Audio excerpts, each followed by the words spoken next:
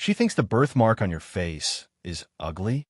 As the saying goes, a woman dresses up for the man she loves. If a man cared about his appearance, it was most likely because of a woman, if the person he loved was a woman. Are you? Blynden blushed again. He looked at Danny in surprise and whispered, "You're so smart." In fact, Sheila Yangxing had only touched her lover's cheek after holding hands and said in a joking tone, "The blood crow on your face is really ugly and ferocious." She did not dislike Blynden's appearance. Words like this were common between lovers. However, Blynden's mind was more delicate. He kept Sheila's words in mind and tried his best not to show the red crow birthmark in front of her. Therefore, after his left eye went blind, he could only shake his hair. To see his lover's beautiful face and expression, he had to show his right eye. However, showing his right eye would also expose the birthmark on his right cheek. Therefore, he had a habit of shaking his hair when the person he was talking to had a change in tone. He would reveal his right eye to observe the other person's expression. After that, he would lower his head and let his long hair cover his cheek and eye. This was a habit that had been cultivated for decades. Before today, Blynden did not even notice it. Other people would have noticed it long ago. However, that was the blood crow with 1,001 eyes. The wizard blood crow, the kinslayer blood crow, the blood crow that almost caused a white terror in the Seven Nations. It was an existence that could not be called by its name, other than the daring dragon queen, who would dare to complain that his habit was too shameless. Why didn't Sheila Yangxing marry you? As a matter of fact, the dragon queen even dared to stab him in the heart in front of the Duke of the Blood Crow. Why are you asking this? Blynden frowned and asked. I'm concerned about the family history, Danny said seriously. Blynden was cooked by Danny's great-grandfather. He was already 58 years old and had become an old man. Sheila Yangxing was about the same age. Logically speaking, no matter how playful Sheila was, after spending her whole life fooling around, she was almost an old woman. She should have found a spare tire that she liked and settled down. However, the two of them remained unmarried. Even the people of the Seven Nations knew that Blynden had proposed to Sheila multiple times. This was a little abnormal. However, it could also be because of the genes in their bloodline. Targaryens had crazy men and loose women. They were all weirdos. Westeros had 7 kingdoms, 1 royal territory, and 8 great families. If one were to talk about which family had the most loose women, Targaryen was definitely first, Dormartle was second, and the Iron Islands was third. Stark had the blood of the running wolf. There were a few princesses who eloped with wild men. However, they were passionate but not promiscuous. They were very loyal and had the best upbringing among the 8 great families. The so-called good upbringing did not depend on the number of boyfriends she had, but the number of boyfriends she had at the same time. For example, Rhaenys, who started the trend of noble ladies keeping gigolos, had a powerful conqueror husband. She also kept countless men. Another example would be Blynden Riverwind's lover, Sheila Yangxing. How extravagant was Blynden Riverwind? However, his girlfriend still kept several lovers at the same time while dating him. It was said that even Cold Iron Igor Riverwind had an affair with Sheila. I don't want to talk about this with you. Blynden glanced coldly at Danny and said in an emotionless voice, "If you are not interested in the Frost God, let's talk about Jon Snow." All right, continue. How did the Door God become the Frost God? Danny shrugged and chuckled. The Mother Goddess is not without desires. On the contrary, her wish is too great. It is beyond the understanding of ordinary people. What wish? Danny asked curiously. To save this world. It is indeed a little hard to understand. The ones who want to destroy the world are the deviant ghosts. The deviant ghosts were created by the Frost God. The relationship between the Frost God and her. However, she really sacrificed herself to build the miraculous Great Wall. On one hand, she was the savior of the world, and on the other, she was the great demon who destroyed the world. Could it be that she had schizophrenia? Danny's mouth twitched. Blynden said, "The one who destroyed the world was neither the Frost God nor the Mother Goddess. Our world was falling in the first place. The transition from the high-energy state to the low-energy state of the universe. The long night is just the appearance of the world's calamity. This theory seems. Danny frowned. It seemed that the old man in the river had said something similar. I have the memories of countless generations of green prophet. I know how powerful they were. They broke the Dorn arm and formed the open sea. They caused a flood to flood the continent and cut it in half. Thousands of miles of forest turned into swamps, separating the northern territory and the southern continent. Blind inside. In theory, after generations of inheritance, the green prophet today is stronger than 10,000 years ago. However, I am powerless to guide the magic tide and use such forbidden magic. How does the Door God plan to save the world? Danny asked. Blindin said, God came from the void outside the world. He told the Mother Goddess that the end of the world's fall would be the same as the land of nothingness where he existed cold, dead, and dark. Since that's the case, why don't we use the time when the state of the universe is lowered and the laws of the world are loosened to reforge the world, establish new laws, and establish a new development path for the world? In other words, we will destroy the living beings under the sun and build a cold, dark, and frozen new world. As you think, the long night will be the normal state of the new world, and the other ghosts will be the main living beings of the new era. The Mother Goddess, who draws power from the cold and darkness, agreed with God's point of view and chose to merge with him.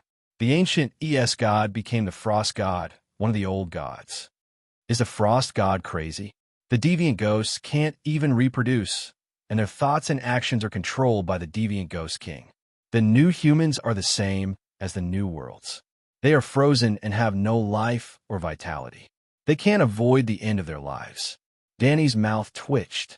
Who told you that the other ghosts can't reproduce? Haven't you heard of the legend of the Night King? That Night King is just an ordinary night guardian who married a other ghost as his wife. I don't know if he has any children.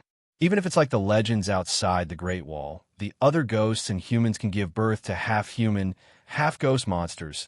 The human beings have to participate in the process. However, the process of reproduction requires the participation of humans. Deviants are just parasites of humans. How can they create a new world independently? Danny asked. 10,000 years ago, there was a green prophet who used God's knowledge to transform himself into an independent other ghost. Now, you study the basis of the other ghost meditation and create a new meditation method to trap the faceless. 10,000 years later, the meditation method will be upgraded and become perfect, and the other ghosts will become new humans. Why can't they? If that's the case, why are you still struggling? Go and embrace the new world, Danny said. I'm a living being under the sun. Just like the first long night, the green prophet, the son of the forest, saw the future of his race and was unwilling to be eliminated by the new era. He tried to use the other ghosts to eliminate the main characters of the new era humans. I also don't want warm-blooded creatures to be replaced by ice other ghosts. The Mother Goddess of the Wind was born from the wind and sun. She also wants to see the world prosper and last forever. The Mother Goddess of Darkness and the Mother Goddess of the Wind have different methods, but their goal is the same: to save the world. However, the Mother Goddess of the Wind has hope for the future and believes that one day, a savior will be born to stop the world from falling. The Mother Goddess of Darkness believes that as the world falls, the main characters of the era will be weaker with each generation. If even the true gods can't do it, it's useless even if a savior comes. Danny frowned and said, You schemed against me before.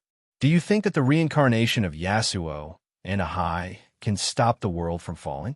Even I don't dare to think about it. Not to mention the Son of Prophecy, even Lalo can't do anything. In the Dragon Queen's heart, there was a formula: Dragon Queen, Sheep Egg, Lalo, Yasuo, and Ahai, Jon Snow, in order of weakening. Even she, who stood at the top of the food chain, had no idea how to stop the world from falling. Why? Everyone knew that Jon Snow knew nothing. If the world's fall is similar to falling from a building, our world will fall from the 10th floor to the 7th floor. It can last for at least another 5 or 6 years. However, the long night is imminent. If we fail, winter will stay forever, and the sun will disappear forever. In other words, we are facing two enemies. One is the falling world, and the other is the frost god's transformation of the world into a long night. The son of prophecy has a slim chance of stopping the world's fall, but according to the established trajectory, he will definitely be able to end the third long night. Unfortunately, you are the most important link in fate, but you jumped out of fate. The future is chaotic, and no one can see it clearly, Blindin said helplessly. Haha, just like you said, the son of the forest is unwilling to wither in the new era, so he created other ghosts in a vain attempt to change fate.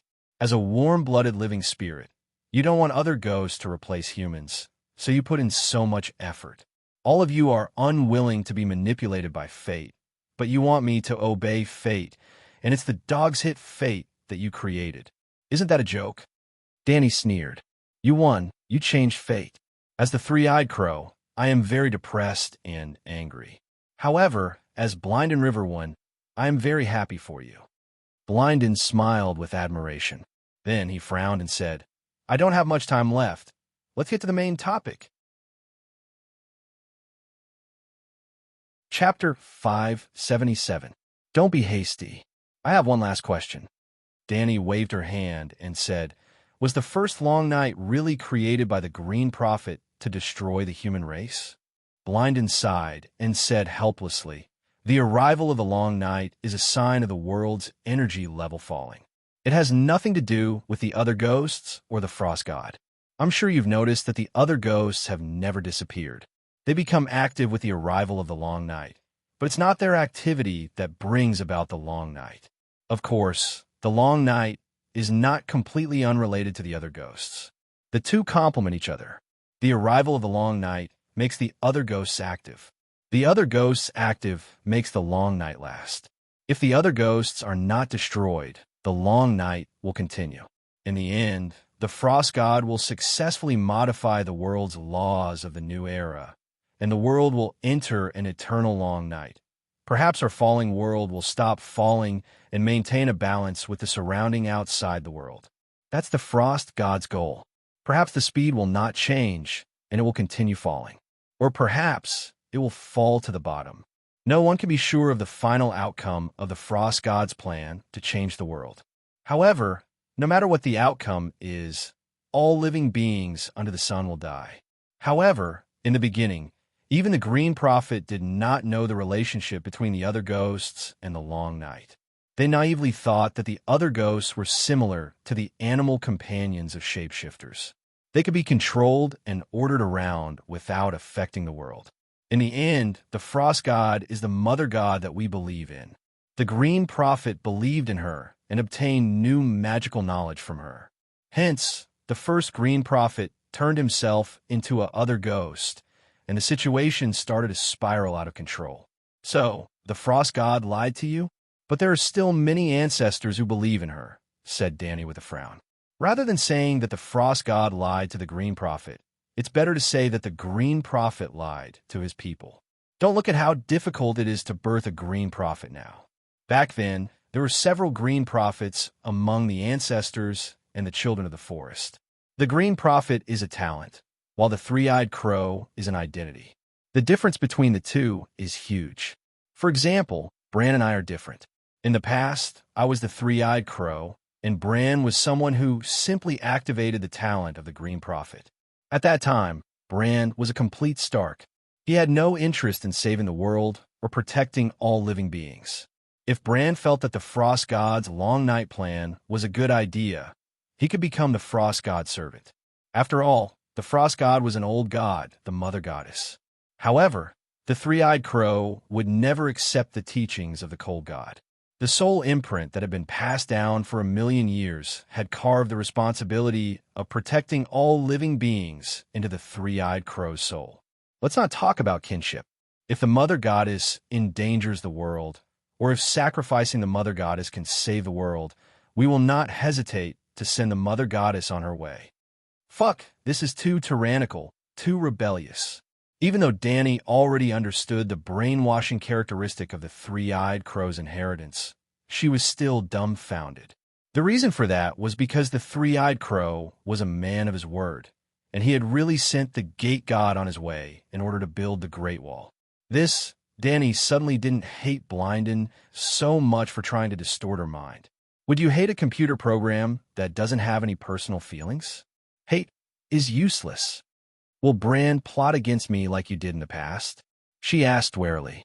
Even if he needs you, he won't attack you for the time being. He hasn't completed the last step of the inheritance, Blinden said. Tell me, what else do you need from me? Danny gritted her teeth and asked, who can say for sure what will happen in the future? Can the three-eyed crow's inheritance be ended? Danny asked, it's useless even if you kill Bran and me. The earth and trees have recorded everything. In truth, there was the Green Prophet's empty window that appeared for 100 years before me. I didn't have a teacher, and all my inheritance came from the dark, empty, and cold roots of the earth and trees, Blinden said. Sigh, you're amazing. I admit defeat. She really couldn't stay in this lousy place like the Westeros. In truth, with your current strength and growth speed, there's no one who can plot against you silently anymore. When you get my gift and fully develop your talent. What treasure? Danny asked. A bowl of weirwood seeds, Blinden said. Are weirwood seeds very precious? Can they develop a person's potential? Danny asked doubtfully. Weirwood was considered rare in the south of Neck Lake, but it was just a normal tree in the north. It could be seen everywhere beyond the Great Wall. They're not normal seeds. You'll understand once you eat them. I'm sure that you've guessed it. We need your help. If the seeds are ineffective, you can leave at any time, Blinden said. You wanted to save Jon Snow? I'm afraid that you've made the wrong decision. I can't do it. Even though I've revived the Big Sparrow, his situation is too special.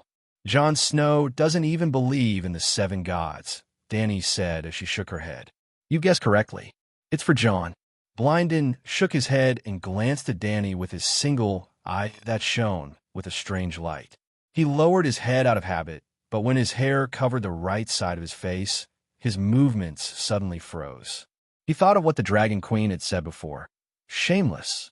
He wasn't shameless, but he was too embarrassed to show his weakness and inferiority, even though he would never admit it. Just like that, his neck stiffened. His red right eye looked straight into the eyes of the person in front of him and said meaningfully, you didn't revive him completely with your power. If there's no difference between before and after the revival, why do you want him to die? Danny widened her eyes and said with a trembling voice, let him die? You did it. Fate's arrangement is the same as yours. Just like how you escaped from fate, we also plan to change Jon's fate, Blinden said faintly. Speak clearly. What exactly is Jon Snow? Danny asked in a low voice. Fate has already changed. There's no point in talking about things that will never happen again, Blinden said. At least I'll understand who's an enemy and who's a friend. Danny said coldly. There's no love without reason in this world. Those who arrange fate will only make choices that are beneficial to themselves. Your power and talent are destined to be coveted by others. Everyone is your enemy, Blinden said solemnly. Tell me the original fate, Danny insisted. Blinden frowned and said nothing. Danny looked at him with a determined expression. Blinden looked away and sighed. You will fall in love with Jon. For him, for the people of the 7 kingdoms, you will sacrifice yourself willingly, offering your flesh and soul to activate the Lightbringer. Jon will end the long night with his sword. He will also inherit your dragon, become the new king of the 7 kingdoms, and start a new Targaryen dynasty. Yes, just as Ymont thought, Jon is also Targaryen, the son of Rhaegar and Lyanna, the true child of prophecy. For a while, Blinden did not hear the Dragon Queen roaring and cursing. She did not ride the white dragon over to fight with him. She only tilted her head and pondered with a strange expression. It was a little abnormal. Blinden was puzzled. After a while, he heard her say, why does it sound so similar to the story of Yasuo and Yahai forging swords? History has been repeating itself. After 8,000 years, the Lightbringer has lost its original divine power and needs to be reactivated.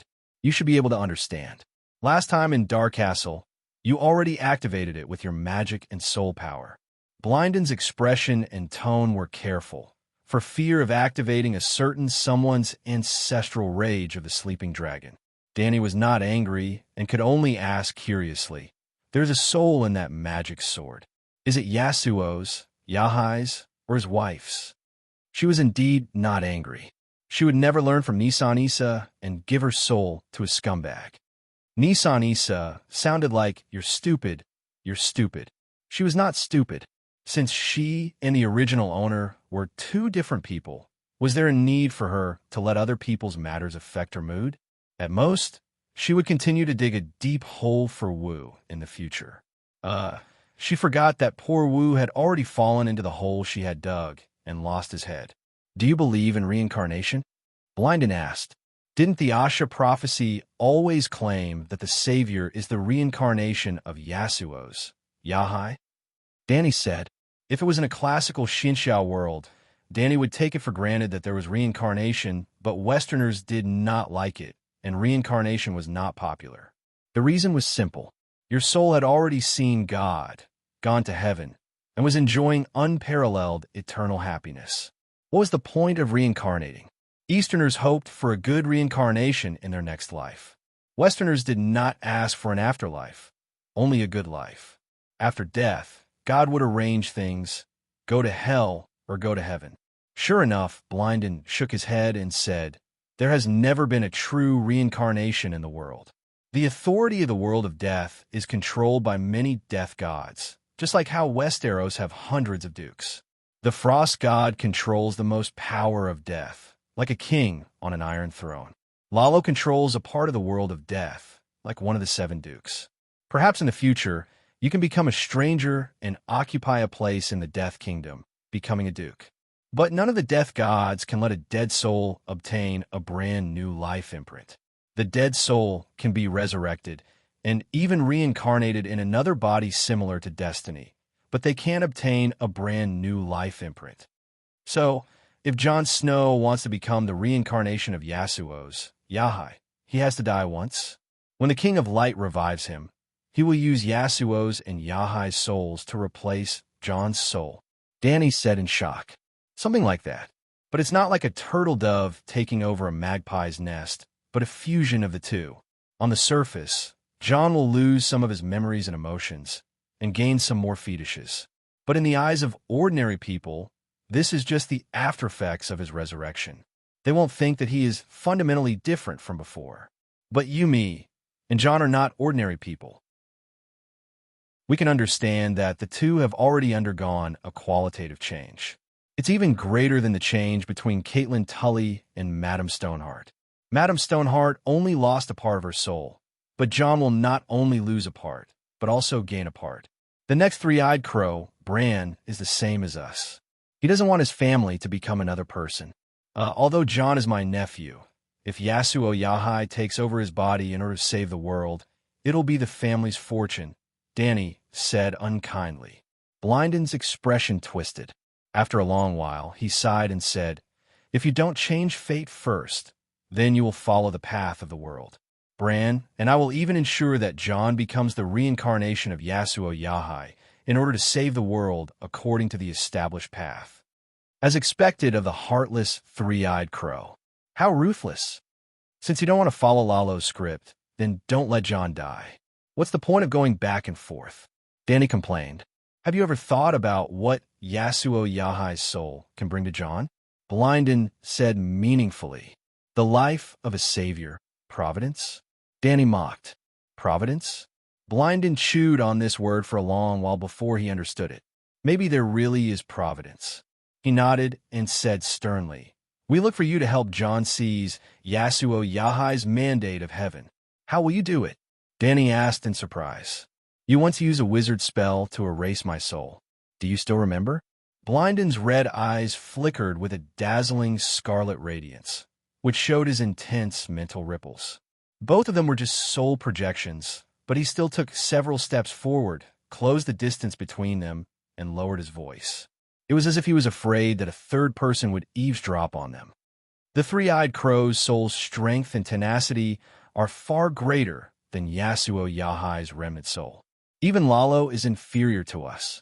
Since you can erase my soul and take the green prophet meditation technique from my soul, you can also easily erase Yasuo Yahai's remnant soul's consciousness and leave the mandate of heaven to John.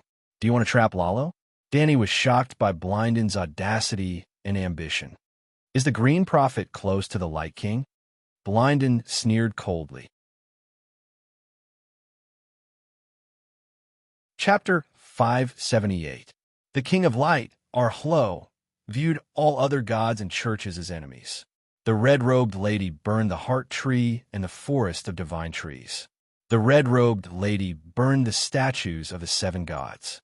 The red-robed lady burned the statues of the Anami. The red-robed lady burned the barbarians who believed in the old gods. The red-robed lady burned. The King of Light, Rulaller, was extremely arrogant. In the teachings of the Red God Church, other than Rulaller, all other believers were heretics.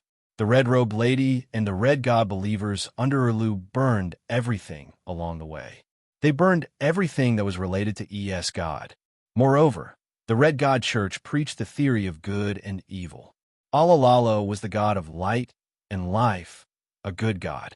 His mortal enemy, the Frost God, was the god of darkness, ice, and death, the source of evil. The Frost God was the old god, and the Green Prophet was the priest of the old god. That was why the red-robed Lady Melisandre had always treated the three-eyed crow as the proxy of the Frost God. That was why Blindin had a reason to trick Lalo. John was originally a believer of the old god, and he was even blessed by the Mother Goddess. He was given the green spring water, and he had the best transfiguration talent.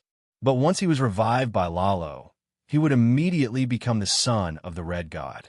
If fate had arranged it this way, we could have endured it for the sake of the big picture. But you've already broken the prophecy, so why don't we change it? Blindin asked.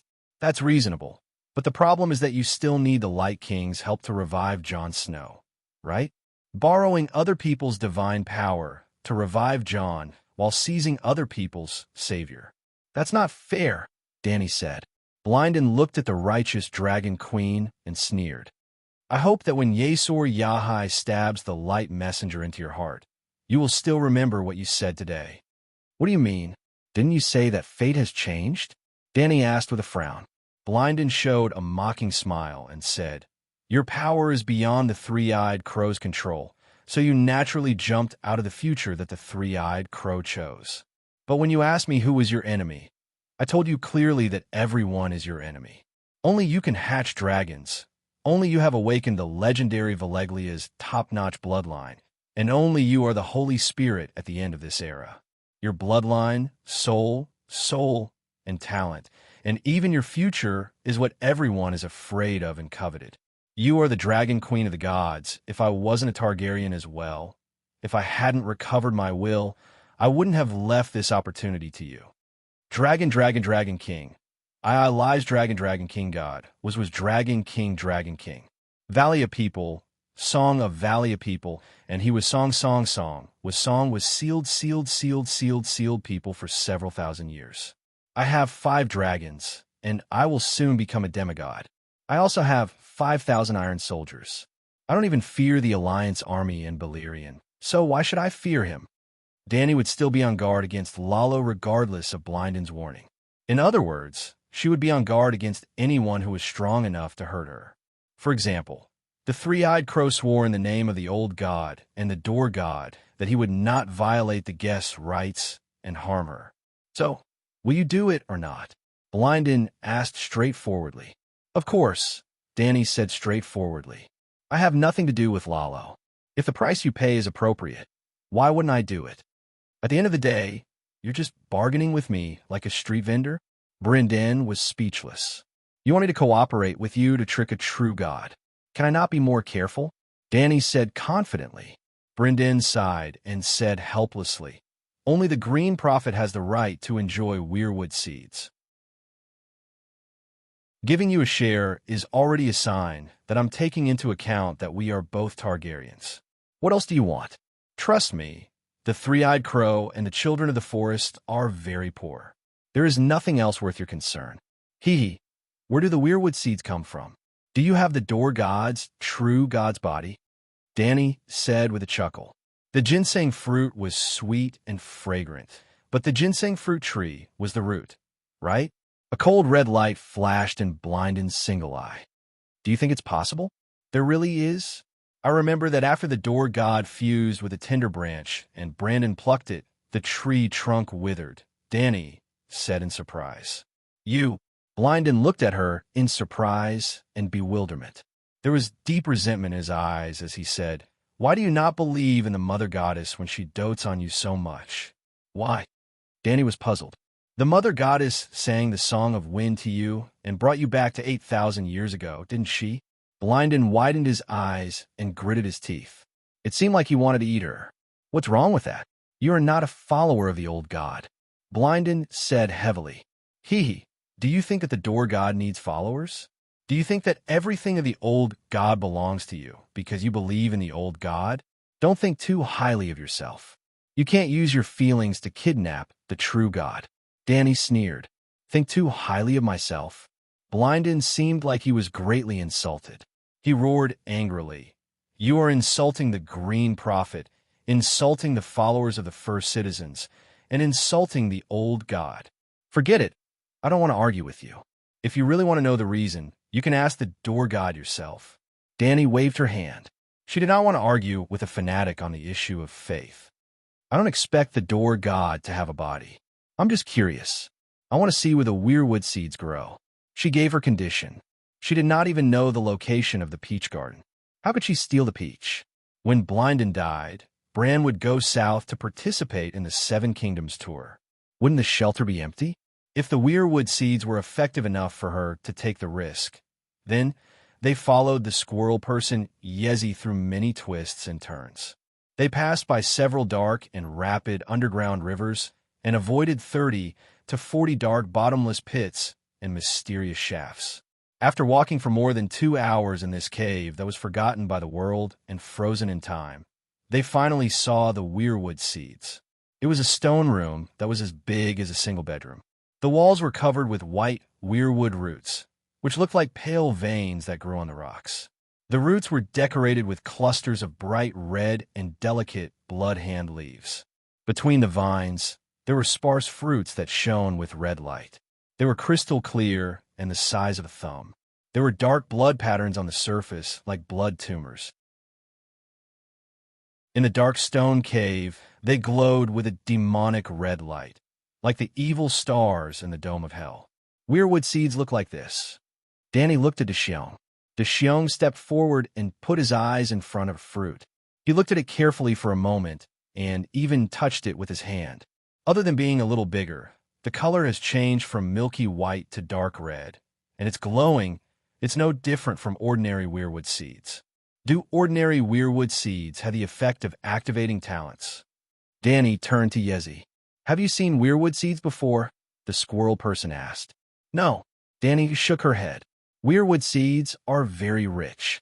I've lived for so long, but I've only seen my heart tree bear fruit once. There are many weirwood trees growing on Bear Island, but only the heart tree bears fruit. The number is very small, only 30, but no one eats them. They're all scattered on the hills to grow new weirwood. Deshiong said, 30 is already quite a lot. Yezi pointed to the vines on the wall. Count them. Are there 30? 19. Chui Luo blurted out. Yezi said softly, the world is balanced. The gods gave us a long life, but they didn't allow us to have the fertility of humans in order to prevent us from overbreeding like deer in the jungle without the threat of wolves. But compared with weirwood, the life of the children of the forest is as short as a mayfly by the water. If the eternal weirwood only bears seeds once a year like ordinary trees, there would be no space left for other plants to grow in the world after millions of years. In this way, weirwood shouldn't have seeds. I know that weirwood can multiply by layering, and a tree can multiply a forest. For example, the forest above our heads with a radius of several kilometers probably originated from the same tree. Also, look at how tenacious the weirwood is. It can even sprout and grow branches in rock pits hundreds of meters underground. Danny exclaimed, no matter how strong the weirwood is, It's a fact that it's almost extinct in the south of Neck Lake, Yezi said sadly. Sigh. The Undul shouldn't have burned weirwood. Even if they don't believe in the old gods, weirwood furniture can be passed down for tens of thousands of years. If the weirwood business is developed, the Westeros will have an inexhaustible gold mine. Dany sighed. Please don't blaspheme the gods on the altar, Squirrel said angrily. Do you know what the plant that rules the world is? Wheat. Because humans can't live without it. If one day humans rely on weirwood like wheat, believe it or not, the whole world will be covered by weirwood. Any existence can only continue to survive if it shows its value to the mainstream society. Weirwood is like this, and so are giants and children of the forest. Dany looked at Squirrel meaningfully. Squirrel had traveled to 7 countries for hundreds of years, and he wasn't a simple flower. He immediately replied, if they lose their characteristics, what's the difference between that and death? Dany smiled and shook her head, saying, even a world is changing, but the creatures living in the world are delusional to think that they will never change. Squirrel's clear cat eyes flashed with a hint of confusion, but it only lasted for a moment before he said indifferently, everyone has the right to choose. This is the altar. You've seen what you wanted to see. Let's go back. How many fruits are you planning to give me? Dany asked. Squirrel rummaged through the cave and found a wooden bowl.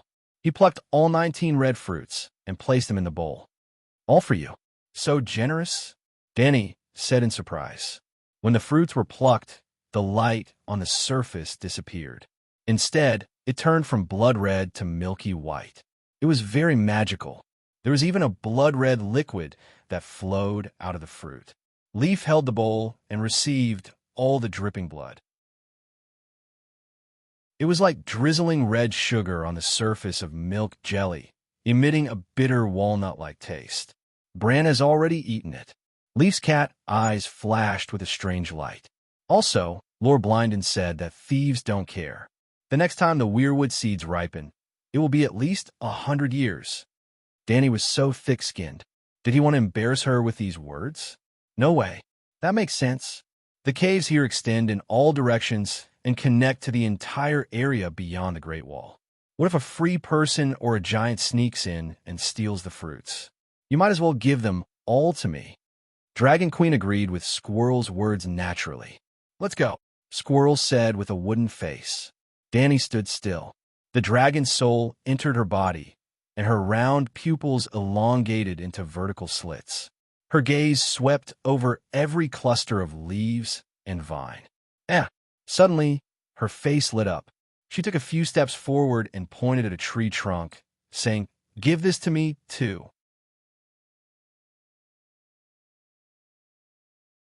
Chapter 579. Megalosaurus could see many things that humans couldn't. Dany's eyes were still her eyes, but it was indeed Dahe's point of view. Dahe was using her eyes to see the world. What do you want it for? Leaf's cat eyes flashed with confusion. It was a white tree trunk as thick as an arm. It seemed that the top of the tree had been cut off a long time ago. It was only about 5 meters long, and there was a lump at the top. The trunk was like white bones, and there were 4 or 5 small and delicate bloody hand leaves growing on the surface. It was like a sweet potato bought from the supermarket and left aside for a long time. Spore would grow on it. All the trunks grew from the roots, except for this one. The roots seemed to be inside the rock and were not exposed. But it could also be imagined that the roots must be very thick. The vine-like trunks here were very slender. The thin ones were as thick as chopsticks, and the thick ones were as thick as a thumb. This tree trunk was like a crane in a flock of chickens in the stone room. I can feel the huge magic power in it. I can wrap the hilt with skin, draw the core out to make a wand, and use the outer shell to make a scabbard, Dany said. She didn't hide her thoughts. Except for her little brother, no one here was a magic idiot. Weirwood grew slowly, and this trunk was so thick that it must have a long history. The Green Prophet and the Squirrel Man would not ignore its value. Seeing the Squirrel Man's unhappy face, Dany immediately added, I know that cutting and burning weirwood is taboo for you, but it is traditional to use weirwood branches as weapons. This is the altar. It's different, Leaf said. Weirwood from other places is not good enough for me. Danny shook her head and entered the state of Song of Wind. She used the wind to send her voice into the squirrel man's ears and said meaningfully, "You should understand what this means, right? Only I am qualified to use it as a weapon." Leaf looked up at Danny, and her cat eyes were full of shock. After a while, she stepped back and said, "Okay, you can take it away, but you can't use a sharp weapon. Break it with my hand. I have the strength, but it may cause the branch to split." Danny frowned and asked, "No, you put your hand on the trunk and sing to it," Leaf said. "What song? Song of Wind?" "I won't," Danny said. "It's not the Song of Wind." Leaf shook his head and said a song in the ancient language. Danny was moved. This was not a song, but a sacrificial speech. She had heard it before. In Min Shin's body, he had heard city builder Brandon Stark chant. After he chanted this sacrificial speech, the Weirwood mother goddess fused with a twig and detached itself from the tree trunk, falling into Brandon's hand. In the northern region, the old gods had no priests, no pious prayers, no hymns, and even no worship ceremonies. His daily prayers were just like Ide Stark's, where he sat under the heart tree, wiping his sword and recited his thoughts. But the children of the forest are people who sing praises to the earth. At this moment, Danny was immersed in the wind song state. She closed her eyes and also began to sing. Although the centaurs and white knights did not understand, they felt that the Dragon Queen's voice was mellow and her tone was bleak with a heavy sense of history. She sang really well. Danny herself ascended in the song. Her spiritual power entered the tree trunk, then into the roots, and spread out in the depths of the earth. It was cold, dark, and full of vitality. She went deep into the dark underground river and into the vast and boundless underground ocean. Suddenly, she came to a shaft. She went down, down, down, and down, never reaching the bottom. She also went through an ancient passage. She did not know how deep it was, nor how far it was. There was a stone cave where there were a few skeletons lying on the stone wall. Crack! A crisp sound pulled her back to reality. Looking down, the tree trunk had fallen off from the stone wall and landed heavily in her hand. I just followed the roots and went deep into the ground. I could travel 1,000 miles with a single thought, but there seems to be no end. Up, down, left, right, in all directions, there is no end. How big is this shelter? On the way back, Danny curiously asked the squirrel man beside her. The river is deep and turbulent, flowing all the way down to the underground ocean where the sun can't reach. The tunnels are long and rugged, never-ending. The bottomless pits and mysterious shafts lead straight to the center of the earth. Leaf shook his head and sighed. No one knows how big this place is. We have lived here for millions of years, but there are still many places that we have not explored. Millions of years? Were there humans back then? Bevo's, who was carrying the weirwood tree trunk, mumbled.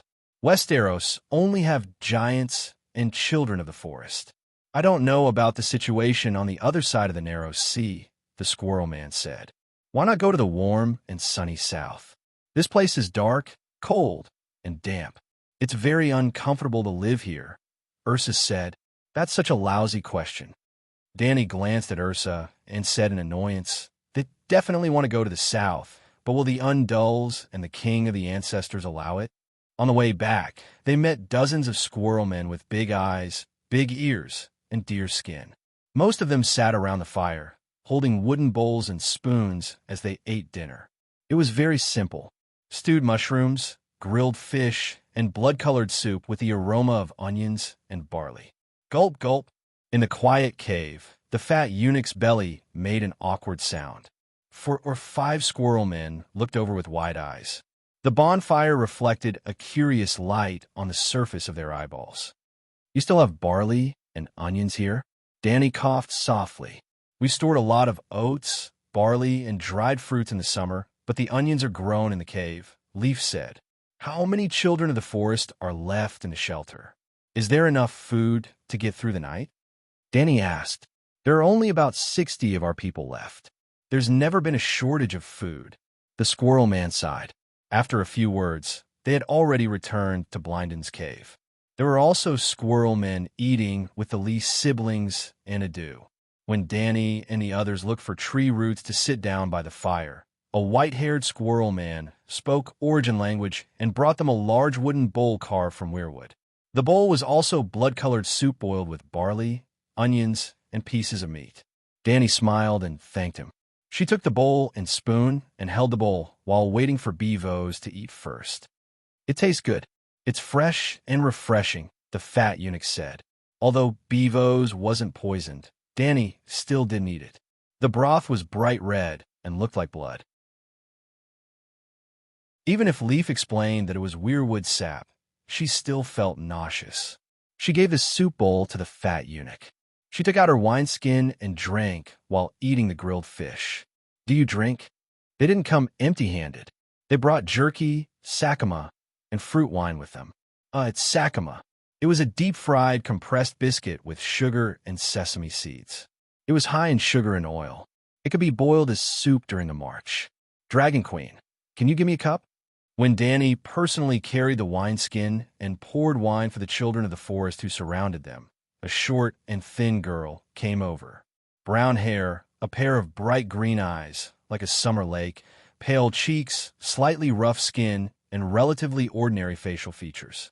She was less than 5 meters tall, but very slim. Of course, the places that should be perky were also very flat. Dry fried string beans. She looked at Danny's eyes and explained, "My brother is sick. A cup of wine may make him feel better."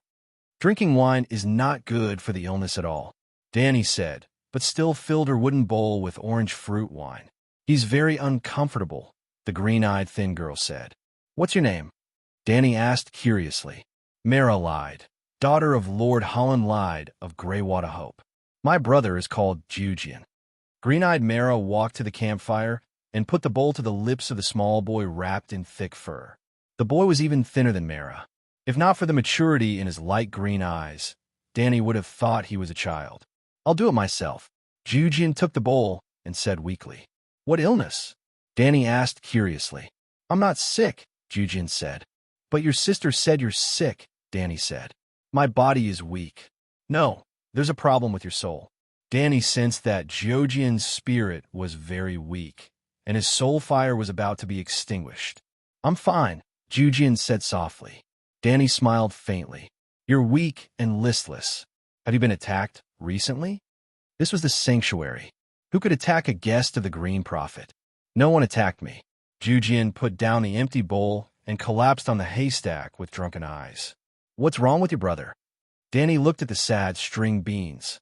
"He wants to go home, but he's stupid and doesn't want to go against fate," Mara said with red eyes. "What fate?" "My brother has the green vision. He can enter the green dream." The green vision was similar to the dragon dream. It can make prophetic dreams. Those dreams were also called green dreams. Dreamwalker, Danny's ability, was similar to Jujian's. The Dreamwalker was a castrated version of the dragon spirit, while the green vision was a castrated version of the green prophet. Jujian could not find animal companions like the green prophet, nor could he communicate with trees. However, his prophetic abilities were stronger than the green prophet's. Just like Danny, she was not a dragon spirit, but her prophetic abilities were unparalleled in Valeglia. She directly predicted the great cataclysm in Valeglia. The green dream will come true. Jujian dreamed of his own death. The time of his death is right after he helped the brand to come here. He's about to die, Sob. The swamp person Mara started crying. "Adu, Adu." The brand, who was wearing Adu's skin, had an anxious expression as he called out. Danny felt that he wanted to hug the swamp girl. "What did the three-eyed crows say?" she asked. "He didn't say anything. I came all the way here because I thought that the three-eyed crow could help him." Mara shook her head sadly. "Your brother is sick," Danny said with certainty. "What sickness?" Mara was confused. "Idiot. If his death is predicted, he should try his best to avoid it. However, he's waiting for his death with a dejected expression. He's not facing his fate calmly. He's following the script and trying his best to create his own death," Danny mocked her. "The green dream will come true." "Fate cannot be changed," Mara muttered. "Let's not talk about the others. It's easy for your brother to change his fate. How can he change it? Mara's wide green eyes shone with hope. The squirrel person Leaf, who was drinking, looked over curiously with his brown cheeks flushed red. Jiujian was the only one who seemed to have given up. He laid on the grass and did not even open his eyes. If you predict that you'll die in a certain way in the future, but you don't have the courage to fight against fate, you might as well be a coward and slap fate in the face. You'll kill yourself in another way in advance. Danny said calmly. Ha ha, Beworth likes the queen. That's what you should do. Slap fate in the face. Ha. The fat eunuch hugged the big wooden bowl and laughed happily. Danny, eat the weirwood seeds while they're still fresh. Once you're done, go to the Great Wall immediately. Blindin's voice was as soft as a mosquito's. This guy, Danny had a thought. She looked at Jiujian with a solemn gaze. What did Jiujian see in the green dream? Why do I have a feeling that Blindin doesn't want me to investigate this matter? What's the secret behind this? Perhaps Jiujian didn't die of grief. Chapter 580. The crescent moon was like a knife, and a cold light appeared on the snow. Winter had arrived, the days shortened, the nights lengthened, the sunlight was hazy, and the moonlight was quiet. The shelter did not follow the natural laws of the world above ground, so time flowed like water, one after another. Day and night alternated, winter and summer alternated, and time and space seemed to be frozen here. The empty and lonely underground world was like this a million years ago, and it was still like this a million years later. Everything was like an insect trapped in amber, eternal and unchanging. At noon, there was a fire in the cave. At midnight after dinner, it was still the dim red light of the bonfire that lit up the small world. In a corner of the cave, on a bed made of dried leaves and hay, there were more than a dozen squirrel people lying crookedly. Some were snoring, some were singing in a messy tone, and some were talking nonsense. All of them were breathing with the smell of alcohol.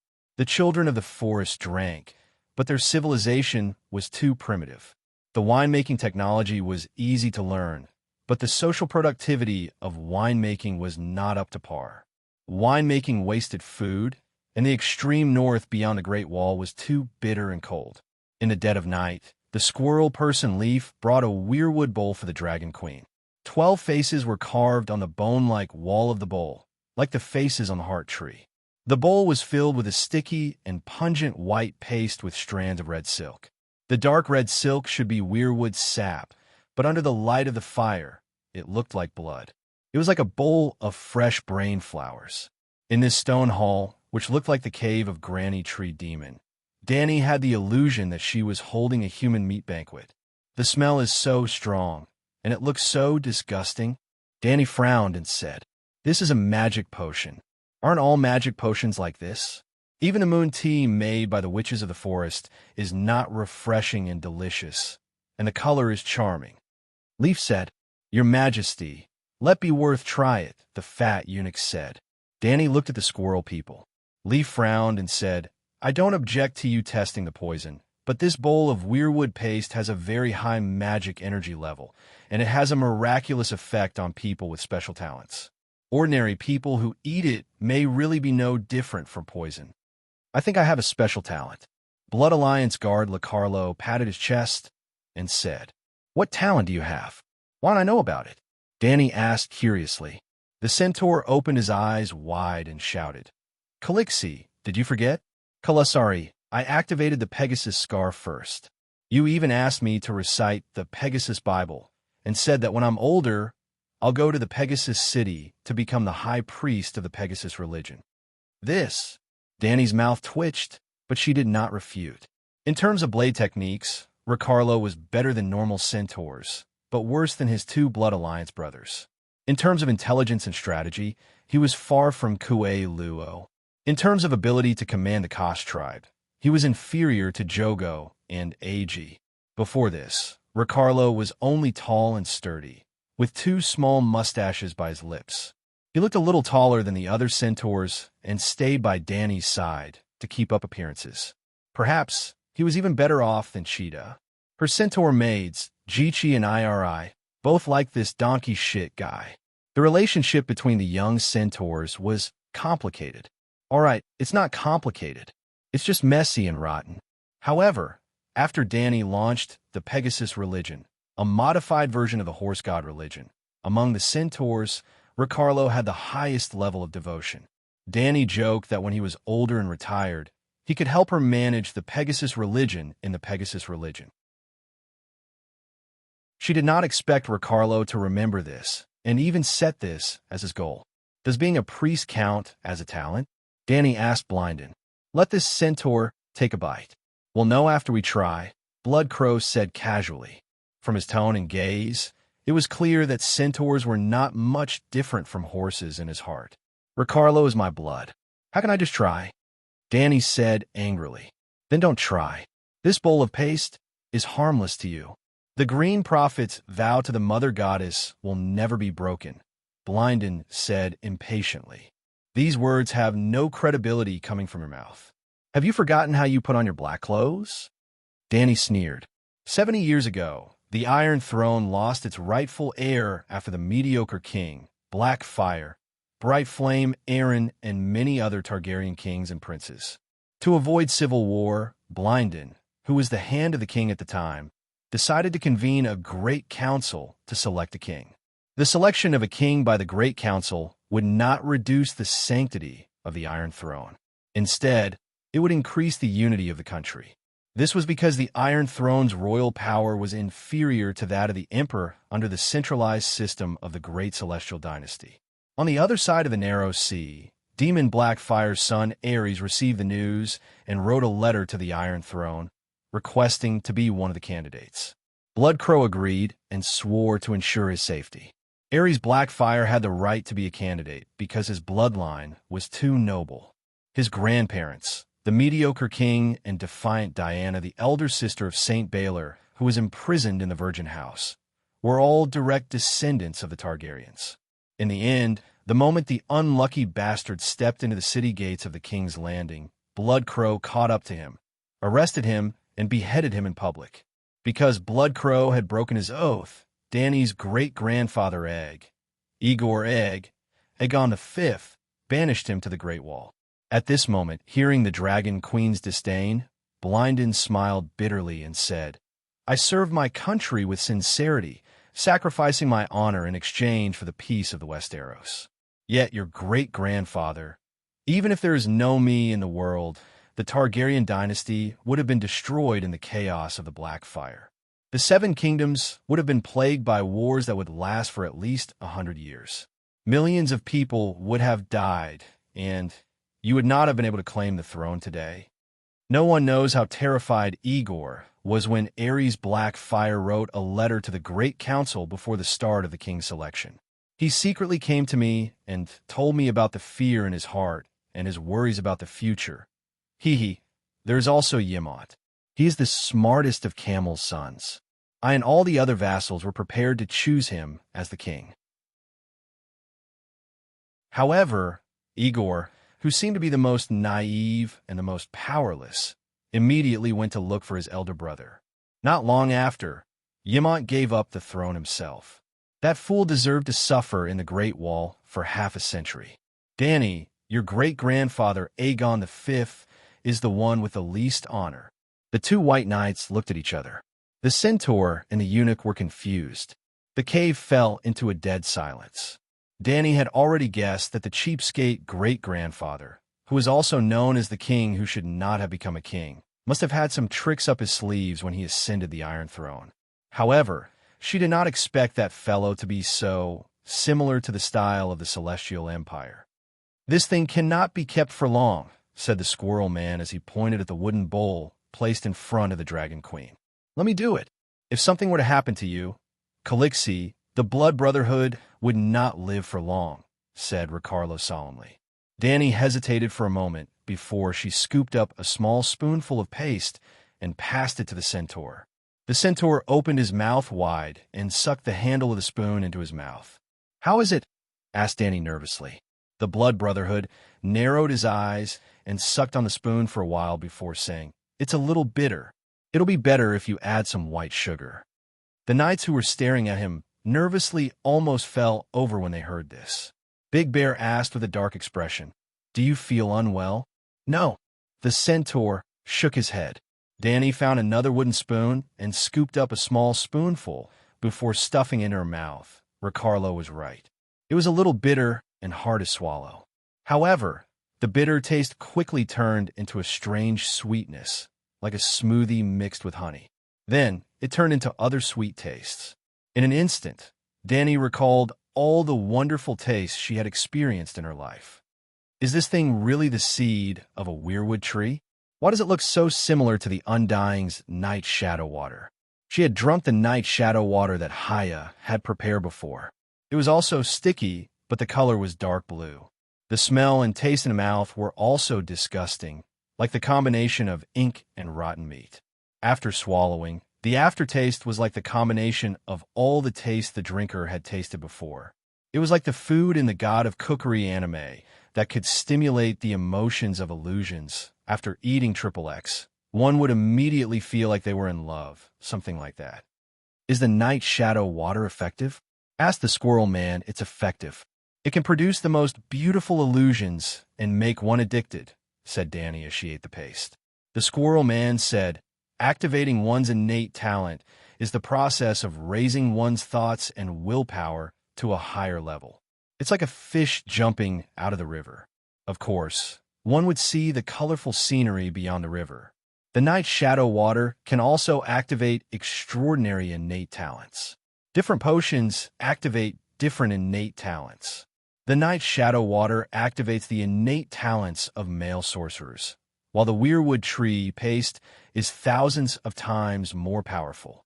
It can activate the power of holy spirits or sub-holy spirits in one's bloodline. Then the squirrel man asked, "Do you know what holy spirits are?" It's the innate talent of listening to the song of laws. I've heard someone say something similar. Tell me again and see what's the difference. Danny nodded. Leaf said, sub-holy spirits can only master the song of the world. Only real holy spirits can sing their own songs. What's a three-eyed crow? Danny asked. It's at least a sub-holy spirit. I don't seem to have changed. At this moment, the paste in the bowl was almost finished by Danny, and even the illusions were suppressed by her powerful mental power. The weirwood tree paste can't give you power, and it won't change your bloodline. It only awakens your innate talent. No one knows if you don't try it. It's like a genius swordsman. If he doesn't practice the sword, who knows if he has the innate talent to become a great knight? Leaf's words made sense. Danny decided to rest in the cave for the night and set off early the next morning. Blinden was dissatisfied with this, but there was nothing he could do. Only 10 minutes later, Danny woke up from her cultivation and started looking for the wooden bowl. After she found it, she looked around, and while no one was paying attention, she quietly stuck out her tongue and used the spoon to lick the white and red paste on the bowl's walls. The three-eyed crow and Leaf didn't lie to her. The weirwood tree paste really had a miraculous effect. First of all, her meditation foundation started operating more easily. It was like a top-notch computer in 2020 could play a AAA game in 2010. Secondly, her soul, which was originally full, started absorbing spiritual essence without limit. Finally, and most importantly, her second soul ring began to split. In Danny's soul space, the great wizard meditation technique's 9-color vortex was at the center, and it was surrounded by the green prophet meditation technique. When the Megalosaurus was young, including the hatching stage, Danny had shared a dragon spirit with every dragon. But as the Megalosaurus grew up and formed its own consciousness, Danny couldn't take the initiative to share a dragon spirit with them. If the Megalosaurus ran into a fatal danger, it would ask its mother to save it. There was a dragon spirit's soul channel between Danny and the Megalosaurus, but the channel was sealed when the Megalosaurus grew up. Now, Danny could once again sense the 3 sealed channels.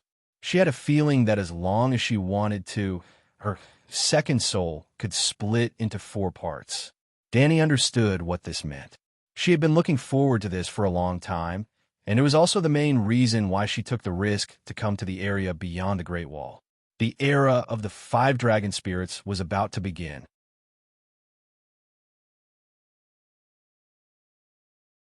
Chapter 581. After eating the weirwood paste, Danny felt the connection with little green, little gold, and little red in the depths of her soul. Deep into her soul, she wanted to strengthen this connection. She wanted to become a dragon spirit with the 5 dragons. As she thought of this, the space of her consciousness immediately changed. In the center of her mind, the 9-colored vortex erupted like a volcano, spewing out a large amount of bright red soul matter. At the edge of her mind, the ring of the second soul shattered into countless green prophet runes. The green prophet runes were the steel framework, and the bright red soul matter was like bricks and tiles. In an instant, 4 houses were built.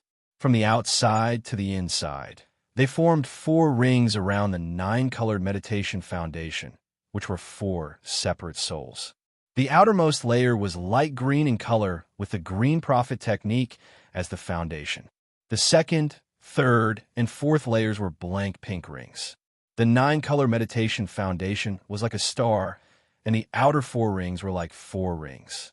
Just like Saturn's rings, the rings could be divided into several layers according to the color. At this time, in Danny's consciousness, Hiss, the 3rd dragon, little green, turned its head and looked left and right. Hiss, the 4th dragon, little gold, had a blank expression. It stretched its neck and howled at Mother Dragon. Hiss, the 5th dragon, little red, imitated its 4th brother and howled like a goose. They're all here. The 2nd dragon, White Dragon, was slightly more intelligent and understood the current situation. The eldest dragon, Black Dragon, was calm and composed. He had the demeanor of a big brother. Sigh. The family is finally reunited. Mother Dragon, who said this, had completely forgotten about a certain cheap sun in the sea of grass. Hiss, the 5 dragons surrounded her and howled together. Come, let's evolve into magic dragons first. Danny had experienced the process of copying the meditation foundation twice. This time, she was familiar with it. Starting from Big Black, Little White, Little Green, Little Gold, and Little Red all entered the 9-color vortex and copied Dragon Queen's Grand Wizard Meditation Foundation version 2.0. That's right, the 9-colored vortex of the 2 magic dragons, Little White and Big Black, was also reforged. Any meditation technique had the possibility of being upgraded. However, after 8,000 years of development, the Grand Sorcerer meditation technique was almost perfect. Mortals had limited wisdom and could not improve it further. But the Song of Wind changed that. In the process of listening to the world and the wind, Danny was slowly but surely modifying the Grand Wizard meditation. It made it more compatible with the laws of the world. It was the meditation technique of the Fire Sorcerer Danny, which allowed it to break away from the category of Sheep Egg Song of Fire and become the true foundation of her power. To put it simply, the world was changing. Danny followed suit and upgraded Grand Wizard Valeglia's meditation. Not to mention Danny, even the Sheep Eggs Meditation Foundation was not only different from 8,000 years ago, but it was also different from the meditation method that Danny first obtained in Orlos. The Sheep Egg was never stupid. He was also evolving and changing. When the 5 dragons had cast the latest version of the 9-colored Vortex Magic Foundation, Danny immediately dismissed them and ended the status of the 5 dragon spirits. The 5 dragon spirits were great and powerful.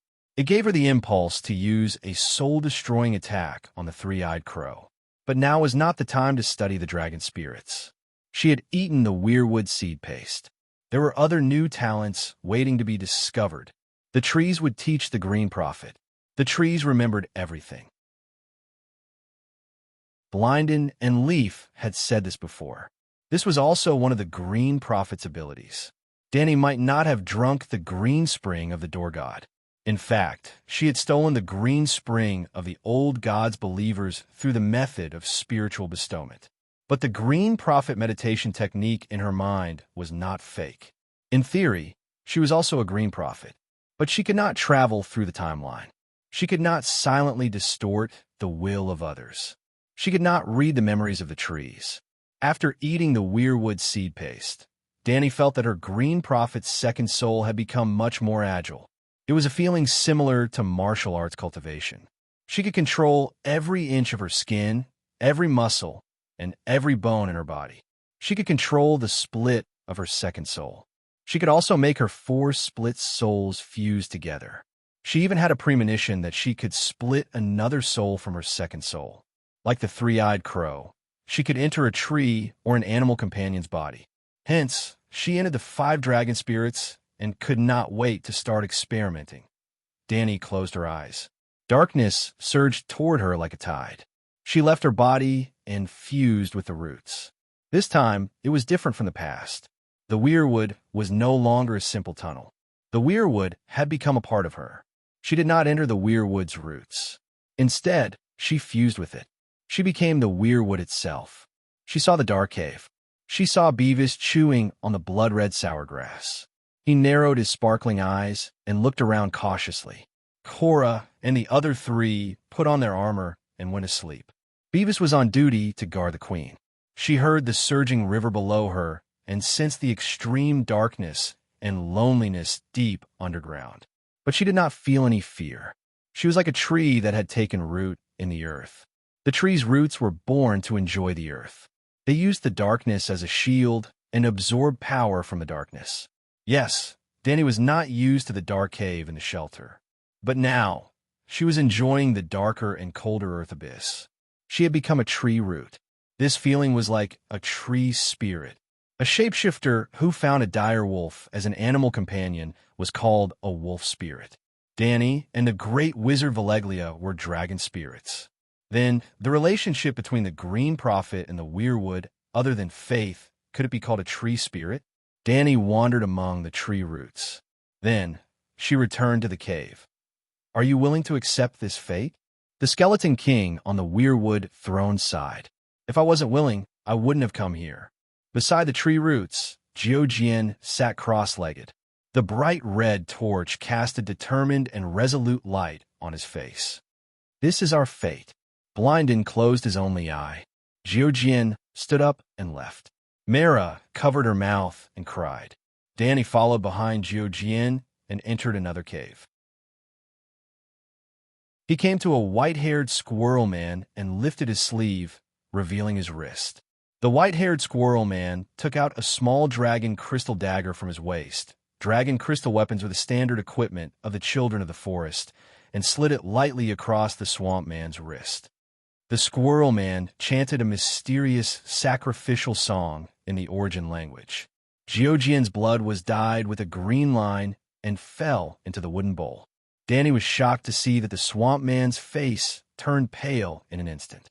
It was as if the color of a living person was flowing out from the wound on his wrist. If a person was made of vivid colors, then at this moment, the color that belonged to Jian had completely disappeared, leaving only the cold black and white. He had lost a certain characteristic. Dani looked at the wooden bowl solemnly. It was a weirwood bowl that looked like a white bone. The small half of the blood in the bowl had a demonic green color. The squirrel man leaf appeared. She held a wooden tray in her hands. On it was a milky white fruit.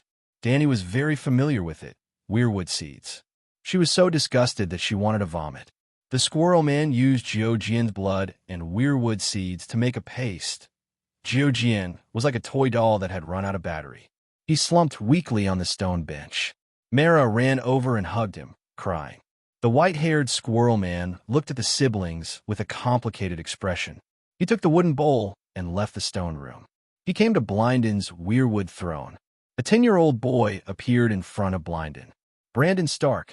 This was the first time Dani saw Bran. After seeing him in person, her feelings were very complicated. He had chestnut hair, blue eyes, and a pale-sized oval face. His handsome cheeks were dotted with a few lively pockmarks. He sat timidly on the fur like a pitiful little girl. He was really just a child. This thing will turn me into a green prophet? Bran held the bowl with an anxious expression. Blindin's eyes turned in another direction. Behind Bran, he looked into Dani's eyes and said faintly, "It's your bloodline that made you a green prophet. This thing will only help you awaken your talents and allow you to combine with trees." "I don't want to combine with trees. I want to," Bran argued. His blue eyes were like a table lamp that had been unplugged. They quickly dimmed. "I don't want to combine with trees. But no one wants to combine with a cripple like me, he murmured sadly. He picked up the spoon and ate the weirwood paste. He frowned at the first spoonful. It seemed difficult to swallow. After the second spoonful, he began to wolf it down. Mother! Bran's eyes were misty. Tears flowed down his cheeks and rolled down his face. What's the taste? Blindon asked. It's very sweet. It's like the last kiss that Mother gave me before she left Winterfell. It's like Mara smiling at me. Bran said unconsciously. Change your form. It's like entering summer, Bran's direwolf. Try to merge with the roots. First follow them into the ground, then enter the trees on the mountain. You can see what the trees have seen. The trees have recorded everything. Blindon stared at Dany and instructed Bran earnestly. Bran suddenly turned his head and looked at Dany expressionlessly. He roared, You shouldn't have come. This is our kingdom. Kingdom, kingdom, kingdom. At first, only Bran's young voice was heard. Soon, Blindon's old and deep voice was heard. In the next moment, countless voices chanted, Kingdom, our kingdom. The powerful green prophets will came crashing down. It was as if it was in the mental world. It released a super Shinra Tensei on Dany. The invisible repulsive force sent her flying into the boundless darkness. She returned to the roots again and returned to reality from the past. The green prophets will frighten her. In front of the heritage crown that had been forged by the green prophet for millions of years, she was suppressed to the point of suffocation. Leave, leave. This is our kingdom. Leave, but in just a moment, that will chase after her again, as if it was determined to chase Dany away. I'm not leaving. Chase after me. Anyway, she was only a soul fragment of the green prophet's second soul. It wouldn't be a pity to lose her. Dany didn't care. She plunged into the roots again. She randomly chose a direction and went down endlessly. Then, according to what Blindon had taught Bran, she jumped into the trees on the surface like a fish out of water. She came to a grand and majestic palace. Under the seven-pointed mosaic of colored leaded glass, there was a chair made of countless iron swords. On it sat a king with messy hair and a twisted face. Burn them all. Burn the hell all, shit. This is... Dany was shocked. The King's Landing, the Red Fortress, the Mad King? Although this was the first time she saw the Mad King, he was too recognizable. Greasy silver hair, a crown, a mean, thin face full of suspicion, vigilance, and viciousness. There was a maniacal smile at the corner of his mouth. His arm on the back of the chair exerted force. The veins on the back of his skinny hand bulged. There were also long and curly fingernails like the devil's. Of course, the most distinctive thing was that crazy burn the hell all. It was unique in Westeros. Could it be that she had returned to 18 years ago, the day the Mad King died?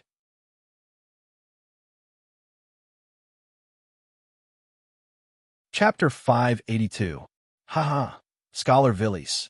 Guess what the king said to me? The ancient Greycold Castle. Snowflakes the size of goose feathers fell from the sky. The green leaves of the trees in the courtyard were dotted with clusters of white snow.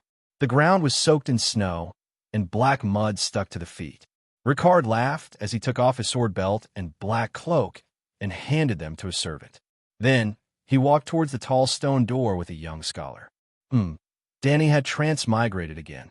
She didn't really transmigrate. Instead, she saw what happened decades ago through the trees. Was she reading the memories of the trees? Previously, she was in the Red Castle 19 years ago. Now, she was in Winterfell. She met Ricard again, the Duke of Winterfell, who was 20 years younger. For some reason, Dany felt that Ricard had the same temperament as his eldest son, Brandon. It wasn't a slutty blood-stained longsword. It was more like Stark's running wolf blood? She wasn't sure. The rumors are correct. Our king. The young Ricard nodded his furry head and chuckled. He has a problem here. What strange theory did he come up with again? The scholar named Villies didn't correct the Lord's rudeness. Instead, he teased the king of the Seven Kingdoms. Perhaps because they were both young, the Duke and the scholar were very close. They spoke and acted like friends. The king wants to build another great wall. Ricard laughed loudly.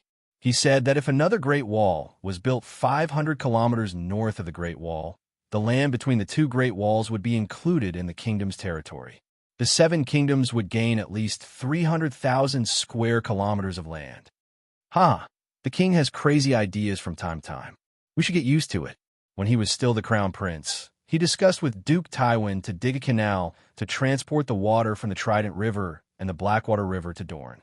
This way, the desert of Dorne could become fertile land.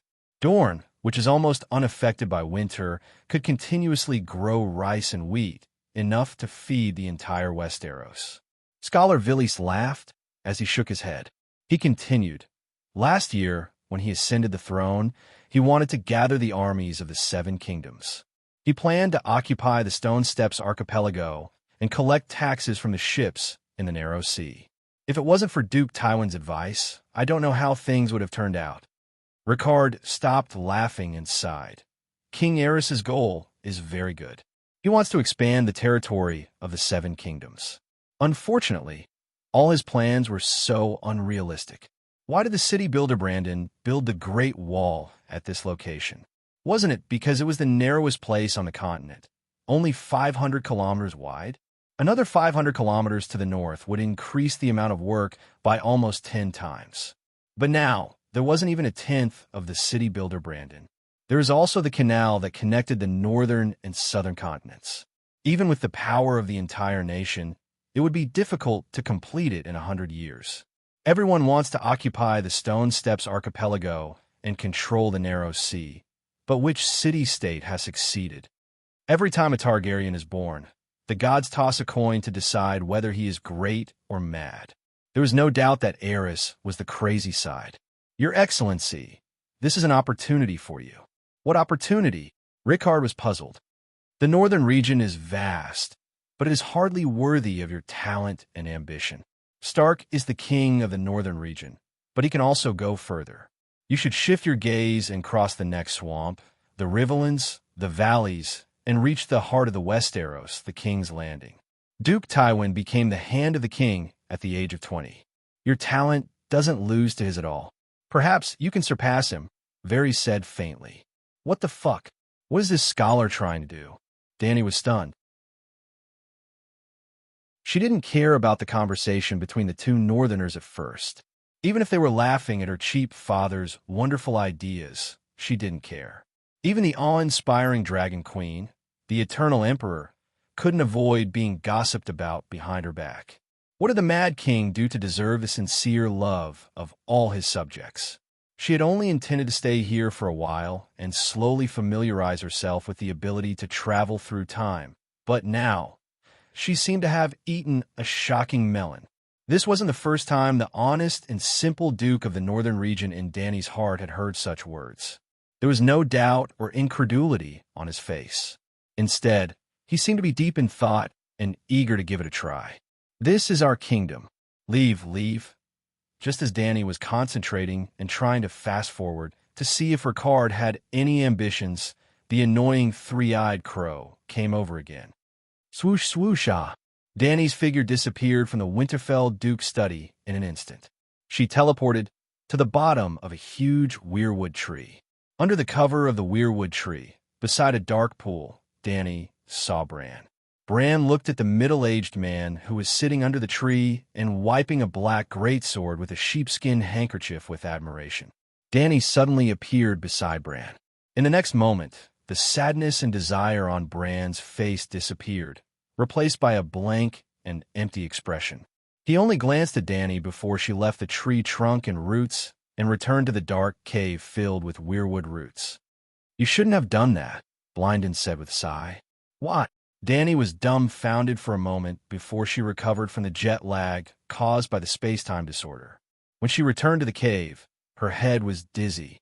"I want to take away your dragon and your throne. Are you willing to do that?" "You are violating the Green Prophet's rights," Blynden said. "Isn't that too overbearing?" Dany said with dissatisfaction. "The land is there, and the trees are there. Why are you the only ones who can use them?" For millions of years, only the Green Prophet who obtained the legacy could travel freely at the edge of the River of Time. Ordinary Green Prophets would get lost easily. You don't have the ability to travel through time. Previously, you were following another person's path. It's like you walked on the river and left behind traces. You just happened to forget it. Even if I explain, you won't understand. You just need to understand that we are protecting this power and ensuring that it won't be abused by others, Blindon said with a sigh. Dany raised her chin and sneered. Isn't it just where I went? Bran stopped at. Why can't you understand? Also, I'm the queen. Only the power in my hands can be considered not to be abused. I suspect that you're using the ability to travel through time and space in the trees to carry out illegal activities that endanger humans. You have the right to remain silent, but everything you say will be used as evidence in court. Now, hand over the tools and let the queen, who represents the country and all humans, keep them. Brandon closed his eyes and sighed. You can go. Leaf, send the guest away. The squirrel person Leaf came to Dany without saying a word. He just looked at her with his big cat eyes. No matter how thick-skinned Dany was, she couldn't take it anymore. Let's go. She stood up and said to her 5 underlings gloomily. It's about 2 in the morning. It's obvious how dark it is outside. If there's an ambush by deviant ghosts, Beworth and the queen will be in trouble. Beworth mumbled loudly as he lit a torch. There are only corpse ghosts nearby. Deviant ghosts won't come, Leaf said. Are you sure? I think it's safer to wait for daytime, Deshiong said doubtfully. This is a shelter. Just like how deviant ghosts can't pass through the Great Wall, they can't come here, the squirrel person emphasized. Adieu. Their movements were loud, and the sound of armor clashing and talking was not soft. The squirrel person, Lida, and Adieu in the corner were all woken up. Do you want to leave together? At the entrance of Blindon's cave, Dany stopped and looked at the Lida siblings. No, we will leave with Bran. Hearing that, the swamp girl's face lit up with anticipation. But after looking at her silent brother, she hesitated and refused. You're dead if you don't leave, Dany said to Jujian. This is my fate. Jujian's voice was softer than a goose feather and weaker than the summer snow. If you leave with me, you can immediately change your fate, Dany said. When I was 6 years old, I knew that helping Bran become the Green Prophet was my mission. I don't intend to change this fate, Jujian said. 6 years old, Dany frowned. When I was 6 years old, I got gray water fever, a disease of the neck. When I was about to die, the three-eyed crow saved me and gave me the green vision as a gift, Jujian said with a sigh. Dany seemed to be deep in thought. It was highly possible that Jujian was a great gift that the three-eyed crow had prepared for Bran. In the past, the three-eyed crow had given him the green spring. Now, Jujian's green dream talent was returned to the new three-eyed crow. If the Green Prophet was compared to the Dragon King, the Green Prophet was the dragon spirit, while the Green Dream was the dragon dream. The Green Dream wasn't Dany's dragon spirit, but Dany's prophecy dream. The Green Prophet was the same as the dragon spirit, and it had a certain prophecy ability. However, it was far inferior to the professional Green Dream and Dragon Dream. This could be seen from the fact that Dany managed to escape the Great Calamity, while the Great Wizard's clan was exterminated. Perhaps the simple Green Prophet also had a flaw.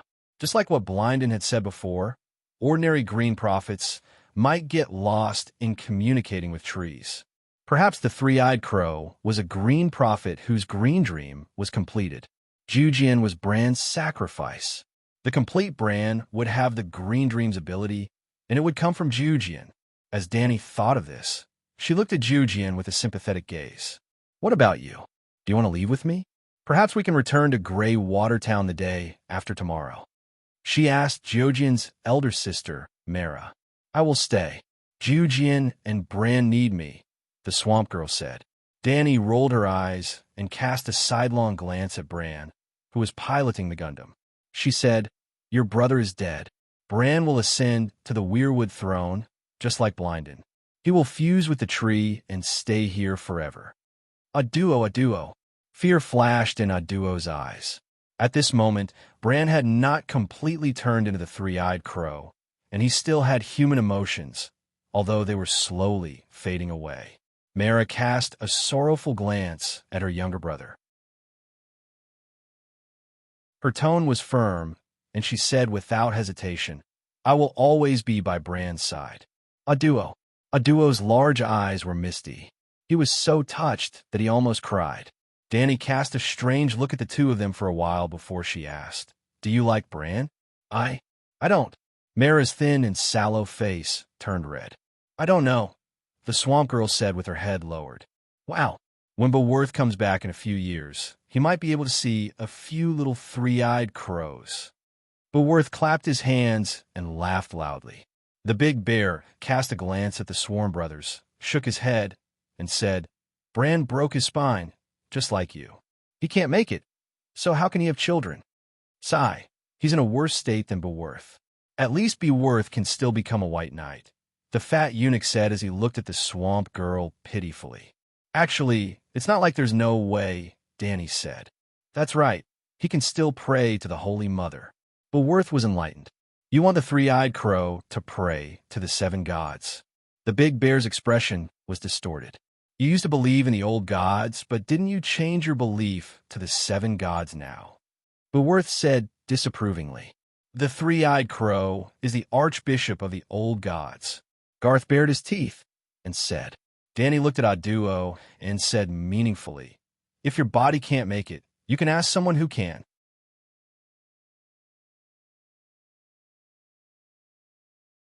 Chapter 583. Danny was wrong. She didn't go back to 18 years ago. Instead, she transmigrated to 19 years ago. "Your Majesty, Prince Liga kidnapped Lyanna. Many nobles in Helen Castle were witnesses. Not only did you protect and harbor the prince, but you also imprisoned Brandon and a group of nobles who made a normal complaint to you. You even wanted to burn us to death. What kind of logic is this?" Below the Iron Throne, there was a black-haired, long-faced man in black plate armor. His hair and beard were all spread out, and his eyes were scarlet red. He puffed out his chest and roared, "Rickard Stark, you are the worst bastard." Eris leaned forward, pointed at the Duke of the Northern Territory, and cursed loudly. "I saw through your conspiracy. You're trying to overthrow my rule and steal my throne." So crazy." Danny facepalmed. Everyone knew how honest Stark was. It was more reasonable to accuse him of great disrespect or roaring at the king than to accuse Stark of usurping the throne. As expected, Rickard, who was as strong as a black bear, glared angrily and shouted, "Your Majesty, I just want my son and daughter back. Why do I have to overthrow your rule?" There is no news of my son Liga after he left Helen Castle. It must be you. You arranged for your whore children to seduce him and bring him to some place to kill him. If you want the Iron Throne, you have to get rid of the brave Liga first. Then, you can use the matter of losing your daughter to attack me. You call me the Mad King behind my back. Do you think I don't know? Am I crazy? No matter how crazy I am, I'm not as crazy as you bunch of rebels. You actually want to overthrow the real Dragon King dynasty established by Conqueror Aegon." The Mad King's thin lips moved quickly. His beard that reached his lower abdomen trembled violently. His eyes were filled with anger and madness. The Mad King's imagination, Danny was stunned. Although the Mad King's delusions were acting up, this idea of wicked people plotting against me seemed to be quite logical. "Your Majesty, don't slander me. My daughter Lyanna is engaged to Theonbella. Everyone knows that. Why would I ruin the honor of the House of Stark and let her seduce?" The word seduce was too irritating for an old father who loved his daughter. Rickard almost pulled out his sword in anger. He had already put his hand on the hilt of the sword. "Honor? When you wanted to betray the monarch, Stark had already lost his honor." Eris sneered. "Your Majesty, once I received your order, I immediately set off from Winterfell. I traveled day and night, crossing thousands of kilometers to King's Landing. Other than a few guards, I was alone. I didn't even bring a single vassal of the northern region. Isn't this enough to prove my loyalty?" Rickard said angrily. Then, he argued, "Prince Liga has White Bull, Daybreak Swordsman, and several other white knights by his side. How can we murder him silently?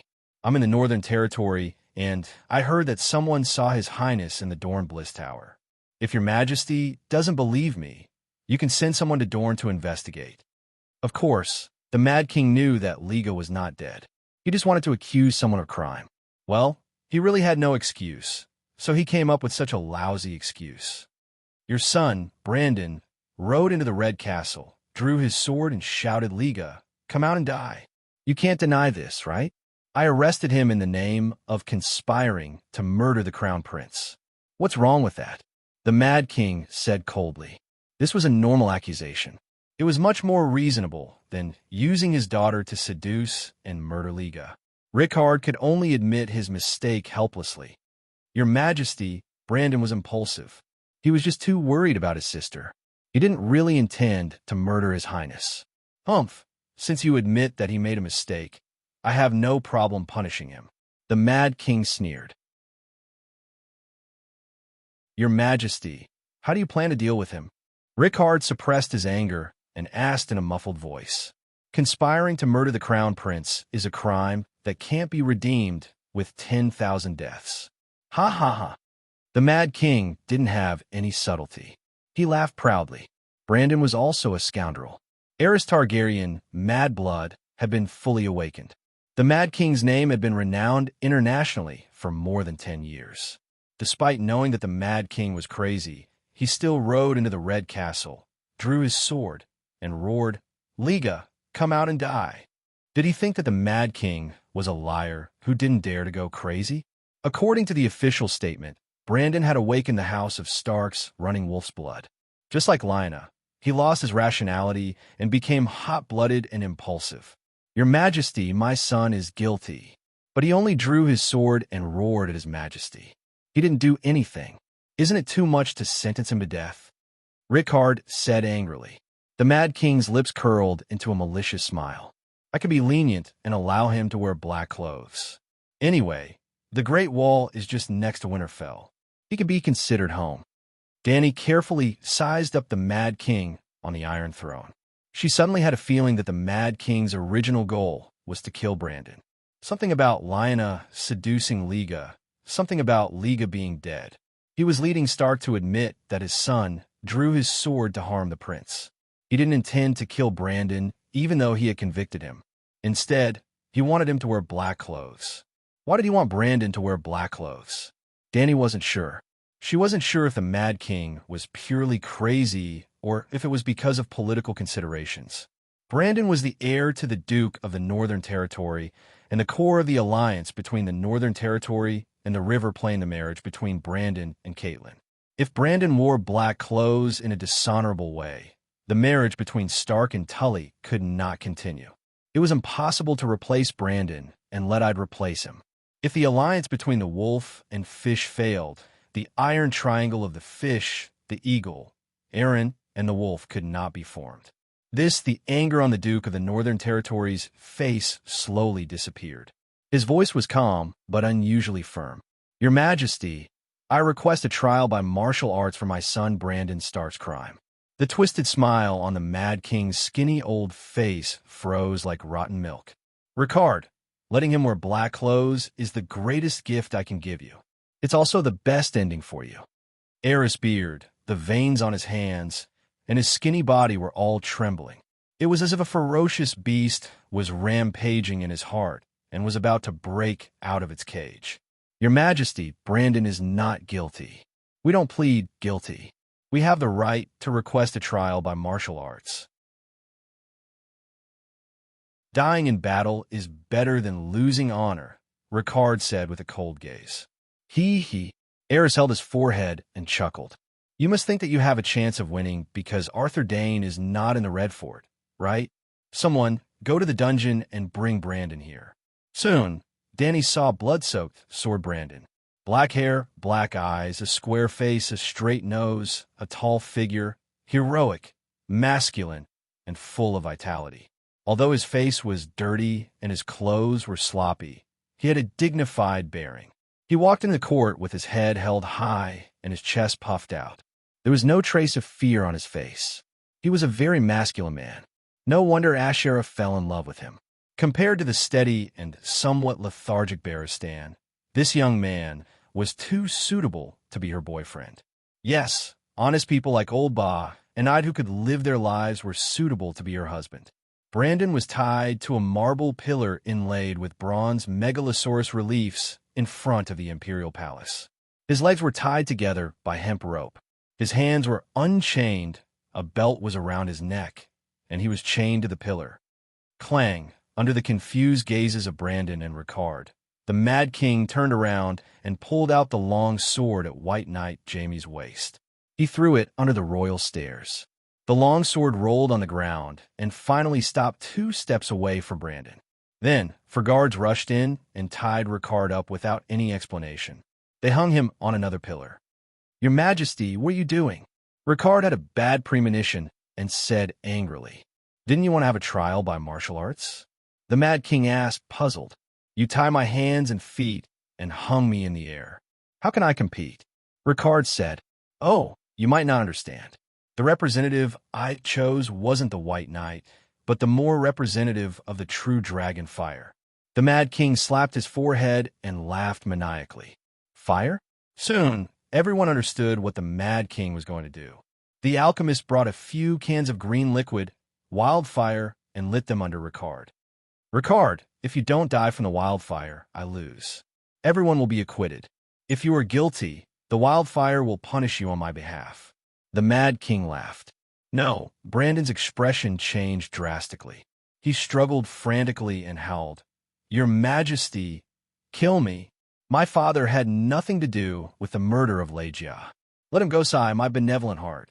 The Mad King sighed helplessly and said nonsense in a serious tone. "Brandon, the sword is under your feet. If you have filial piety, you can pick it up, cut the rope, and save Duke Ricard." Boom, flames dyed the court hall green and the faces of everyone in the hall. "Ouch!" Ricard, who was on the flames, let out an inhuman cry of pain. For the martial art competition, he had specially changed into a full set of steel helmet and armor. Therefore, the flames didn't directly burn his body. Instead, it was like roasting meat on a metal plate. No, Father Brandon's eyes were red, and his face was purple. 2 streams of blood flowed from the corners of his eyes. His father was struggling in the wildfire, and he was struggling in the belt that locked his throat. Brandon struggled forward, his arms stretched out, hoping to reach the long sword on the floor. Even if his neck was broken, it was always a long way away. The smell of burnt meat filled the hall, and the sizzling sound of the oil seemed to be particularly loud. Ricard was cooked, and the oil was fried. Brandon's eyes were bloodshot, and he was panting like a demon. But he still struggled forward toward the sword on the ground. Then he strangled himself to death. The Mad King watched the whole process with great interest. The guards also had a curious look, and they enjoyed watching the show. Only the White Knight, Jaime Lannister, looked very conflicted. He was even in pain and anger. He took a few steps forward, but in the end, he retreated to the Mad King's side. The Mad King noticed the White Knight's struggle. He seemed to be stimulated 3 times, and he laughed even more proudly. "Ricard lost. I won the trial." The Mad King tilted his head and looked at the young White Knight. He smiled viciously and said, "Brandon still has accomplices, Kaler, Albert, and Joffrey. Jaime, go and bring them here. I want to burn them all."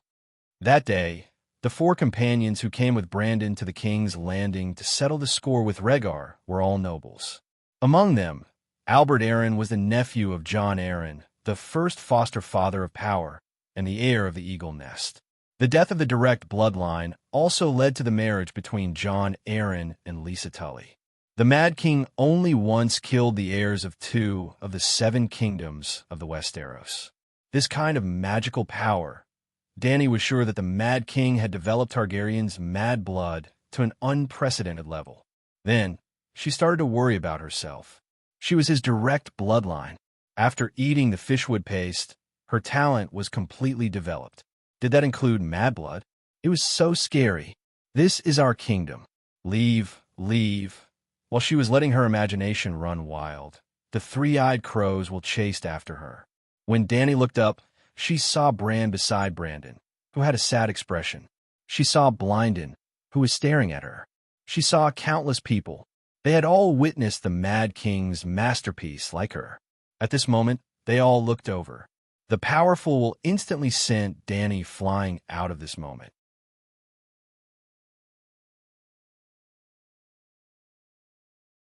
Chapter 584. The Great Wall, Dark Castle. The rising sun was like a little girl about to get married.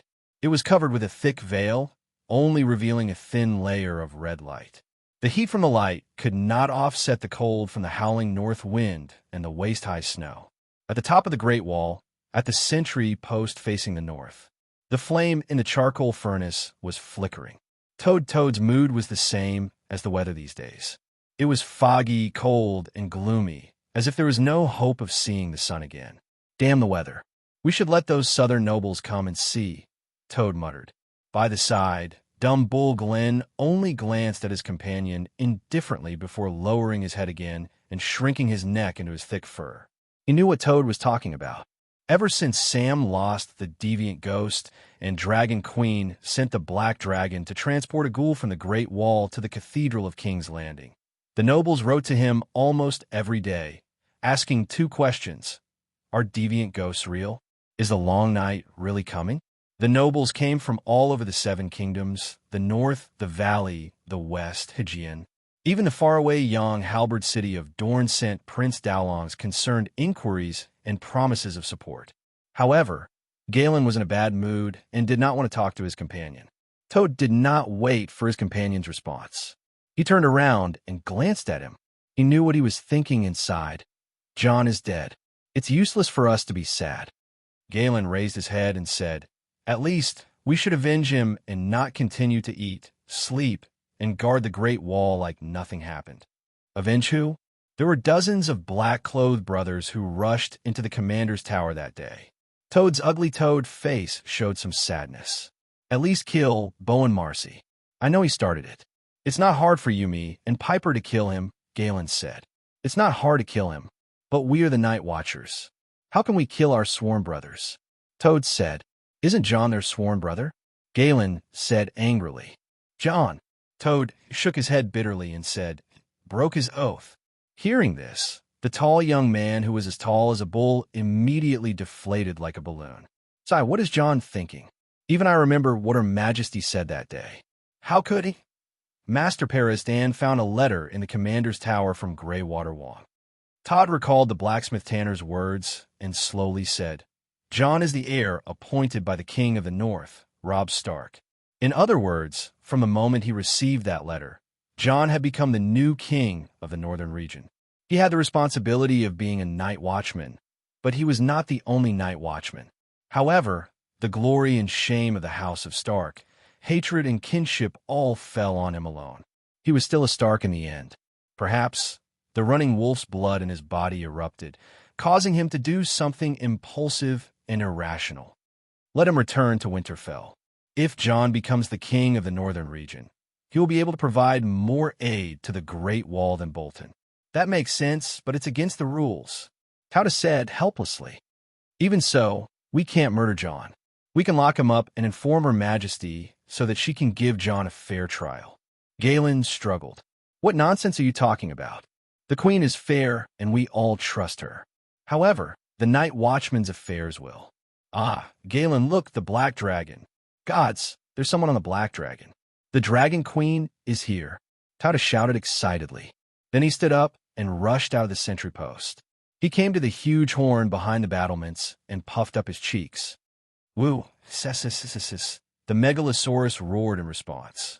The loud and resounding horn completely activated the silent, dark castle under the Great Wall. The dragon's roar that followed caused the castle to seethe. Some night, watchmen rushed out of their houses with furs in their arms. Some savages stood on the balcony of the tower and waved to the sky. There were also knights of the Red Heart and a noble lady who walked out of the king's tower in a line. Blackie left the shelter at 3 in the morning. The next day, around 8 in the morning, Blackie landed at the training ground of Dark Castle from the northeast. The snow is so thick. Why don't you shovel it? The Dragon Queen stepped on the snow that reached her waist and complained loudly. The blacksmith tanner instructed the night watchman to dig a path for the queen. He explained, according to the customs of Dark Castle, we use the underground tunnels to get in and out of the towers during winter. The snow on the ground doesn't need to be cleaned. Fortunately, you built half of the 10-meter-high wall for Dark Castle, to block the snow outside. Otherwise, the snow in the yard would be at least 10 meters thick.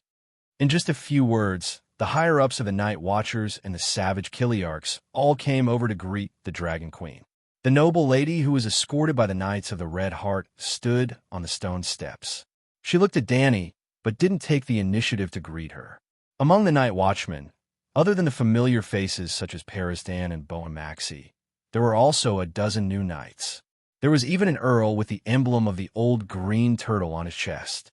Earl Elton Istmond of the Greenstone Castle, an old knight in his 70s. He was also Erlu's uncle. Like old Mormont, Erlu's uncle passed his title to his son. He put on black clothes and came to the Great Wall to be a night watchman. Erlu's uncle's purpose was unknown. The other noble knights responded to the Dragon Queen's call for a united front against ghosts and came to the Great Wall to fight the deviant ghosts. They were true knights with high moral integrity. After exchanging a few words in the courtyard, Dany also introduced the 5 knights beside her to the Night Watchmen. The centaur and the fat eunuch didn't cause much of a stir. Instead, the exposure of Garth's identity as a white knight made some noble knights cry out in surprise. There was no need to hide this matter. First of all, it couldn't be hidden. The process of Hayter's grain transport fleet being hijacked by Barristan was full of doubts and fanciful thoughts. Both Slave Bay and the Allied army knew Garth's identity. After a few months, this news had most likely spread to the Westeros. Secondly, it was too common for family members to be loyal to the enemy king. There was no need to hide it. For example, Tarth Island was a place of storms. Brittany first bore the crime of assassinating Renly, and then swore allegiance to Catelyn. Erlu and Cersei didn't do anything to her father, Earl Tarth. Soon, Dany and the other 5 followed the Night Watchmen into the tunnel and came to the warm and wet underground hall. The Dragon Queen sat at the head of the table. The rest sat below her according to their status. The Night Watchmen who didn't have titles but wanted to watch the show stood below. Why did you kill Jon Snow in that way? Dany asked this question first. The Red Pomegranate Chief left his seat and knelt at the feet of the Dragon Queen. He said gloomily, "He is the one who betrayed the oath and the King of the North. In the North, no one can judge the King of the North. Your Majesty, I know that assassinating the Commander-in-Chief is also a betrayal of the oath. I am willing to bear all the blame." Obviously, this guy was going to die for a righteous cause. From the beginning, he didn't think that he could survive. It was still debatable whether the Commander-in-Chief Jon had betrayed the oath and whether he deserved to die. However, the Night Watchman must have committed a serious crime by assassinating the Commander-in-Chief. A serious crime of betraying the oath. He deserved to die. However, Dany didn't want to get involved in this mess. I will pay attention to this matter, but we have to wait for the new Commander-in-Chief of the Night Watchmen to judge. By the way, has the new Commander-in-Chief been chosen? We're discussing it. The red-nosed Paristan glanced at the old green turtle, who was sitting upright. Earl Elton Ismond has the highest rank and the most combat experience. He is the most popular candidate. The old green turtle smiled and nodded at the queen. He said in the tone of the Commander-in-Chief, "Jon Snow betrayed the oath and killed him." Bowen Marcy. Dany raised her hand and interrupted him. "Earl, I don't mean anything else, but you are not suitable to be the Commander-in-Chief." Erlu's uncle's face turned pale. He held back his anger and asked why. "You are too old. You are 70 years old this year, right?" Erlu's uncle puffed out his chest and said in a loud voice, "I can still eat a roast goose, half a hoof, 5 duck eggs, and drink 5 caddies of wine or 3 caddies of meat soup." An old man with such a big appetite shouldn't have come to the Great Wall to waste food. Dany complained in her heart, but her expression was still indifferent. She said, "The Earl is healthy and strong, which is worthy of celebration. However, the Great Wall is bitterly cold, and we need a Commander-in-Chief who is more vigorous and can endure hardships. This is just the beginning. In the next 1 or 2 years, the deviant ghosts will attack, and the weather will be colder and harsher. I can endure hardships. In the War of the Four Kings in recent years, I have been working hard on the battlefield. Moreover, half a year ago, I married a 24-year-old wife." The old green turtle patted his chest and said proudly. Danny was a little tired. "All right, you could decide the matters of the night watchmen yourselves. I only want to remind you that in just 2 years, you have already lost 2 commander-in-chief, and both of them were assassinated by the night watchmen. Let's not talk about reputation and honor, just the management of the Great Wall. The night is coming, and the Great Wall must not fall into chaos. There is no time to change a 4th commander-in-chief." The old green turtle's face turned green. The other night watchmen looked at each other and suddenly felt that the queen's words made sense. "Chief, get up first. Your crime will be judged by the commander-in-chief," Danny said to Red Pomegranate, who was still kneeling in front of her, and began to understand the current defense problems of the Great Wall. One had to admit that the Dragon Queen's efforts were fruitful. Over the past half a year, more than 1,000 night watchmen had arrived, and more than 100 of them were knights. Not only did they bring their full sets of armor and horses, but they also brought food, furs, and other resources. This was not the end. Every day, the EC Watch and the Shadow Tower would receive ships from all over the 7 kingdoms. Every day, there would be new people donning black clothes and taking the oath to become night watchmen. Originally, the Great Wall had 19 castles, and the other 16 were empty. Although the snow has blocked them, the underground halls of 11 castles have been built. When Balin and the other old fellows arrive, even the scholars will be enough. Thinking of his friends parading the streets in the King's Landing, Peristan could not help but sigh. Fortunately, he had been captured by the Dragon Queen and brought to the Great Wall. After understanding the general situation of the Great Wall, Danny announced that the meeting was over. Only a few familiar people accompanied her to the ice cellar to see Jon Snow's corpse. "We wanted to burn the corpse, but the Red God Priest did not allow it. He even said that Jon Snow would be resurrected and become the prophesied child who would defeat the deviant ghosts and end the long night," the one-armed blacksmith explained to the Dragon Queen. "What do you all think?" Danny asked with a smile. "I don't believe it, but—" The blacksmith Tanner shook his head and turned his gaze to the red-nosed old professor. The old man smiled bitterly and said, "I've seen the person who was resurrected by Lalo with my own eyes. If he really is the savior and we burn him to ashes, then—" The night watchman dug a tunnel in the frozen ground and dug a freezer at the base of the Great Wall. John was placed in a 30-square-meter ice cellar. Melisandre was already waiting there, as if she was waiting for Danny.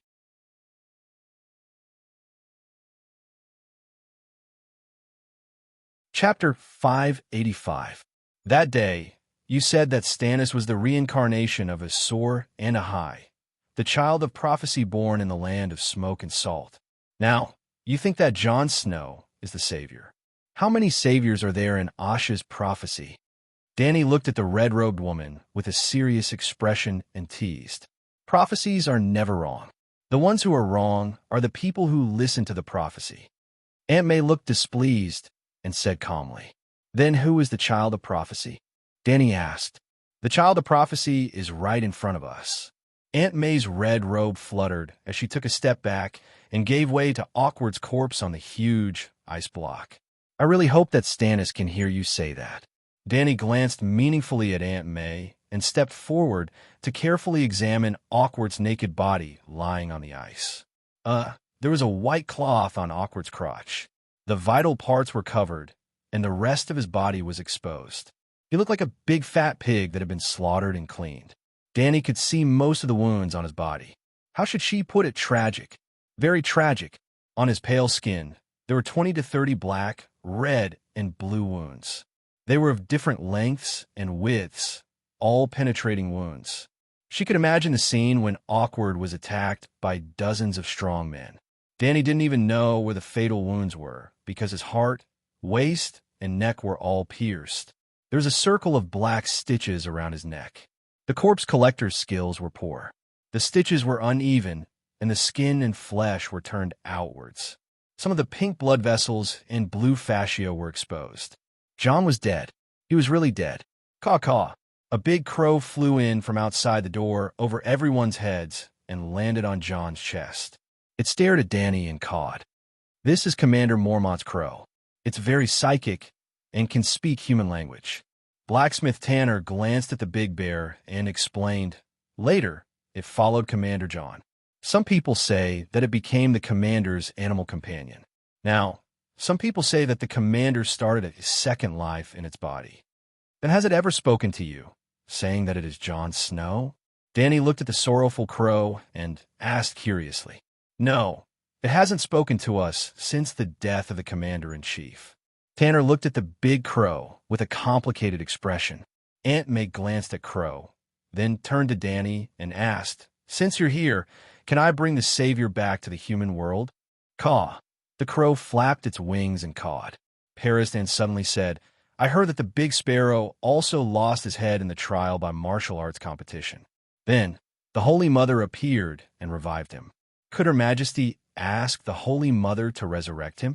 If the Commander-in-Chief is really the savior of the world, then the Holy Mother won't reject this, right? If the Holy Mother refused, would it prove that Jesus was not the savior? This red-nosed old man was very bad. Your Excellency, Priestess, what do you think of the Chief Bishop's resurrection? Danny looked at Aunt May with a smile. I was just about to ask you, how did the Holy Mother do it? Melisandre's eyes flickered with a red light, and the egg yolk-sized ruby on her neck also shone with a strange red light. She stared at Danny as if she wanted to see through her. Danny suddenly understood something. Just like the three-eyed crow, the red-robed woman also knew that she had usurped the position of the seven gods, and she was also the one who had resurrected the big sparrow. Cough, cough. Jon Snow doesn't believe in the seven gods. Regardless of whether he is the savior or not, the Holy Mother won't pay attention to him. Danny awkwardly skipped this topic. Your Excellency, Priestess, why don't you tell me how you plan to resurrect Jon? Aunt May looked at her deeply, then turned to the crow and asked, Will it work? Caw Crow cawed once. The others were confused, but the red-robed woman already got the answer. She put her white wrists in her sleeves, then turned around and left gracefully. Carried Jon Snow's body to the courtyard. The Night Watchers were looking at each other when two blazing flame red heart knights walked in from outside. Without saying anything, they started carrying the body. You? The blacksmith Tanner was shocked. He opened his arm and wanted to stop them. Aunt May said calmly, Jon Snow is dead. He no longer belongs to the Night Watchers. Then, she softly recited the first sentence of the Night Watcher's oath. The long night is coming. From today onwards, I will keep watch until I die. Until I die. That was the main point. Sigh. Tanner sighed and moved aside to let them pass. When the body was placed on a stretcher and carried out by the two knights, Danny and the others also left. While walking on the tunnel leading to the courtyard, Danny muttered, Maybe we should change the oath. Live as a Night Watcher, die as a Night Watcher, and live for generations until the end of time. Isn't that too tragic? I've only been here for half a year, and I've already sworn that if there's a next life, I'll be a good scholar and never come to the Great Wall again. Professor Pereston's mouth twitched. With your resolve, there's an 80% chance that you'll come to the Great Wall again in your next life. Danny sneered. Erlu did not bring all of his followers with him to the south. After all, his wife and daughter were still at the Great Wall and needed someone to protect them. The blazing flame Red Heart soldiers were very agile. They quickly built a crematorium and used wooden planks to prop up the altar. The body was placed on the altar. Behind the crematorium, there were 9 wooden stakes. On each of the stakes was a wild man with unkempt hair and dirty face. It was obvious that Aunt May wanted to sacrifice these 9 wild men. However, to Danny's surprise, not only did the Night Watchers not stop her, even the wild men were expressionless. They just watched. None of them cursed or complained to the Dragon Queen. Hearing Danny's question, Mon's face darkened. They're the Weeper's men. After receiving my orders, almost all the free people voluntarily came to the Great Wall to surrender. But the Weeper and his followers were not willing. Not only were they not willing to surrender, they also did not allow others to surrender. Every day, they ambushed the free people tribes that came south to the Great Wall in the Ghost Shadow Forest. Their hands were stained with the blood of countless innocent free people. Just 3 months ago, he even led people to disguise themselves as surrendered free people, intending to ambush and take down Eastwatch. In that battle, almost half of the Night Watchers at Eastwatch were killed or injured. These 9 freedmen were the militants who had been captured. Seeing them burned to death, the free people felt only joy in their hearts. Where's John's girlfriend? Danny saw Mon's wife and sister-in-law, but did not see the red-haired girl. Ygritte? Mons was stunned for a moment before he reacted. Jon Snow's death almost drove her crazy. She didn't know who killed Jon and only attacked anyone in black like a madwoman. We had no choice but to lock her in the dungeon. Soon, the courtyard was filled with people. Even Erlu's wife and daughter stood on the stone steps of the king's tower and looked down. She looked at Danny. Danny also looked at her for a while. The atmosphere was a little awkward. Neither of them took the initiative to greet each other. The Dragon Queen waited for Erlu's wife to come and greet her, but Queen Celis did not want to condescend. After meeting Celis Florence, Danny somewhat understood why Erlu always put on an ascetic face. In fact, his wife was really ascetic. She was thin and tall, with a face as sharp as a snake's. Her ears protruded like cattail leaf fans, the huge, protruding ears unique to the Florence family. She had a sharp nose like high heels and thick hair on her upper lip. She looked even more manly than Erlu, who had no lips. Erlu's daughter, Princess Serene, stood beside her mother. She was also curiously looking at the Dragon Queen and the black dragon lying on the outer wall, not the Great Wall, but the outer wall of Dark Castle, built under the guidance of Danny. After meeting Shireen, Danny was once again sure that all living things suffered. No one had the right to say, "I'm the most miserable person in the world." The 12-year-old girl just happened to inherit her father's square chin and the big ears inherited from the Florence family. She had none of her parents' strengths, and all of her shortcomings were gathered on her. Not to mention, she had the grayscale disease, and the skin on the left side of her face and most of her neck was covered with grayish-black dead skin. Caw! The crow cawed, and Danny came back to her senses. She closed her eyes and split out a thought from the second soul, which quietly entered the crow's body. She saw it. I didn't expect to meet again in this situation. She smiled bitterly. Like the child of the forest, the crow's soul space did not have a half-human, half-beast soul, but a complete, clear-minded human. He was only 18 years old, but he looked like a 38-year-old man. His skin was pale, his half-length black hair fell to his shoulders, and his face was covered with a thick beard, like a pig field that had been overdosed with gold. Most of his face was covered by his beard and hair. "Is this your second life?" Danny asked curiously. "No, I'm just temporarily staying here.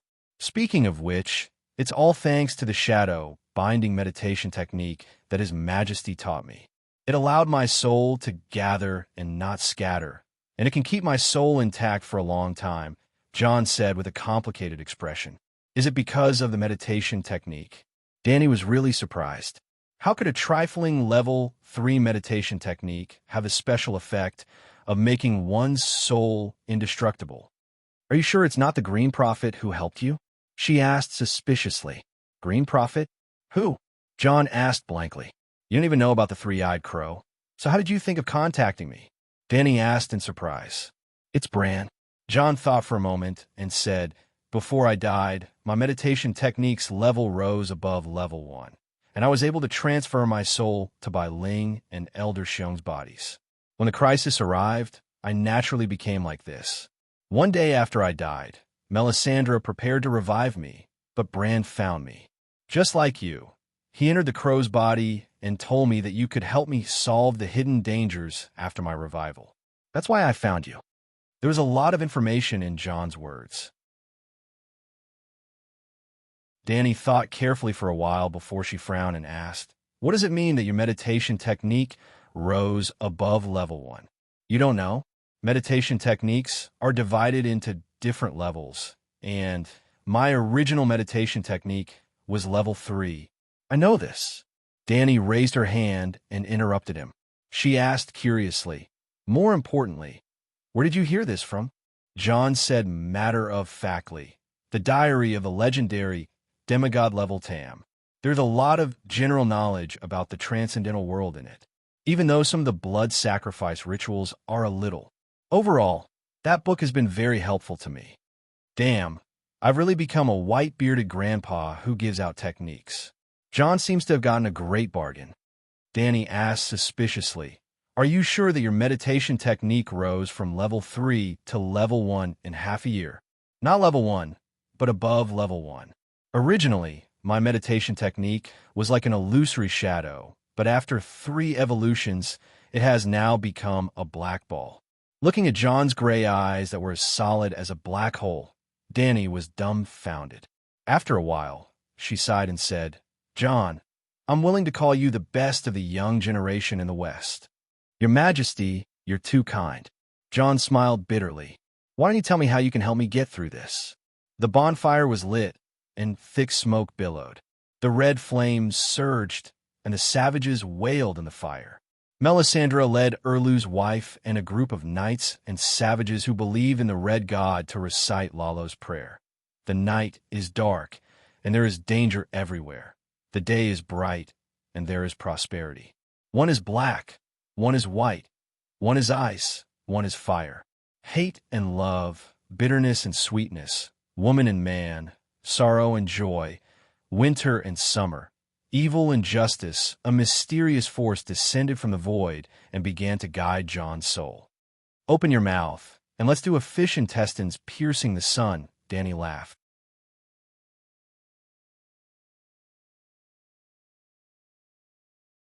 Chapter 586. A man and a woman stood facing each other in the raven's inky sea of consciousness. As the red god believer's prayers became louder and louder, a shallow vortex that covered the sky appeared above the man's head. A suction force fell on him, as if it wanted to suck him into some unknown place. "It's about to start," Zhang Nua said. "Open your mouth," Danny said with a smile. In ancient times, there was a sword hidden in a fish's belly. Now there's a soul hidden in a soul. John did as he was told. He opened his mouth, and Danny's thought immediately turned into a green light and entered his mouth. It was not really hidden in John's belly. He was just a soul now. How could there be a difference between a belly and a torso?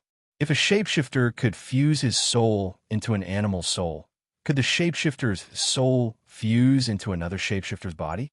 Yes. This was the fundamental principle behind the three-eyed crow's inheritance. The shapeshifter did not resist and accepted another shapeshifter's soul. The two would fuse and become one. Danny's second soul was based on the Green Prophet meditation technique. She could be considered a Green Prophet of the unorthodox path. John was also a gifted shapeshifter. As long as he was willing to accept it, Danny's soul shard could fit seamlessly into his body. In essence, it was similar to a dragon spirit. Yes, a human spirit. Hence, after John's soul was sucked into the huge vortex above, Danny's soul was not filtered out. Instead, Elder Xiong's crow soul left John's body. The crow originally had a soul. It was Elder Xiong's second life. After John left, he regained control of his body. Caw, caw, caw. Elder Xiong's soul returned to his body, and he immediately flew away while screaming. He flew to the front of the White Knight, who was guarding the Dragon Queen, with a solemn expression. "Caw, caw, caw. Cora, Cora, White Knight, White Knight." The crow flapped its wings and floated in front of the big bear. Its red eyes were filled with humanity, and its high-pitched and sharp cry contained complicated emotions. It was sad, gratified, happy, go away. The big bear did not appreciate it. It slapped it away, and it fell into a pile of snow. "Do you know who it is?" Danny's mouth twitched. Yep, only a single thought had entered John's soul. She still had one main soul, 3 blank subsouls, and half of the Green Prophet's subsoul. Her physical movements weren't affected at all. "I know. It's Jon Snow's animal companion," De Xiong said. "No, it's your father," Danny said seriously. De Xiong's face twisted as he said, unhappily, "Even if it used to be my father's pet, you can't say that a feathered beast is—" "I was surprised, too. But he is your father's second life, just like the 2 ravens we brought from his sanctuary." Danny waved her hand and interrupted the unfilial son. She said directly, Your father is a shapeshifter, and the crow is his animal companion. What? Big Bear's entire body shook, and his eyes widened as he stared at Crow, his voice trembling as he asked, "You're not joking? Your family is the same as Stark, worshipping the old gods for generations. They have a house full of shapeshifters, and your family only has one. What's so hard to accept?" Yura. 2 drops of tears fell from Crow's eyes as he cried out in joy and sorrow. "Father?" Deshiong took a step forward, then hesitantly took half a step back as he called out softly, "Yura, you're good." "Why not? Very good." Crow leaped up and landed on Deshiong's shoulder. "Ah, it's really you." Deshiong got a response and howled. He hugged Crow and began to cry. This strange scene made people laugh, but at the same time, it also made people's eyes turn red. However, Dany didn't have time to be touched by the strange reunion of Mormont and his son. She had more important things to do. Jon's soul had returned to his body, a broken and dead light blue sea of consciousness. It was like a universe that had entered a period of death. There wasn't a trace of vitality. It was a shabby room full of withering, decay, and death. At this moment, Jon's consciousness was blurry, and he had entered a muddled state. Only Dany, who was at the core of his consciousness, could sense it. She sensed a strange divine power entering this broken sea of consciousness. It was like the best tinkerer, and it quickly repaired the holes in the house. It even sprinkled light, golden radiance that dispelled the aura of death and restored vitality. This wasn't a simple spiritual quality. Dany was too familiar with spiritual quality, and she easily discovered that the light, golden radiance wasn't spiritual quality. It was a divine power with a strange attribute. She became excited. This was a divine power that was similar to the Holy Mother's healing and the blacksmith's forging. It was most likely a divine power with a death attribute. It was powerful, but it didn't dispel the spiritual quality in Jon's body. This kind of resurrection wasn't perfect. According to her agreement with Three-Eyed Crow, Dany quietly introduced the water attribute divine power transformed by water song to soak the spiritual quality in Dolly's body. Then she absorbed it and turned it into a yang spiritual quality. In the end, she wasted half of water song on Dolly's body. The price for this, Dany decided that since she had 3 more divided souls, she would look for a water attribute meditation technique to practice and see if she could condense her own water song. Asterisk buzz, buzz, buzz asterisk. While Dany was lost in her thoughts, Jon's sea of consciousness, which had just been repaired, suddenly shook. A dark red star with a long comet tail was falling down from the sky. Asterisk boom, asterisk. Jon's soul was like Earth, and the dark red star that fell from the void was like the moon. At this moment, the moon crashed into Earth's surface. There was no huge mushroom cloud that rushed out of the atmosphere, nor was there a planet that shattered. The 2 star-like souls, one big and one small, were vaporized in the collision. They vaporized, mixed, fused, and condensed into a new planet, a soul. It was just as Blindon had guessed. When Jon was resurrected, Lalo did something and added a part to Dolly's soul. Dany didn't know how to describe this added part. She couldn't call it a soul, as it didn't have a person's will. The foundation of a soul was memories and a person's will. However, the dark red star didn't have any memories, nor did it have anything that could distort Jon's will. It wasn't purely spiritual, but it had a spiritual quality. It wasn't divinity, but it contained divinity. It wasn't a divine position, but it seemed to have some special divine power. It wasn't the Song of Laws, but it had waves similar to the Song of Laws. This was the first time Dany had encountered such a strange material. This is destiny, the destiny of Yasur and Yahai. Suddenly, Dany's vision blurred, and Blindon's figure appeared beside her. "You've been here all this time?" Dany was surprised for a moment, but she immediately regained her composure. Blindon could enter her sea of consciousness without her noticing. It was even easier to hide from her. "Last time, when Bran entered the crow's body and saw Jon, I stayed here," Blindon explained. He stretched out his right hand and formed a sword with his middle finger and index finger. He drew a circle in the air. The green circle of light seemed to be connected to the void somewhere. Let your main soul enter the dragon spirit state. Danny did as she was told. The next moment, another Blindin entered Dahe's sea of consciousness and drew a circle with his finger. Divine power enters from here. It won't attract Lalo's attention. Danny didn't move. She frowned and said, "Tell me the truth. Are you hiding something from me?" The red star that fused with John isn't just the remnant soul of Yasuo and Yahai. Yasuo and Yahai aren't demigods, let alone true gods, but that red star contains divinity and part of the Song of Laws. I swear to the Mother Goddess that it's only Yasuo and Yahai's destiny, Blindin said solemnly. Hurry up. Now the arrow is on the bow. Don't fall short. Hearing him swear in the name of the door god, Danny was still puzzled, but she didn't delay. The aura of Dahe, Danny, the power of faith, and the song of fire transformed into divine flames, rushed into the green circle of light, and rushed out of the circle of light in John's sea of consciousness. Then, Danny's consciousness in John's sea of consciousness controlled the swarming fire wizard power. Burn the sky and boil the sea. Roar! A majestic five-clawed fire dragon suddenly emerged from the center of the soul fog that had been slowly fusing. Its head was like a camel, its horns like a deer, its eyes like a rabbit, its ears like a cow, its neck like a snake, its belly like a snake, its scales like a carp, its claws like an eagle, its palms like a tiger, and it had whiskers beside its mouth and a pearl under its chin. It was a lifelike Eastern divine dragon, with its scales and whiskers clearly visible. The fire dragon opened its mouth and roared.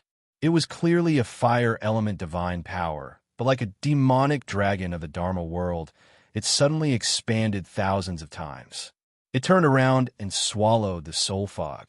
It was as if a flaming megalosaurus on Earth had flown into outer space from the ground, and then its body had grown countless times. It circled the Earth again, and finally opened its mouth and swallowed the Earth. The Easter divine dragon was just a facade. Its essence was Danny's most powerful flame attack. It burned the Yasuo, Yahai's destiny, in John's soul. The dark red fog that had been combining with John's bright black soul was burned in the flames, and then it was bestowed with a spirit. Large patches of dark red fog disappeared. What's this? In John's sea of consciousness, a giant beast that could devour heaven and earth seemed to have awakened. It struggled to get up and roared loudly. The entire sea of consciousness was shaking violently, as if a magnitude 9 earthquake, a magnitude 12 tsunami, and a magnitude 12 typhoon had occurred at the same time. What's this? Danny also exclaimed. The giant beast had its own independent will, but it clearly did not belong to John. Could it be Yasuo Yahai? No, that's impossible. This kind of power. Danny's expression changed as a terrifying thought came to her mind. She suddenly turned her head and stared at Blindin, whose expression had also turned serious. She gritted her teeth and said, Lalo, you tricked me. That's not Yasuo, Yahai's destiny at all. It's a part of Lalo's soul, the soul of a true god. You used me as cannon fodder to fight Lalo head-on. I'm not tricking you. Blindin shook his head lightly and asked, Who do you think Yasuo Yahai is? Who is Yasuo Yahai? Wasn't he the savior? But Yasuo, Yahai's position in the Red God Church, was almost equivalent to Jesus' position in Christianity. Danny's expression turned ugly. She was sure that she had been tricked. No matter who Yasuo, Yahai was before, the savior must be Lalo. The merit of being the savior belongs to our healer, Brynden said indifferently. I should have thought of that. Danny smiled bitterly. In the binary opposing god system, Lalo and the frost god were eternal enemies. Then, during the first long night, Lalo couldn't have stood by the side and shouted 666. He must have been involved. This is the Westeros, my kingdom. John's sea of consciousness can only be entered and not exited. As long as you destroy this will, even Lalo himself won't know that you did it, Blindin said. That's a true god. I can't do anything to him. As Lalo's will and the Savior's destiny awakened, Dany's divine fire could no longer burn the soul fog that had turned from dark red to bright red. Instead, her flame divine dragon was like cracked porcelain, falling off layer by layer and crumbling inch by inch. It could not hold on any longer. It's okay. I'm here. I'll help you.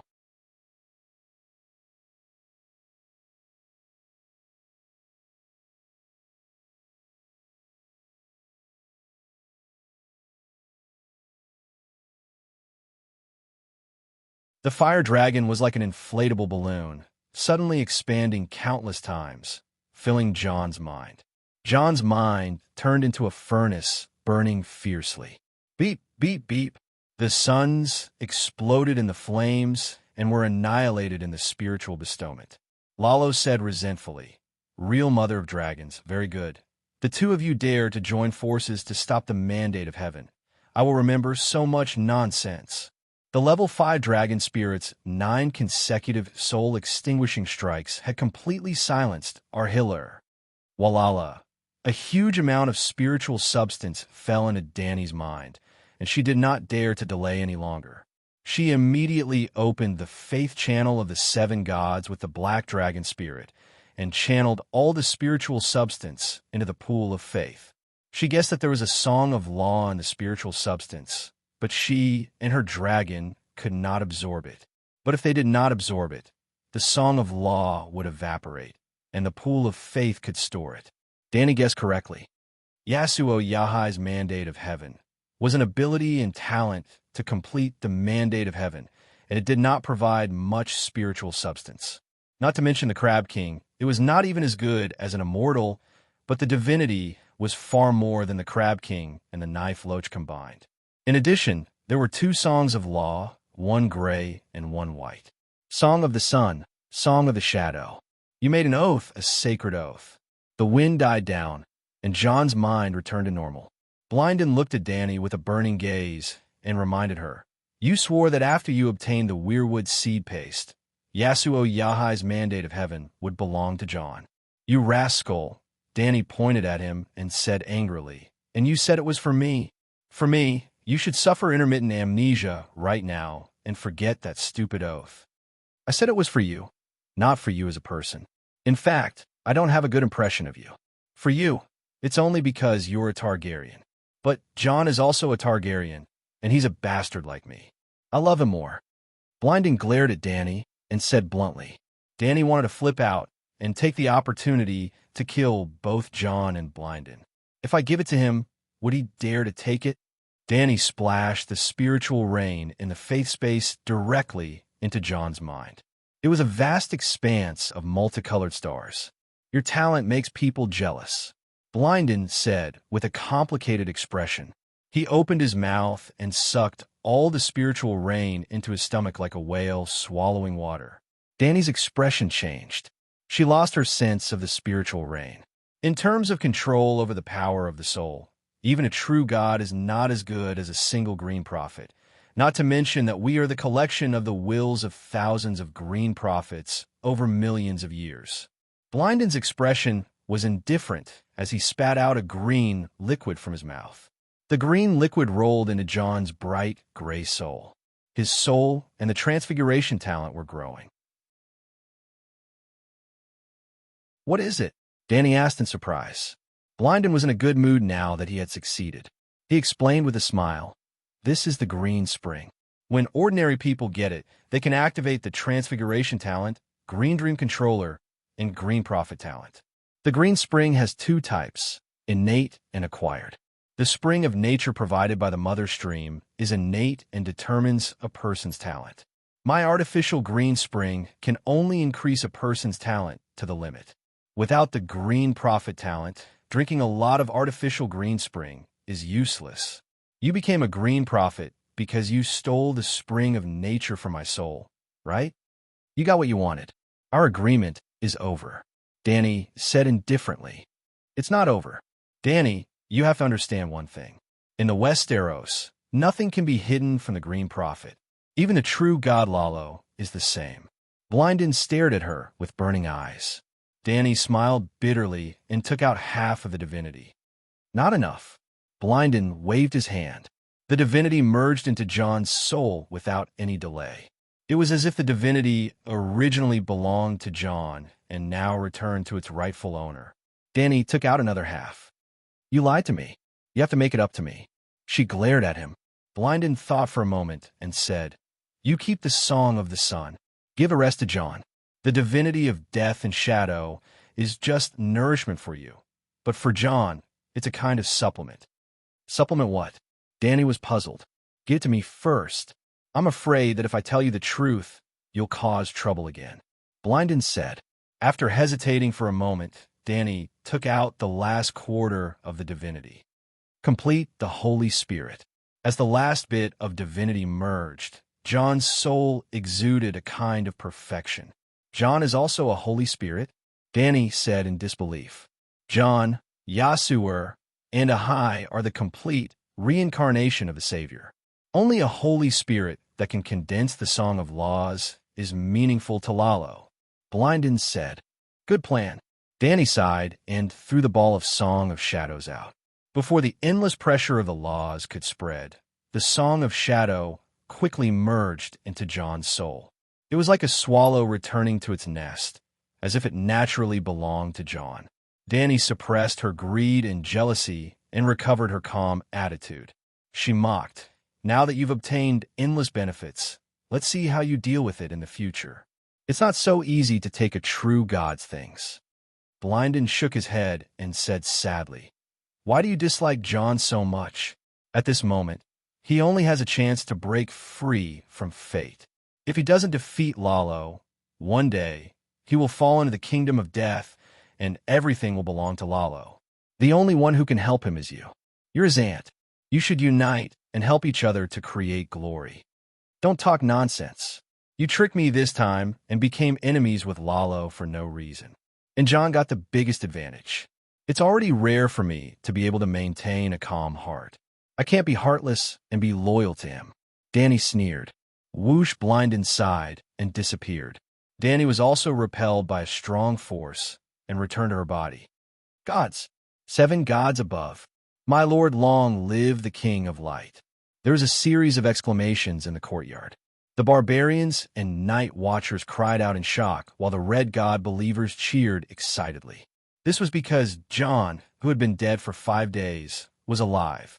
When the 9 barbarian captives stopped breathing in the fire, Melisandre completed the sacrifice. She walked to the side of the altar and leaned over to kiss John's lips. John's pale body became red at a visible rate. The stitches fell off and the wound healed automatically. White steam began to appear from his nose. He was breathing. He was alive. This is a miracle. The red god has appeared. The red god's power is so strong that he can even resurrect the dead. Manslade's face was pale as he said in a daze. He was not the only one. All the non-red god believers who witnessed John's resurrection were shocked and shocked. Their god had never performed a miracle like this before. Plop. Bowen Maxey suddenly knelt down. His red pomegranate-like face was distorted as he shouted crazily, I'm guilty, guilty. The commander-in-chief has been resurrected.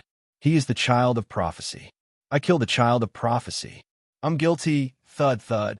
Every single one of the Night's Watchers who had participated in the assassination of John knelt in the direction of the altar. Their faces were pale and their spirits were gone. Ask the commander-in-chief if you're guilty. Danny glanced at Red Pomegranate and said lightly, Cough, cough. Ugh. John lay on the wooden altar and vomited crazily. The stench of decay filled the courtyard. He was resurrected, but the half-digested food in his stomach and intestines could not be kept fresh. Not only was it rotten, but it was also frozen. Warm intestines, cold, rotting food scraps. Whenever he moved his body, he could not help but feel nauseous and vomit. After a while, John wiped away the stain at the corner of his mouth. He looked at the kneeling men in black with a complicated expression and announced, I'm no longer a night watcher. I am no longer a man of the Night's Watch. Jon Snow is dead. The Night's Watch is over. Now, I'm Winterfell's Jon Stark.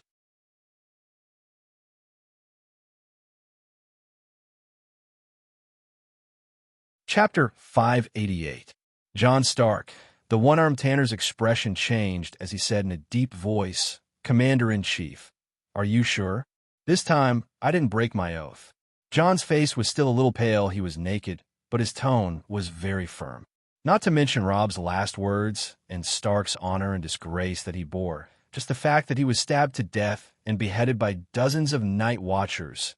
No matter what reason they had, at least it meant that his authority as commander-in-chief was no longer there, and there was no point in staying at the Great Wall. Red Pomegranate shouted, "Commander-in-Chief, please stay. The Great Wall and the Night Watchers can't do without you. You are the savior." He glanced at his kneeling companion and gritted his teeth. "Please stay, Commander-in-Chief. We are willing to take the responsibility of assassinating the Commander-in-Chief and apologize with our lives." Red Pomegranate's ability was a little weak, but his loyalty and love for the Night Watchers was something that few could compare to. He also sincerely put on the black clothes and became a Night Watcher for the glory and responsibility of the Night Watchers. During Elderbear's time, he loyally assisted Elderbear. When Elderbear died, he acted as the commander-in-chief and led the charge against the Weeper without fear of death. It turned out that it was a very wrong decision. Not only did he lose his men, but he also caused the Dark Castle to be empty, and it was almost taken down by Yegaret's group of barbarians. When John took over, no matter how dissatisfied he was with the commander-in-chief behavior of getting close to the barbarians, he still carried out his orders meticulously and gave advice. When it came to the fundamental interests of the Night Watchers, he also took the responsibility of breaking his oath and became the leader of the assassination of the commander-in-chief. In the plot of Wandering Power, he glorified Red Pomegranate.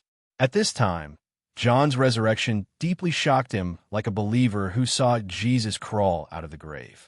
He believed that John fulfilled the ancient prophecy and would save the world. In order to save the world, he would rather die with the most terrible crime to appease the anger in the commander-in-chief's heart and end the conflict between the commander-in-chief and the Night Watchers. If Barristan was a real knight, then Bowen Maxey was a real man of the Night Watchers. "Commander-in-Chief, please stay. Commander-in-Chief, please stay." 1, 2, 3, more and more Night Watchers began to ask John to stay. There was no doubt that the savior was the best candidate. But then again, Danny wanted to laugh. She suddenly thought of a line from a novel that often appeared in pop-up advertisements. "Please come out of the mountains, Tiger Commander." Chief Maxey, Brothers of the Night Watch. Marshal Wolf straightened himself up with the support of the wooden plank and faced Red Pomegranate and the kneeling Night Watchers. With a complicated expression, he said, "You are not wrong. You did not break the oath. The one who broke the oath is Jon Snow. As the commander-in-chief of the Night Watchers, I was blinded by my family's grudge and did something extremely wrong and stupid. The commander-in-chief had taken the lead in breaking the oath at this critical moment, and the consequences were severe. Thinking about it now, I couldn't help but sweat profusely, regret, and fear. But the past is the past. Jon Snow is the past. Now I have to be Jon Stark. For my father, for my brother Robb, for all those who died at the hands of Bolton. It was also for the upcoming Long Night. To resist foreign aggression, one must first pacify internal affairs. After I quell the unrest and take back Winterfell, I swear the northern region will not only not hinder the Night Watch, but will also become the Night Watch's rear.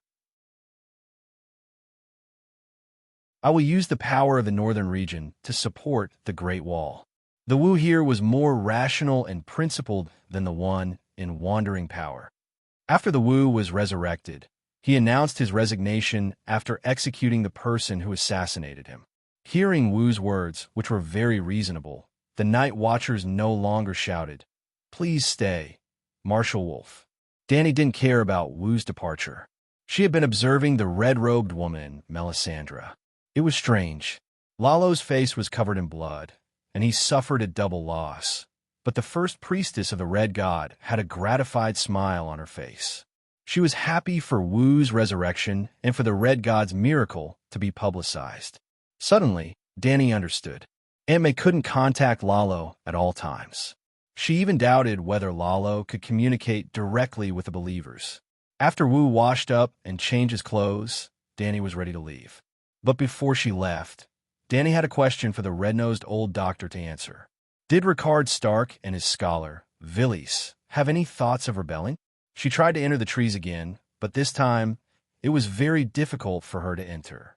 She couldn't swim smoothly at all. Previously, it was like walking on a slide, but now it was like digging a hole. The Green Prophet wasn't bragging. The land and trees were their kingdom. It was difficult for outsiders to invade their territory. She had no choice but to look for Paristan. The red-nosed old man was shocked and said with a serious expression, "If this is true, the impact on the scholar will be more serious than the blood dragon dance. If the scholar encourages the lords to rebel against the king, no nobles will trust the scholar anymore." "Is it true?" Danny asked. "I don't know." Paristan shook his head and said, "Regardless of whether it is true or not, the scholar who planned this wouldn't tell other unrelated people, and it wouldn't be recorded. Only the person involved knows." "Villies is dead, right?" "Yes, not long after Duke Ricard died." After thinking carefully, the red-nosed doctor said in surprise, "The alliance of the wolf, fish, eagle, and deer families was really organized by Duke Ricard. 10 years before the War of the Usurpers, Ricard sent his second son to Arryn Valley to be Jon Arryn's adopted son. 3 years later, Blinden was engaged to the eldest daughter of the Tully family. Almost the same year, Robert and Lyanna were engaged. There were still 7 years before the War of the Usurpers. The power of this alliance is no longer to protect themselves under the tyranny of the Mad King. They have a bigger plan. In fact, before the incident with Lyanna, the Mad King didn't mess with the Duke-level nobles other than secretly putting a hat on his little friend Tywin. Does Ricard want to take the Iron Throne? He's a northerner. How can he convince the masses?" Danny frowned. "Your Majesty, I can't answer this. You have to ask the person involved." Unfortunately, too much time has passed, and no one. The red-nosed doctor's eyes lit up as he smiled. "There really is one alive. Scholar Villies' father is still alive." "How does the father know about his son's scheme?" Danny was puzzled. "His father is none other than Dr. Wargrave. You met him before. That day in the City of Knowledge's Steward's Pavilion, he called you Princess Layla and made us suspicious of your identity. Do you remember? Unfortunately, Wargrave has already lost his mind. You won't be able to get anything out of him." The old doctor sighed regretfully and suggested, "You can arrange for someone to check Dr. Wargrave's tower. There might be letters inside." Danny also remembered. That senile Dr. Steward. My good boy Jia Cohen had turned into Pate and was hiding beside him. Wait, other than calling her wrong identity, that old man often called Pate Clarkson. Who was Clarkson? She didn't know who Clarkson was before, but after taking down Dragonstone Island, Danny would eventually know who her underlings were. Clarkson, the former scholar of Dragonstone Island, had planned to use poison to take Aunt May down with him. However, Aunt May had ended up showing off in front of everyone. But he had followed her Lou to Dragonstone Island. For decades before that, Clarkson had been in Storm's End Castle, serving Theon Bela. According to Pylus, Clarkson's successor and current Dragonstone Island scholar. Scholar Clarkson's love for the 3 Erlu brothers was like a father to his sons, surpassing that of a scholar and a lord. Wargrave is a doctor. How can he have a son? Danny asked. Like the night watchman, the scholar had even lost his name and swore to serve the West Arrows for life, never taking a wife or giving a land. Illegitimate son, Villies Foy, a child born to a woman from a branch family of Haidar. P.S. After explaining, the red-nosed old man said awkwardly, "It's normal for men to make mistakes when it comes to women. Who doesn't know that our commander-in-chief has an affair with Captain Yurgrit and the savage princess, what?" Damn, John was so flirtatious? How did he get together with Mance's sister-in-law? Danny asked curiously. You've asked the right person about this. I guarantee no one else knows. The red-nosed old man smiled proudly and said, "The commander-in-chief is a shapeshifter. He has a crow as a companion. He often used the crow's body to peek at while bathing in." The old doctor gave Danny a wretched look and chuckled lewdly. After War discovered the crow, She guessed that John was peeking. Then one night she stole him. She toyed with him, and he enjoyed what airs, ropes, and whips. P.S. I didn't expect her to look like a noble princess, but actually, Danny couldn't take it anymore. She even brought out the ropes and whips. How do you know about this? She interrupted him. I'm a doctor. I know how to communicate with crows. The commander-in-chief's crow has a sharp tongue, but it's a glutton. I used corn to exchange for many secrets from it. What secrets? John's hair was wet as he climbed up the crow's nest accompanied by Tormund and Yrgrit. The red-nosed old man waved his hand and said hurriedly, No, nothing. Danny glanced at the red-haired girl with dark circles, red eyes, and wet eyelashes. She sneered and said, We were talking about how many women cried tears of joy for you after your resurrection. No. He blushed and then turned pale. He carefully glanced at the red-haired girl and immediately changed the topic. Your Majesty, I intend to recruit a group of freedmen to go south to Winterfell. Do you think this is in accordance with the tripartite lease agreement? According to the agreement, King Stannis can also recruit freedmen as warriors. After becoming a subordinate of the King of the North, the freedmen can no longer eat the Night Watcher's rations, wear the Night Watcher's clothes, and use the Night Watcher's weapons and warhorses. Can you do that? Danny said calmly. Jon and the two barbarians' expressions changed drastically. It was at least 1,500 kilometers from Dark Castle to Winterfell on the King's Road. There were no supply points during this period. When the snow on the road was so thick that it could bury a person's head, the consumption of rations would be terrifying. It would be at least 10 times the normal consumption. If Jon recruited 2,000 barbarians, he would take away 20,000 people from the Great Wall, at least 3 months' worth of rations. Even the Dragon Queen felt that this terrifying consumption was taxing. Danny continued, Now, the Shadow Tower and Eastwatch receive supplies and knights from the nobles of the Seven Kingdoms every day. When you use these supplies to build your own army, not a single grain of rice or Night Watchers will be transported to the Great Wall. Your Majesty, I'm also here for this. Can you lend me some rations? Jon was in a dilemma.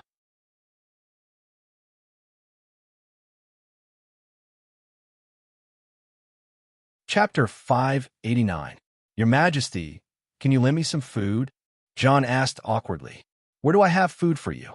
Danny shook her head and sighed. If we were at Slaver's Bay, I could give you a few thousand tons of rice. But the Great Wall is far away, and there's nowhere to buy it. Jon's eyes wandered, and he said weakly, Sir Jarrow Dane brought 80 ships. Commander-in-Chief, are you crazy? That's the food for the freedmen and the Night Watchers. Preston's eyes widened in disbelief. I'll borrow it temporarily. After we take down Winterfell, I'll return it, Jon said with his head lowered. The red-nosed old monk's face turned red, and he said angrily, Duke Stark, are you fooling the deviants? The North doesn't even have summer food. How are you going to return it? Jon's face turned green and red, and he was ashamed. After a while, he gritted his teeth and said, Your Majesty, lend me some money and I'll go to Bravo's to buy food and ship it to Eastwatch. Lend me the food first, and then use the food from Bravo's to make up for it. This was also a method that was highly feasible. It'll cost at least 1,000,000 gold royals, and I don't have that much cash. Why don't you get a loan from the Iron Treasury? Danny thought for a while and said, Iron Treasury. Jon was deep in thought. Even if you get a loan, you'll have to get the approval of the Night Watchers if you want to use the supplies from the Great Wall. I've said before, the food is prepared for the Night Watchers and the Savages. From the moment it's shipped to Eastwatch, it belongs to the Night Watchers. If the Queen vouches for this, there won't be any problems, but Blacksmith Tanner glanced at Jon and sighed. He shook his head and said, Duke Stark, do you understand? If the Night Watchers lend you the supplies to help you attack the Iron Throne's appointed guardian of the North, how will the other nobles view this? Moreover, you might not succeed. Earl Lustbaden and Marquis Waldfrey's alliance has more than 20,000 soldiers. If you lose and die, won't the Night Watchers starve to death? Jon looked at Danny. She shrugged and said helplessly, It's easy to promise, But how can you tell me how to fulfill my promise? At most, I'll let you take your weapons, and I promise to provide enough dragon-tooth daggers for the Night Watchers. When a new commander-in-chief of the Night Watchers is elected, you can talk to him, Duke Stark, Tanner suggested. Jon was helpless, but he understood that this was his only choice. Dany did not stay at the Great Wall for long. She witnessed Jon's resurrection in the morning. After lunch, she left with her underlings on the dragon. However, she did not return to Astapor immediately. Instead, she decided to head south to City College and check on Erlu. Before leaving, Big Bear found Jon and proposed to bring the Big Crow to Slave Bay. After all, he was Big Bear's father. Jon only hesitated for a moment before agreeing. He even returned the Long Claw, the Mormont family's Vajang sword, that Elder Bear had given him. Commander Mormont gave me the claw in the hope that I could use it to deal with the deviant ghosts as a Night Watcher. Now, I'm no longer qualified to use it. Bam, bam, bam. Big Bear lifted his chin slightly and patted his chest proudly, causing the white, glazed Vajang armor to rumble. It's all made of Vajang, and this sword, he patted the two-handed sword at his waist. Heavenly Mercy Sword. The Queen named the 7 White Knights' armor and sword after the stars of the 7 gods. This sword corresponds to the Mother Star. It's called Heavenly Mercy Sword, and the armor is called Heavenly Mercy Star Armor. Cora looked at the Big Crow beside him. There was an indescribable pride and joy in his expression. This was returning home in glory. Moreover, he was showing his divinity in front of his father. The pleasure was doubled. Caw, caw, caw, caw. Elder Crow cried out happily. Cora, you're good. I'm relieved. Stay at the Great Wall. Big Bear had regained his glory and was living well. Elder Crow did not want to leave with his son. Well, Elder Bear had left his last words. He asked Sam to inform Big Bear, I forgive you. Come back and put on the black clothes. Obviously, the White Knights were much more honorable than the Night Watchers. When Dany returned to the courtyard and was about to leave on the dragon, she was surprised to see Erlu's ugly daughter talking to Dahe. I'm almost 12 years old. How old are you this year? Although I'm not even 4 years old, I'm already a dragon god. Dahe's voice was like an old bull. He was not speaking Easter Dragon language, but Westeros. In fact, he was more fluent in Westeros than Easter Dragon language. This was because, other than Dany, he had never heard Eastern Dragon language in other people's daily conversations. Wow, Dragon God? Serene cried out in surprise. Then she asked in confusion, what's a Dragon God? Dragon God is the 7 gods. It's the Red God. Dahe did not understand half of it himself. Dahe, what are you doing? Dany entered the dragon spirit and asked in surprise. What? Dahe was stunned. Why are you so enthusiastic about that little girl? Dany asked curiously. Serene. Dahe was silent for a moment and said, she's a little like you. Dany's face darkened. I'm ugly. Ugly? Is Serene ugly? I don't know. I just think. I don't know. Dahe was confused. Dany frowned and thought. Dahe would not lie. Then she must be similar to Serene. It had nothing to do with looks. Bloodline? Serene had almost no Targaryen characteristics. Dany was also confused. In fact, Dany had entered a blind spot. Although Dahe was hatched by her, his first dragon spirit was with the original Dany Rise. A year before Dahe was born, he and Dany Rise were in the dragon spirit's dream. At that time, Dany Rise was lonely and self-pitying. She was very similar to Serene now. Of course, bloodline was also a factor. If Dany took Serene's blood for a test, she would be surprised to find that her blood was much purer than Erlu. Ah, Queen. Serene saw Dany and bowed in panic. However, she did not know how to greet her. In theory, her father was the king and her mother was the queen. Dragon Queen, my name is Serene. Serene Bellithian greets you. Finally, Serene lifted her skirt and bowed, performing the etiquette of a junior greeting an elder. Dany nodded secretly. She and Erlu were cousins, so she was indeed Serene's elder. The etiquette of an elder and a junior did not involve the fight for the throne and avoided a lot of awkwardness. For example, Serene's mother was standing at the entrance of the king's tower looking at them. However, she could not come over because she was the queen. This little girl reacted quickly and was very smart. Danny praised her in her heart, and her impression of this ugly girl improved a lot. "You're not afraid of the Megalosaurus?" Serene raised her head, revealing half of her gray-scaled face.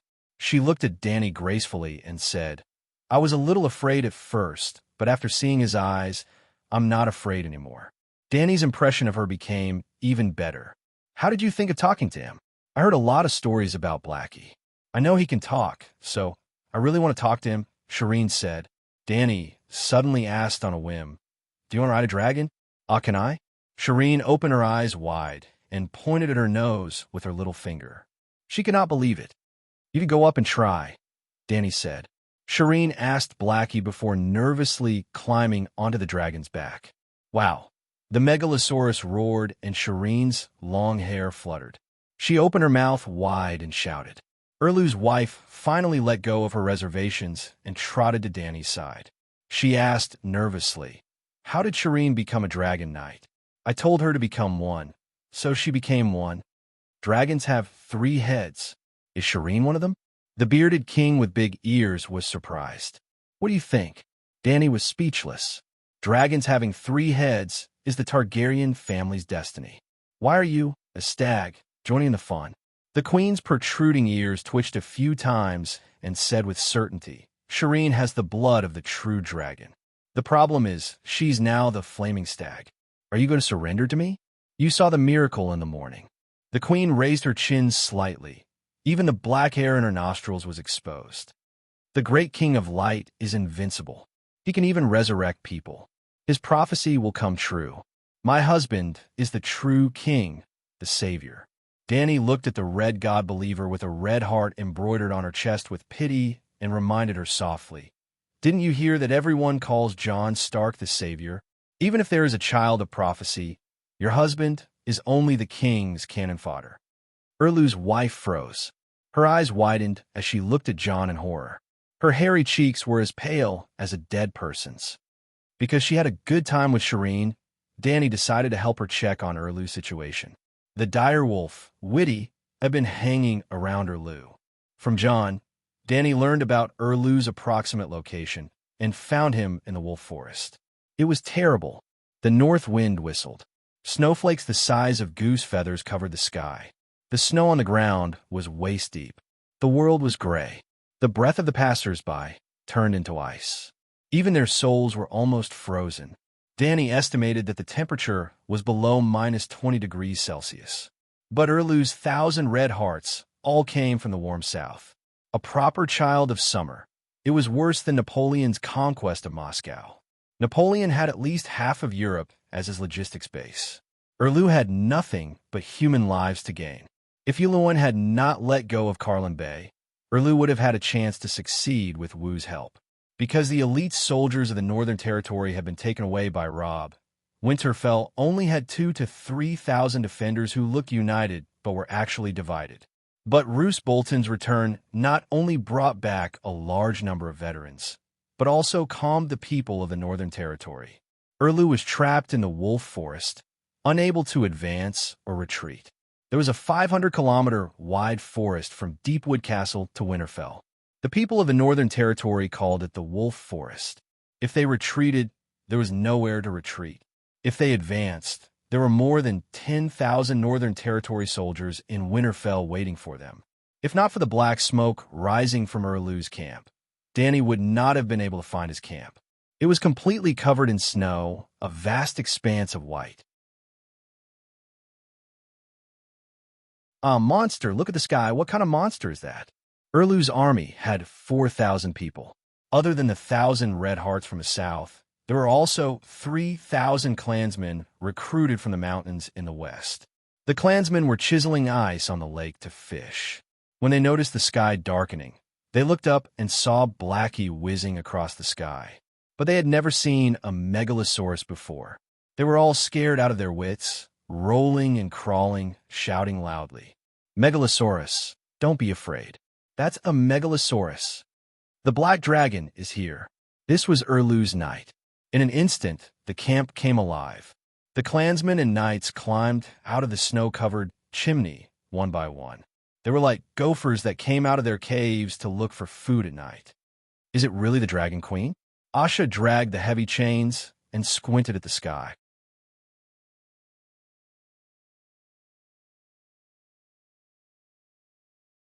Chapter 590. What are you doing here? Erlu asked, clenching his jaw. He was in a terrible state. The thick fur cloak and the heavy and luxurious steel armor should have made him look majestic, but at this moment, it only served to accentuate his thinness and dejection. He was thin to begin with, but after thousands of miles of snow and ice, his flesh seemed to have been ground away, leaving only a tall and thin skeleton. Danny could even see the outline of his skull through his thin skin. However, although his face was changing, his expression and habits remained the same. His face was still stiff, and his jaw was tightly shut. It made people worry that he would break his teeth. Erlu's living conditions were even worse. It was a low tent, more than 10 square meters, a bundle of straw, a blanket, a small table, and a brazier. It was cold and damp, and there was a strange smell of mold and urine mixed together. Fortunately, Danny did not need to enter his tent. She stood in the snow at the entrance of Erlu's tent. She looked around and saw many people looking around in surprise. I was just passing by. My white knight wants to meet his family, the Mormons. Then she asked, Jon Snow is dead. Do you know? Erlu's pupils contracted. He said in disbelief, dead? He wanted to renounce his oath as a night watchman and gather the barbarians to help you. The night watchman cleaned up the house and cut off his head, Danny said. Erlu's face, which was as thin as a layer of skin, scrunched up. He ground his teeth so hard that they made cracking sounds. That day, I wanted to restore his identity as Stark as the king and let him inherit the title of Guardian of the Northern Territory, but he refused without hesitation. Now that we're about to attack Winterfell, he suddenly... What is he thinking? Erlu really wanted to form an alliance with the king. His goal had never changed, the Iron Throne. He could not become the king of the Northern Territory himself. Erlu also knew that the name Stark was the most useful in the Northern Territory. Hey, death was just the beginning. Your light king revived him. Everyone calls him the child of prophecy. Danny laughed maliciously. Erlu's expression changed dramatically. Suspicion and fear flashed in his eyes. Sir Farling, take them to Earl Mormont. Gordy Farland, the giant killer, could also be considered an old acquaintance of Danny. He was once a prisoner of the Giant King who had attempted to lead an army to attack the camp of the barbarians that the Dragon Queen had set up outside the Great Wall.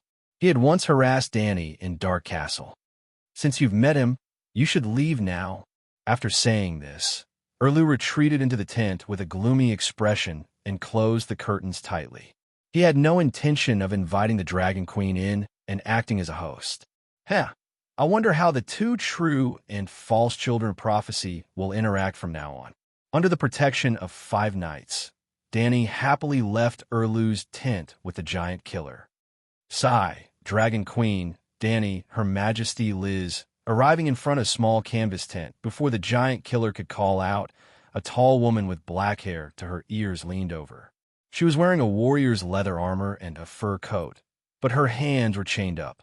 It was obvious that she knew martial arts, but she was not a knight under Erlu's command. Therefore, before she could get close, she was stopped by White Knight Garth. Danny sized her up. She looked wild, with rough skin, thin and tall, and a pair of long legs that were very eye-catching. They were straight and slender, firm and strong, and could be compared to her own. You are, Danny was just about to ask when a bear-like short and strong woman came out of the tent. She howled, Cora, and strode over. It was a short and stocky woman with big hands and feet. Danny knew that she was Ursa's cousin, Elisa Mormont. It was said that her nickname was She-Bear. Her personality was as tough as her appearance. She was only 20 years old and already had a 9-year-old daughter.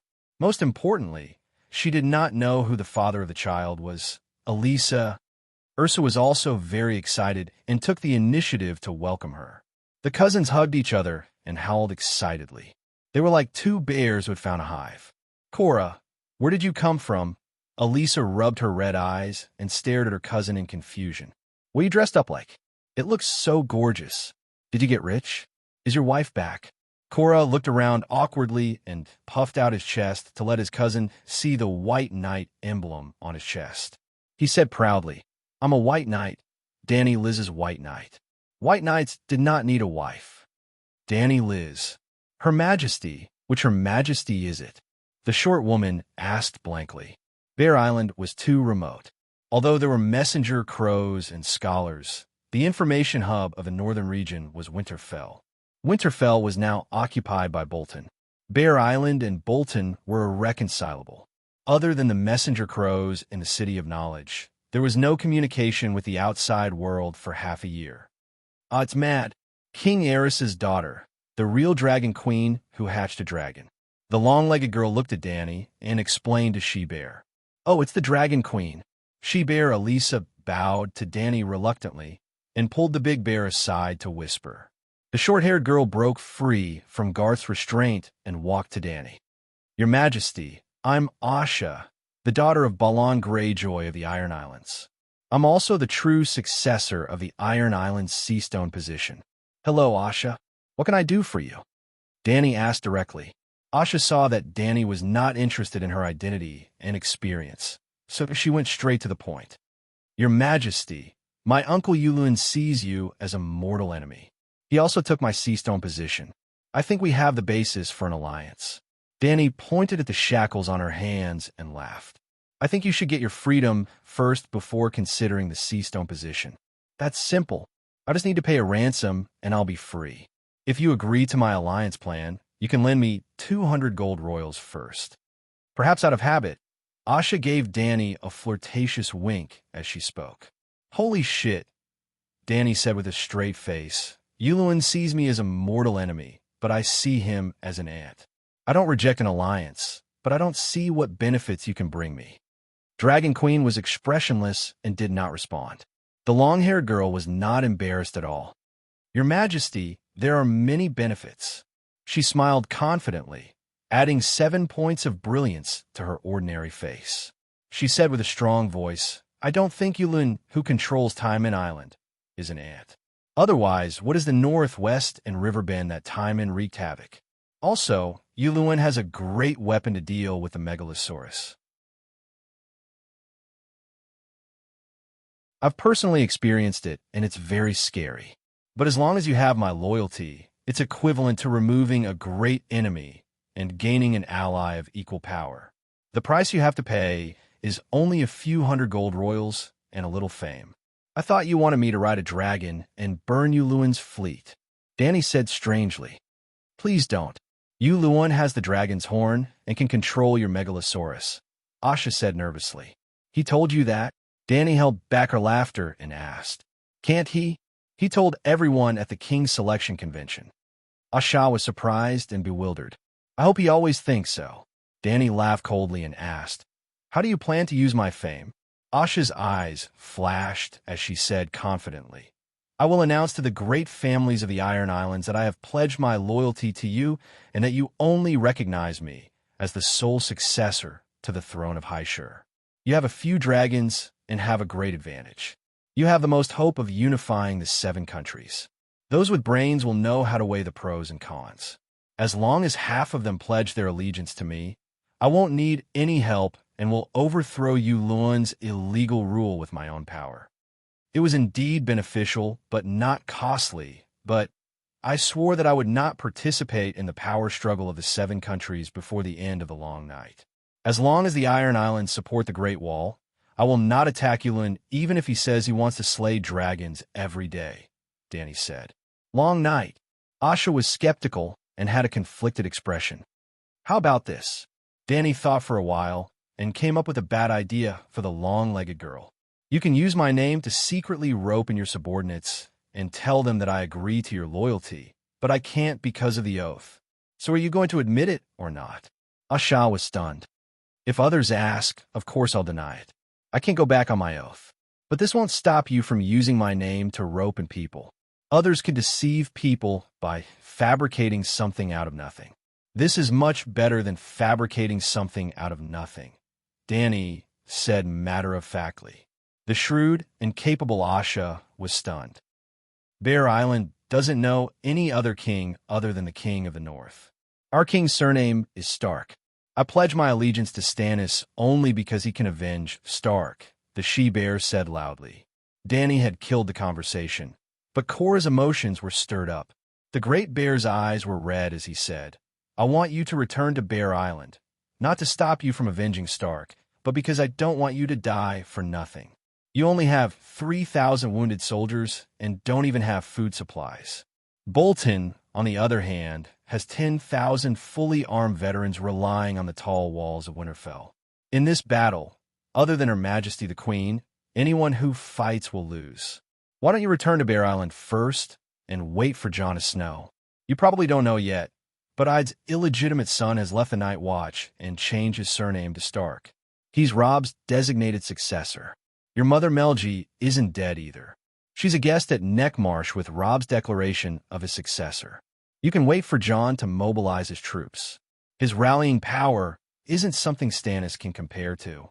When the Northern warlords respond, Bear Island will join in. At that time, even if we lose, we can at least fight back and die a worthy death. Unlike now, we can't even last one wave. Hey, Bear Island boy, what do you mean? We're the good men of the unyielding clan.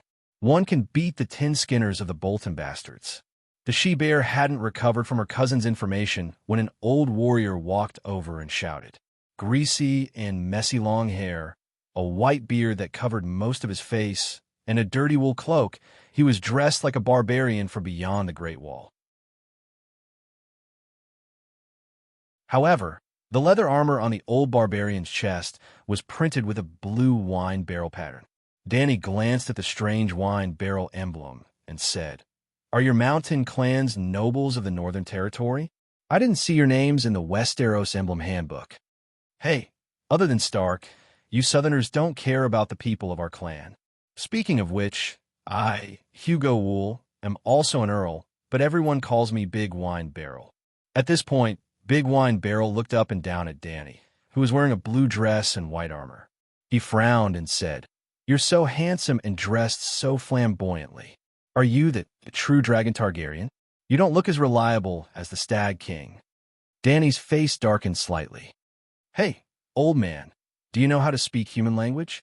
The fat eunuch used his belly to bump Big Wine Barrel. Evenly matched, the two of them took a step back at the same time. Fat pig, where are you from? Are you speaking human language? Big Wine Barrel retorted. Well, Beorth's Westeros wasn't very good, and it was obvious that he was a foreigner. In fact, Dany's centaur lackeys were even more hot-tempered, but they couldn't understand the common language of the mountains.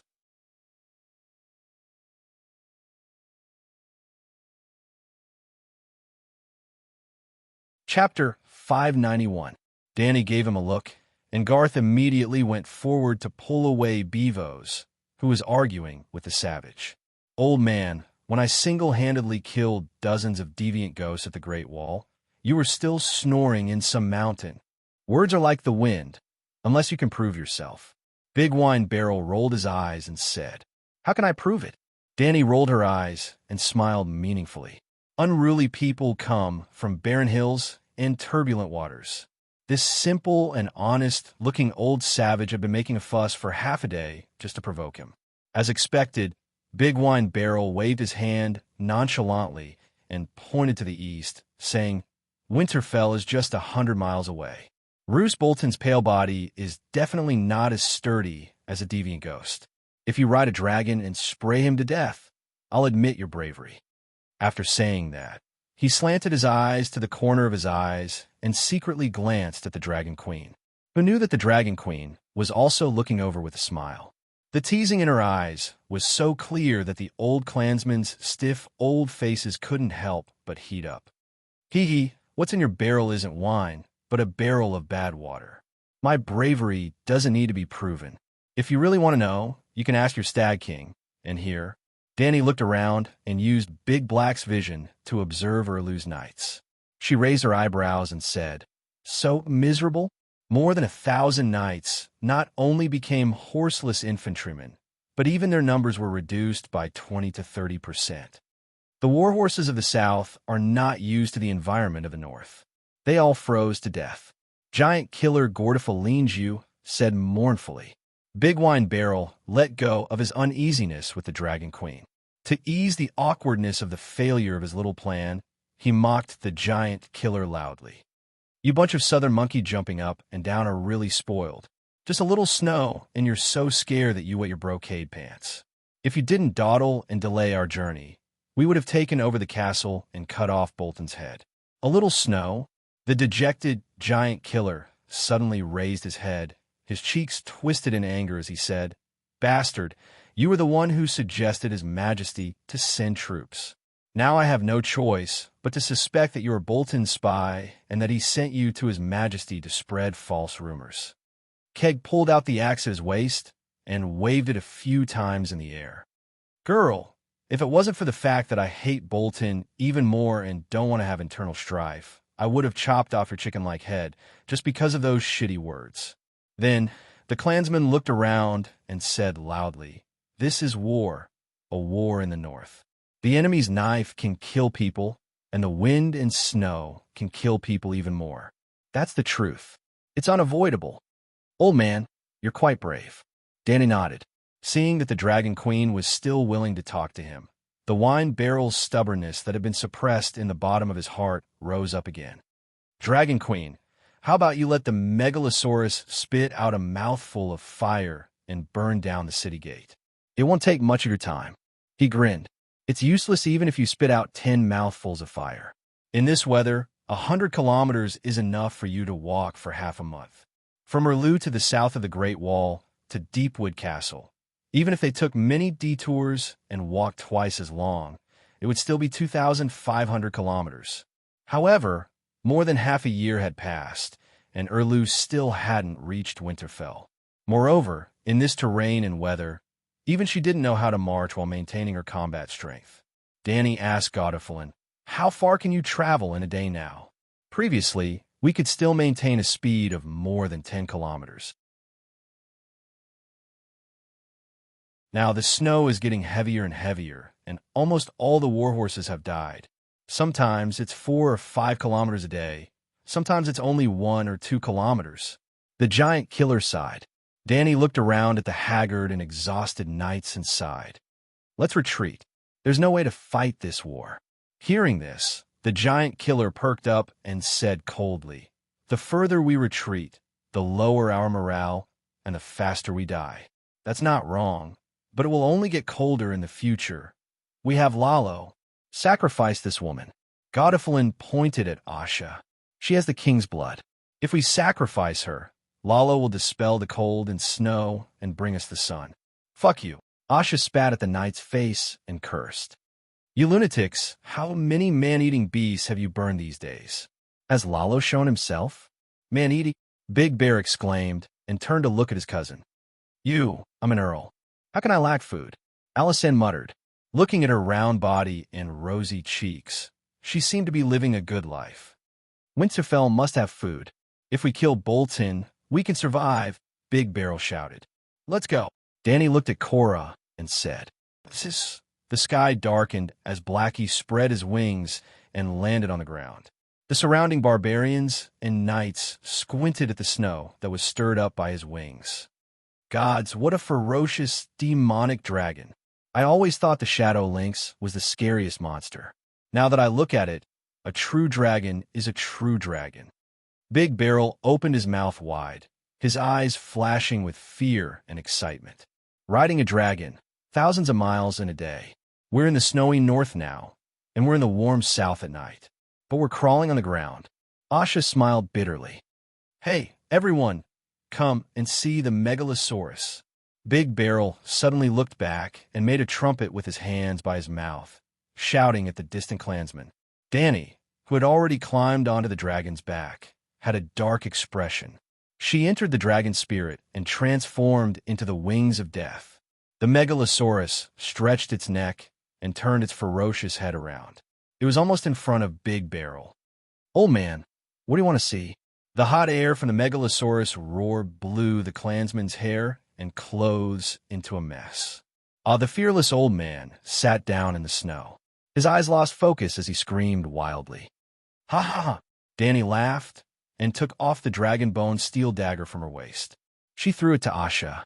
It's fate that we met. I'll give you this dagger. Maybe you can use it to redeem your freedom from Stannis. With that, she rode the dragon and rushed into the sky, leaving behind the barbarians who were screaming and the sea monster woman who was stunned. Big Barrel's tribe occupies the mountains beside the frozen bay. They're neighbors with my Bear Island, so we often have dealings with each other. The Megalosaurus flew in the sky, but Big Bear was telling Danny about the mountain tribes. Blackie's flying speed was very fast.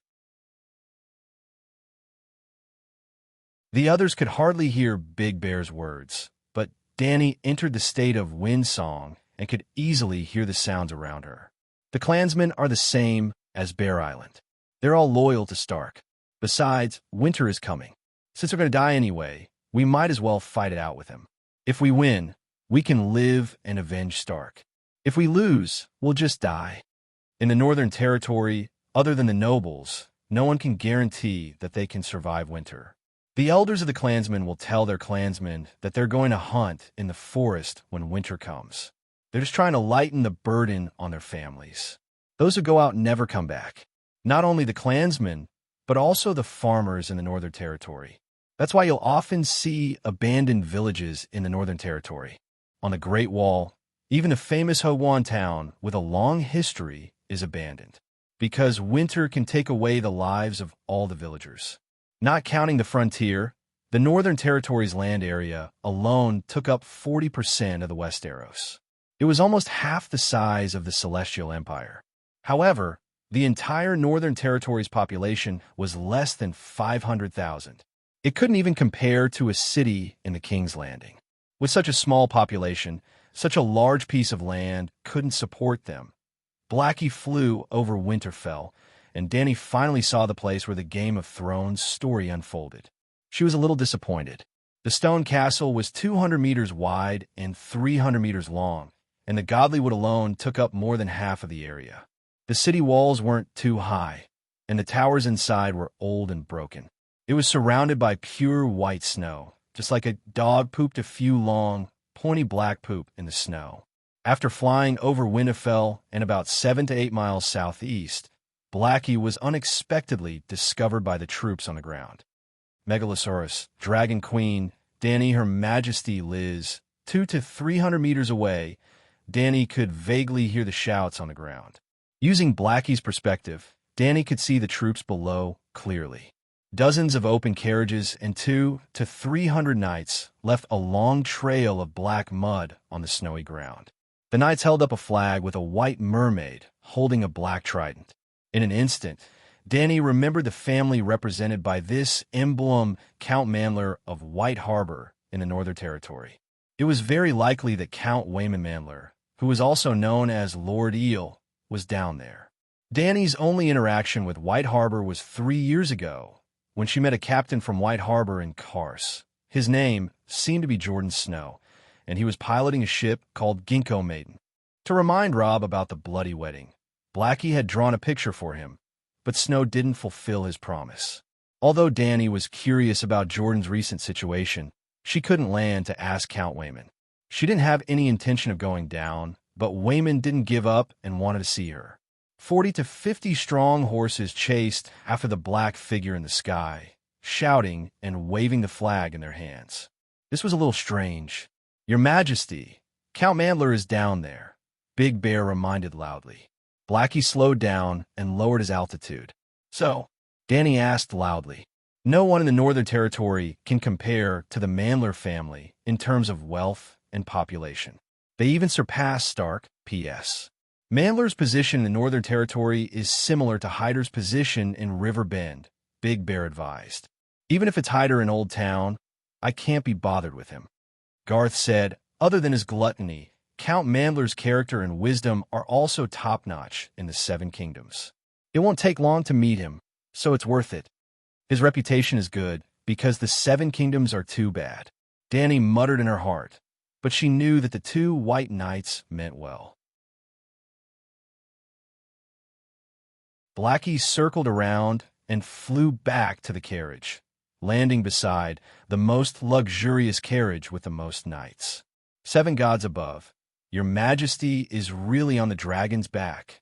As soon as the megalosaurus landed, a man about the same height as his waist came up to them. He was in his early 60s, and his belly was like a circle of truck tires. His fingers were as thick as sausages, and because he was too fat, he had to be supported by 2 attendants when he walked. However, the fat count looked kind, and he had a sincere smile on his face, which made him seem very amiable. Danny saw that there were oil stains on his palms, lips, and beard, as if he had been chewing on pork trotters. Jumping off the dragon's back, Danny took off her helmet and accepted the salute of Lord Eel and his knights. Then she asked, "Count Mamler, what did you call me for?" The fat count was also observing the legendary dragon queen with narrowed eyes. Her soft silver hair reflected the light of the snowflakes. Her cheeks were smooth and rosy, her eyes were big and spirited, and her body was graceful and slender. She had a delicate face. The silver close-fitting armor with dragon patterns and a heavy 2-handed sword on her back made her look heroic and outstanding. "Your Majesty, I have something important to report to you." Lord Eel stepped forward and whispered, "Rickon Stark is on Skaggs Island."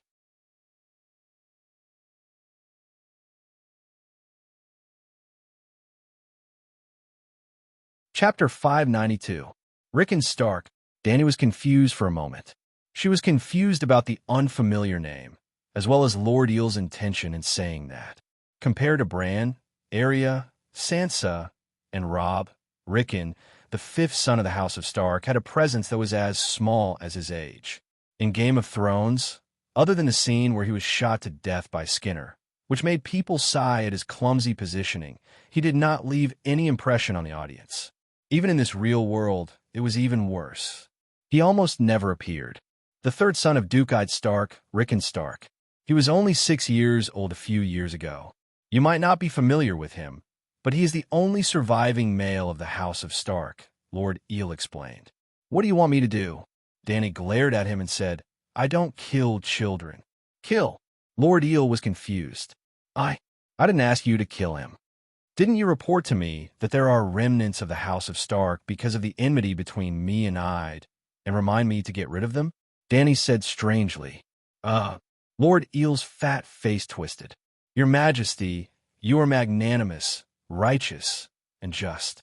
Why would I think that you did not kill Stannis, Jon Snow, nor did you burn down the King's Landing? You even let Lady Catelyn go. You would definitely not kill an innocent child," the fat count said righteously. "I see. You are in cahoots with Madame Stoneheart." Danny was enlightened. Madame Stoneheart knew that the Dragon Queen had no ill intentions towards Rickon, which was why Lord Eel revealed Rickon's location the moment they met. At the same time, Danny also understood that the fat man did not betray Stark. He was a spy by Bolton's side. "I'm also very surprised. I didn't expect that you would be resurrected by the Light King. She even said that you're a righteous and noble queen who abhors evil. That's why I chased after your dragon with all my might. I beg you to uphold justice for Duke Stark." Lord Eel looked at Danny expectantly. "Are you sure Madame Stoneheart said good things about me? The last time I saw her, she was almost possessed. She trampled on the guests' rights and betrayed them. She even wanted to kill me," Danny said suspiciously. Lord Eel was stunned. He did not expect the Dragon Queen to have such an evaluation of the kind and pitiful Duchess. "I swear to the 7 gods, to Lalo, and to the old gods that I have not spoken a single lie." He raised his hand and swore. "Could it be that you met a fake Madame Stoneheart?" Danny asked in surprise. "How could I have mistaken my master for someone else?" Lord Eel straightened his neck. His fat face flushed red. "Is there a scar on her face?" Danny asked.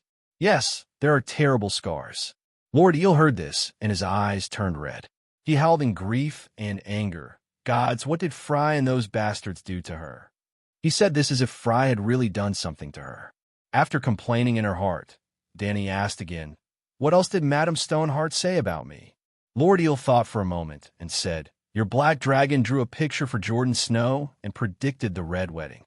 It really was Madame Stoneheart, but she seemed to have changed. Or was she in disguise?" With a plan in mind, Danny asked with interest. Has Jordan Snow and the Ginkgo maiden returned to White Harbor?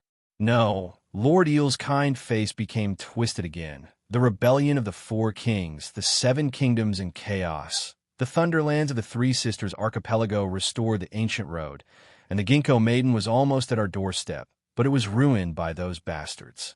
The Three Sisters Archipelago was at the entrance of the bay where White Harbor was located. It was Earl Thunderland's fief. The same ancient road as Time in. They robbed the Ginkgo maiden? Danny asked. No, they're even more despicable. The Three Sisters Archipelago is on the main road to White Harbor, and many merchant ships pass by there. There are many lighthouses built along the coast of the island to warn ships of the shoals and rocks. But in thick fog or storms, the islanders will extinguish the real lighthouses and secretly light fake signals to lure the ships to sink on the rocks. Those bastards will then take the opportunity to salvage the goods in the sunken ships. Danny's eyes widened. She could not believe that there was such a despicable operation in the world. The Ginkgo maiden passed through the Narrow Sea, the Summer Sea, the Quill Strait, the Jade Sea, and experienced cruel pirates and unpredictable storms. She narrowly escaped death and returned to her hometown, but she fell into the hands of her neighbors. This was too unjust. Has no one ever punished Count Thunderland? If Danny was on the Iron Throne and the Three Sisters Archipelago dared to be so despicable, she would definitely destroy this family. When Stannis was the Minister of the Sea, he punished that old dog Thunderland severely once. But with the current situation of the Seven Kingdoms, who can care about him? Lord Eel said helplessly. Gulp, gulp. It was Lord Eel's carriage that was burning ovens. The servants added charcoal to the ovens from time to time. In the snowy weather, a large amount of fragrant white steam rose. The fat eunuch Beevos smelled it for a while, and his stomach rumbled in front of everyone. The fat eunuch blushed and muttered, Lord Count, you were the one who called Beevos and the queen down. As the host, why don't you take out the scones from the ovens and share them with the guests? Danny was embarrassed. She glared at the eunuch and scolded in a low voice. You ate a roasted lamb leg at noon, and it's only 3 in the afternoon. Are you hungry again? Beevos wasn't hungry at first, but when I smelled the meat, I immediately became hungry. Beevos said aggrievedly. Ha ha ha. Lord Eel heard Beevos' words and immediately laughed. He arranged for people to set up a tent by the roadside and set up chairs while saying, I can understand Sir Beevos' feeling. Not to mention the smell of roasted meat. As long as someone mentions the word pork trotters to me, or I think of pork trotters myself, I will be hungry. The attendants worked very quickly. Within 10 minutes, they had set up a small shed of 7 to 8 square meters. There was a table in the middle, and there was a charcoal stove under the table. On the table, there was a steaming lamprey pie, roasted goat ribs, oily and fragrant pig trotters, steamed crabs the size of bowls, cleaned oysters, fried cod fillets sprinkled with shallots and pepper, wine liqueur brandy. Don't doubt, these were all directly brought out, not baked on the spot. In Lord Eel, Danny saw the extravagant style of the top aristocrats of Westeros who were not inferior to the slave owners of Guise. This carriage had about 60 carriages, 300 riders, and 200 servants, including the coachman.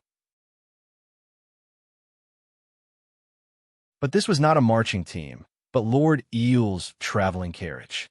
60 carriages, 40 of which were piled with food, wine barrels, frozen sea fish, boxes of crabs and oysters, a group of live goats, more than 100 live pigs, refined flour, expensive barren black rice, winter wheat, onions, carrots. Another 10 carriages had huge iron stoves, ovens, frying pans, steamers. The steam was steaming and the fragrance was tempting. After that, 10 carriages were piled with furs, tents, tables and chairs, and charcoal.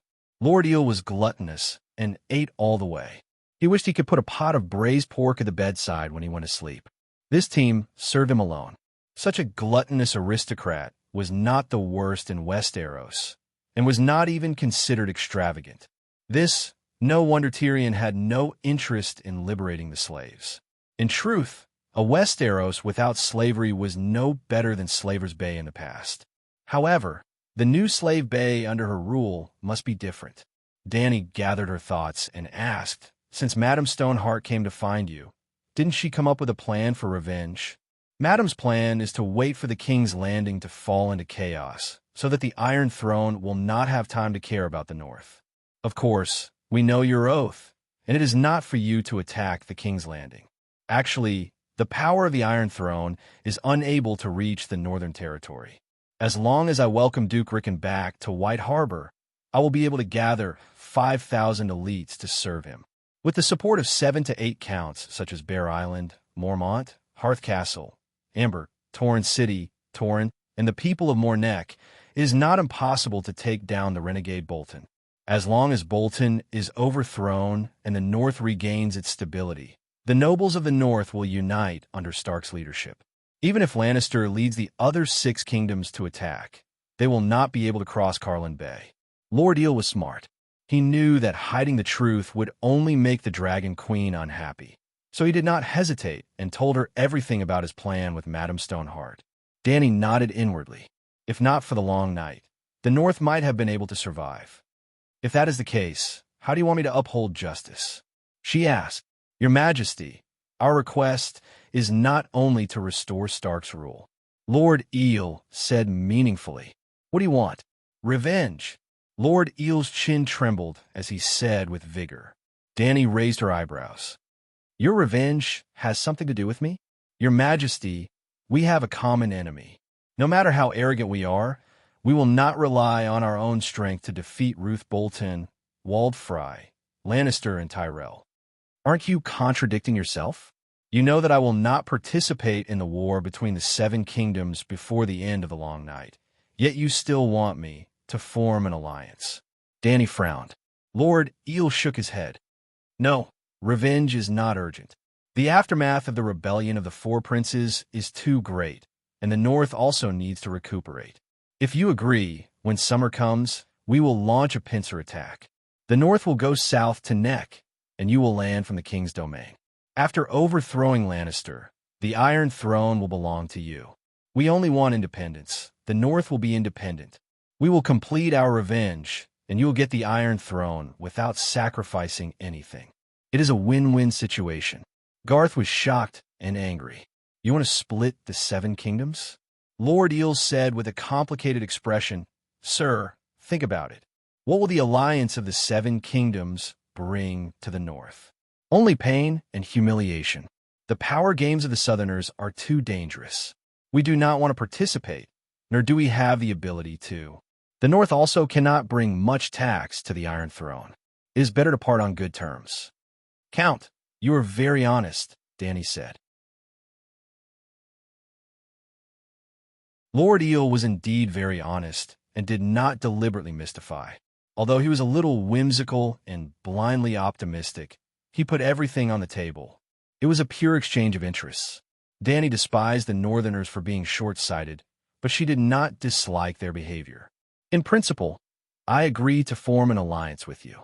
As Lord Eel said before, Dany did not contribute anything other than the name of an ally. Why would she refuse? Independence of the North? Ha! She did not even care about the Iron Throne. Why would she care about the North where the mountains are poor and the rivers are evil? But there are 2 problems that need to be solved in advance. Lord Eel hurriedly asked, What is it? The Long Night and the other ghosts?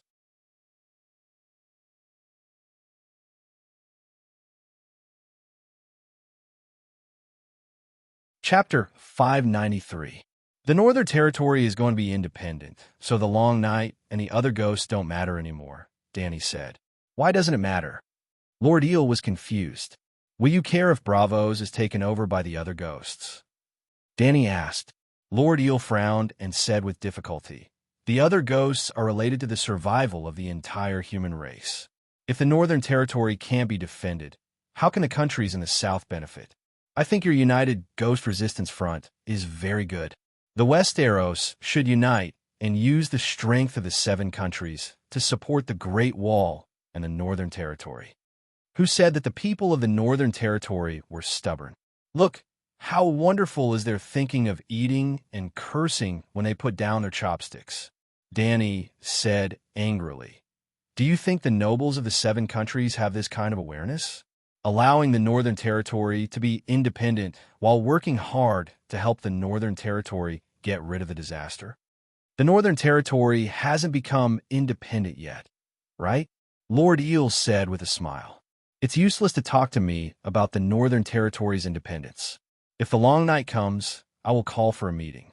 The nobles of the 7 countries will gather together to discuss how to end the long night. At that time, we will also sort out the rotten things of the past few decades, like Rhaegar and Lyanna, my father burning Duke Ricard, Tywin killing Rhaegar's children, Robert's death, Cersei's 3 illegitimate children, Robb's betrayal, Waldfrey's bloody wedding. Everyone will speak openly and uphold justice in front of everyone. At that time, you can face all the nobles of the 7 countries and apply for Brexit.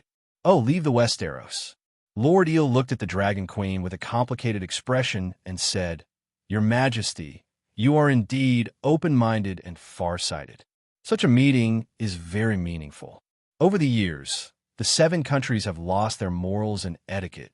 People's hearts are not what they used to be.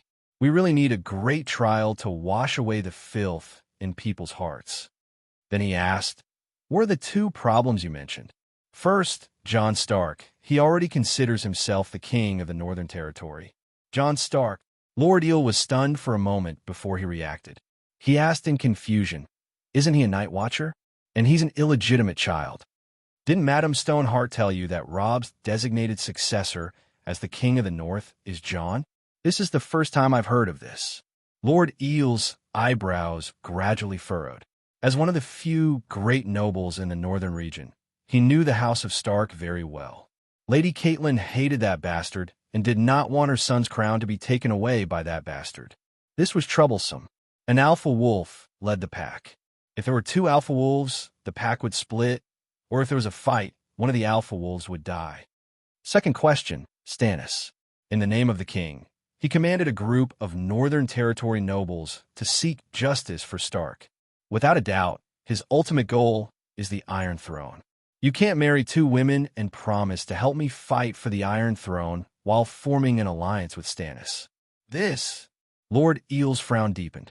To be honest, meeting the Dragon Queen today was an accident, but forming an alliance with the Dragon Queen, or at least reaching an understanding, was the result of a long discussion between him and Lady Catelyn.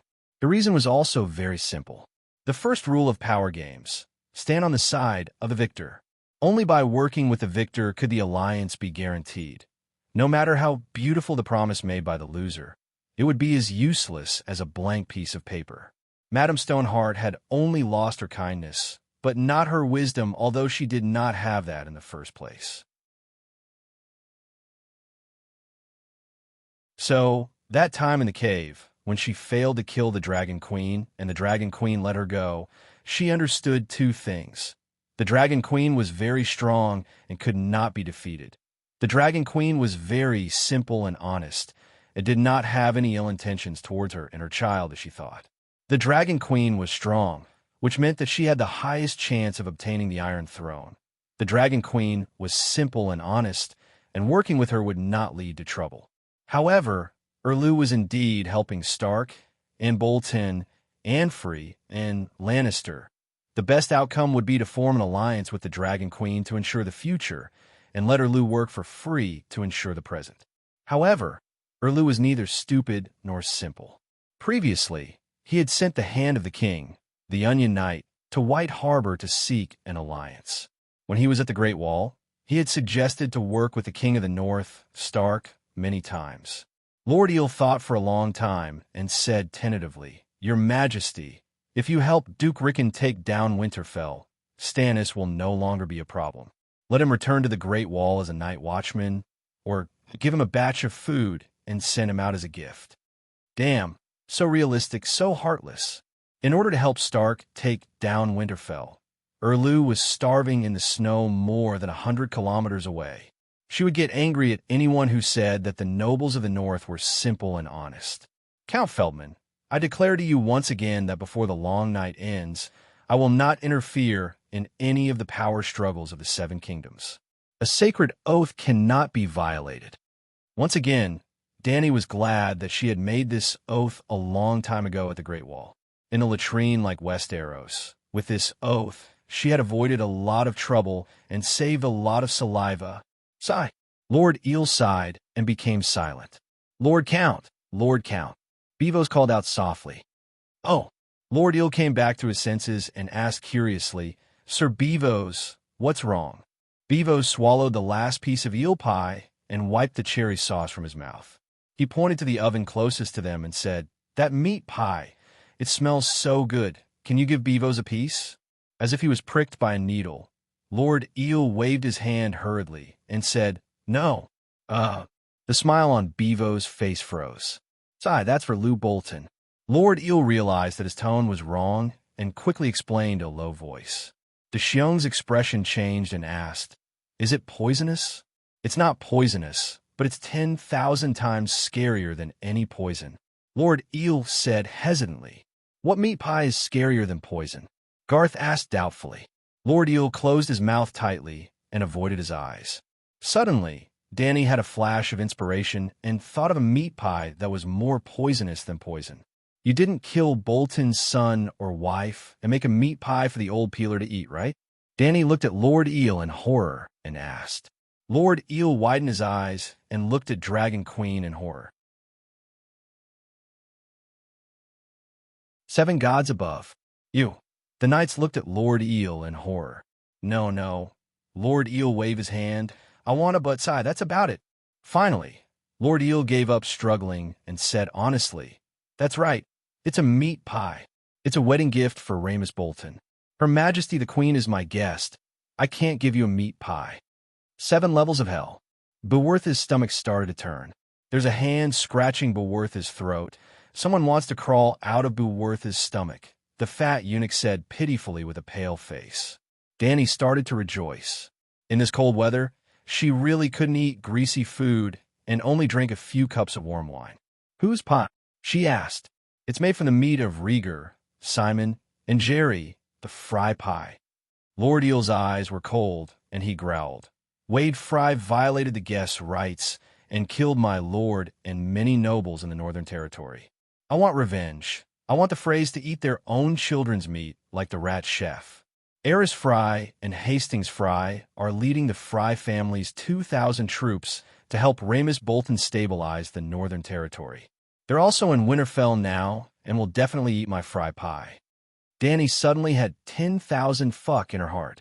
It was because of Lord Eel's ruthlessness, savagery, and loyalty, and also because Aerys ate Rhaegar's meat pie. There are too many uncertainties about the alliance, but I personally don't oppose the independence of the Northern Territory, as long as you can convince the other nobles in the Great Council. As for the Iron Throne, it's still the same. The one who ends the long night is the king. Count, don't doubt, the long night is really coming. The fry pie was too scary, and there was also a burst of fragrance. Dany couldn't sit still, so she immediately said goodbye and got up to leave. Speaking of which, although Lord Eel's methods were cruel, his loyalty to Stark was really enviable. In Bear Island and the Northwest Mountain Clan, there were so many loyal people in this broken place in the Northern Territory. It was really enviable. After that, there were no more accidents. At around 3 o'clock the next morning, Dany came to the old town for the second time. The 2 centaurs, Beavis and Big Bear, stayed in the forest outside the city. Dany hung a chain on Big Black's paw for Garth to grab, and quietly landed on Dr. Wargrave's tower. Wargrave wasn't on the list of criminals announced by Big Black, so he wouldn't be hunted by the Honorable Knight. There was no bounty. Because of that, his tower wasn't guarded by the city guards. It was very quiet and secluded. Other than an apprentice serving the old doctor on the first floor, there was no one else. Garth Hyder easily sneaked into the tower. Unfortunately, the tower was very empty, and no useful letters were found. Your Majesty, Dr. Wargrave has dementia, can't read, can't study, and even the bookshelves in his study have been emptied. If there aren't any other secret rooms, the only clue left is probably the contents of this box. Dany looked down. The wooden box wasn't big, and the bronze lock on the outside had been pried open by Garth, revealing a few pitiful items inside. A bag of silver deer, a bundle of yellow hair tied with a ribbon, a portrait of a woman who looked like Wargrave, and a lobster-shaped steel armor gauntlet used by knights. She didn't go down herself, but left a sole imprint on the White Knight's right hand. What does this mean? Danny frowned. The doctor might really have a disreputable past, Garth said. I'm not interested in keeping a lover or having a son. I want to know the plans of Ricard Stark and his scholar Varys, Danny said.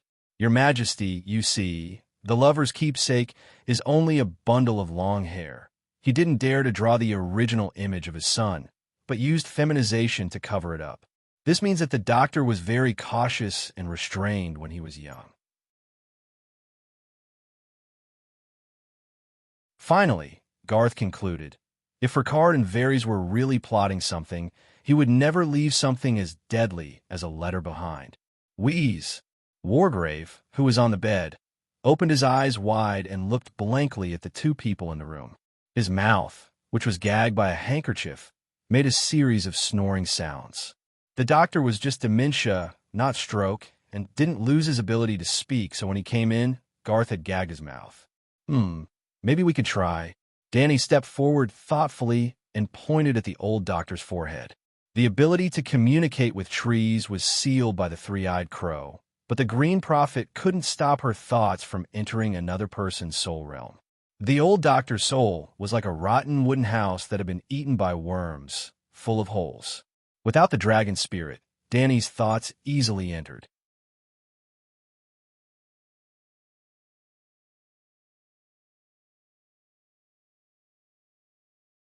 Chapter 594. What's wrong? Garth asked worriedly. Not long after the Dragon Queen's finger touched the old doctor's forehead, about 10 minutes later, her smiling face suddenly turned gloomy, and she even began to grit her teeth. Shu-etching deserved to die, and Ricard deserved to die, Danny said coldly. Things went smoother than she had expected. Once, Danny had entered the mind of the hard-footed spearwoman, and from her shattered soul core, she had seen some of the spearwoman's memories. Once, Danny had entered the mind of the good boy, Jiaquin, and caught a glimpse of a few of Jiaquin's life experiences.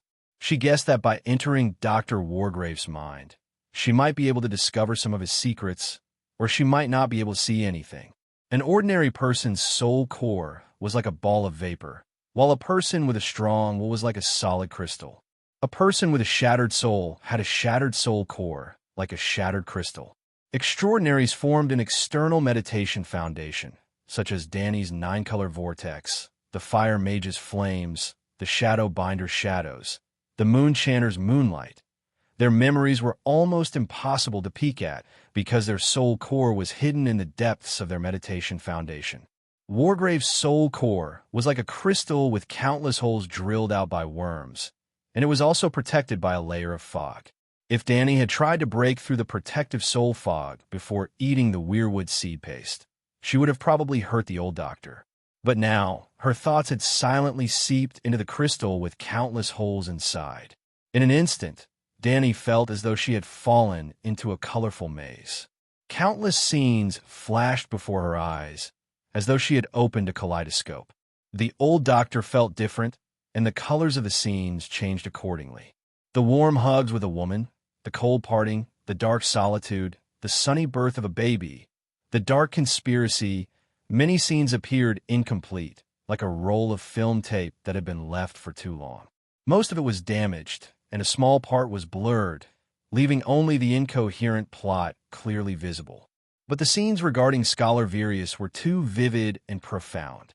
Even though Dr. Wargrave was almost 90 years old and had dementia, the memories of his son remained in the depths of his soul. Perhaps only death could end his longing for his son. Scholar Varys was only in his early 20s when he received the necklace. He was recommended by Wargrave to Winterfell in the Northern Territory for personal use. He didn't want to be separated from his son either, but this was a rare opportunity. He was the Duke of the 7 Great Kingdoms. There were only 7 scholars who assisted the Duke. The position was too precious. If there was even the slightest vacancy, countless scholars would fight over it.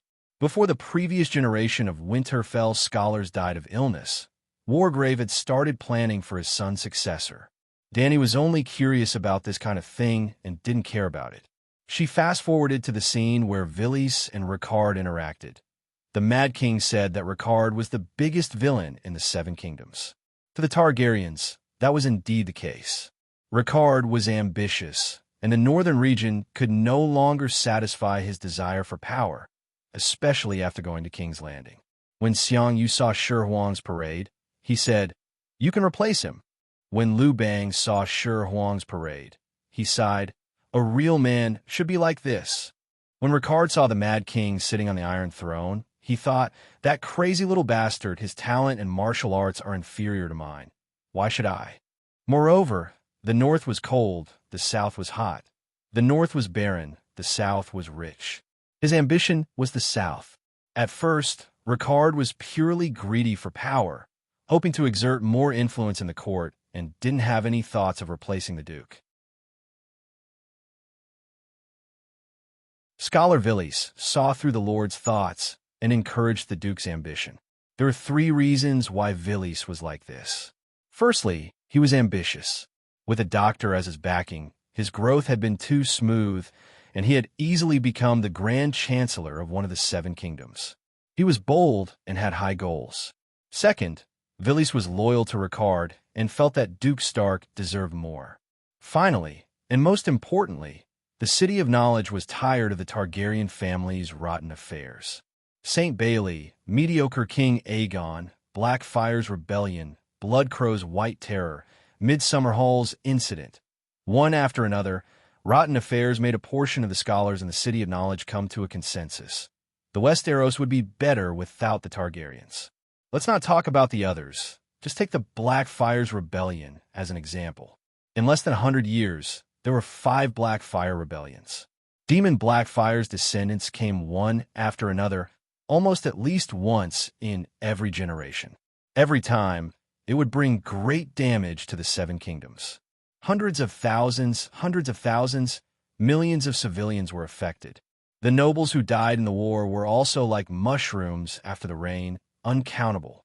Even the dukes of the 7 kingdoms died, one after another Lannister, and Tywin had dukes who died because of the dragon family's rotten affairs. Wasting money and manpower, corpses piled up everywhere. But what did the 7 kingdoms gain? Nothing. Every time a Targaryen was born, the gods would flip a coin to decide if he was great or crazy. Then, the people of the 7 kingdoms would pray together, not expecting their king to be great, as long as he wasn't crazy. Why? How could the Targaryens, who didn't even have a dragon, rule the Westeros? It could be said that after the Blood Dragon dance, the City of Knowledge had completely lost its reverence for the Targaryen royal family. It wasn't hard to understand. The Targaryens' sacred mantle was torn apart by the scholars. They weren't even afraid of the Targaryens with dragons, so why would they revere the lunatics without dragons? So, a small portion of the scholars gathered together, intending to get rid of the Targaryens. Well, only a small portion. The scholars were divided into 2 categories, those with noble backgrounds and those with no background. Commoners with no background became scholars because they had good brains. The 2nd son, 3rd son, or collateral descendants of noble families didn't have a right to inherit, so becoming a scholar was also a good way out. For example, as the 3rd son of the family, Old Yemont didn't have the right to inherit, so he went to the City of Knowledge to become a scholar. In fact, most of the scholars came from noble backgrounds. The noble scholars allowed the Blood Dragon dance for the sake of their ideals, but they didn't necessarily agree to get rid of the Targaryens. The reason was simple. The Targaryens were only one of the great nobles. If the scholars were to mess with the dragon family today, who knew if they would feel that the lion family's debt must be repaid was too domineering tomorrow. So, only a small number of scholars had the intention to change the Iron Throne's master, and Vilis happened to be one of them. Brandon and Caitlin Tully, Lyanna and Robert's marriage alliance, sending Ed Stark to Arryn Valley to become Old Jon's adopted son, becoming Robert's sworn brother. All of the above were Vilis' plans. Other scholars also participated in his plans, such as Scholar Clarkson, who served Theambella. According to Villy's plans, the great hero who ended the Targaryen rule should be Rickard Stark. In the end, although the Mad King was crazy, he wasn't stupid or blind. Wolf, fish, deer, and eagle. Such an obvious alliance, couldn't he see it? If the Mad King didn't have any political sense, he wouldn't have rejected Tywin's suggestion of a marriage alliance between Rhaegar and Cersei. Instead, he would have formed an alliance with Dorne. The Mad King wasn't wrong in rejecting Tywin and changing the marriage alliance with Dorne. In fact, it was very wise. Because Tywin had been the hand of the king for 20 years, his power was too great. Even with the Mad King's wisdom and talent, he couldn't suppress him, let alone his son-in-law Rhaegar. Back then, there was a saying among the Westeros: Lord Tywin ruled the Seven Kingdoms, while Lady Joanna ruled Tywin. There were even people who claimed that Lord Tywin was the true ruler of the Seven Kingdoms. When the Mad King heard it, he cut off that person's tongue, and that person later cut off Id's head. It was Island Pine, Tywin's henchman. From this, one could see how much power Tywin had at that time.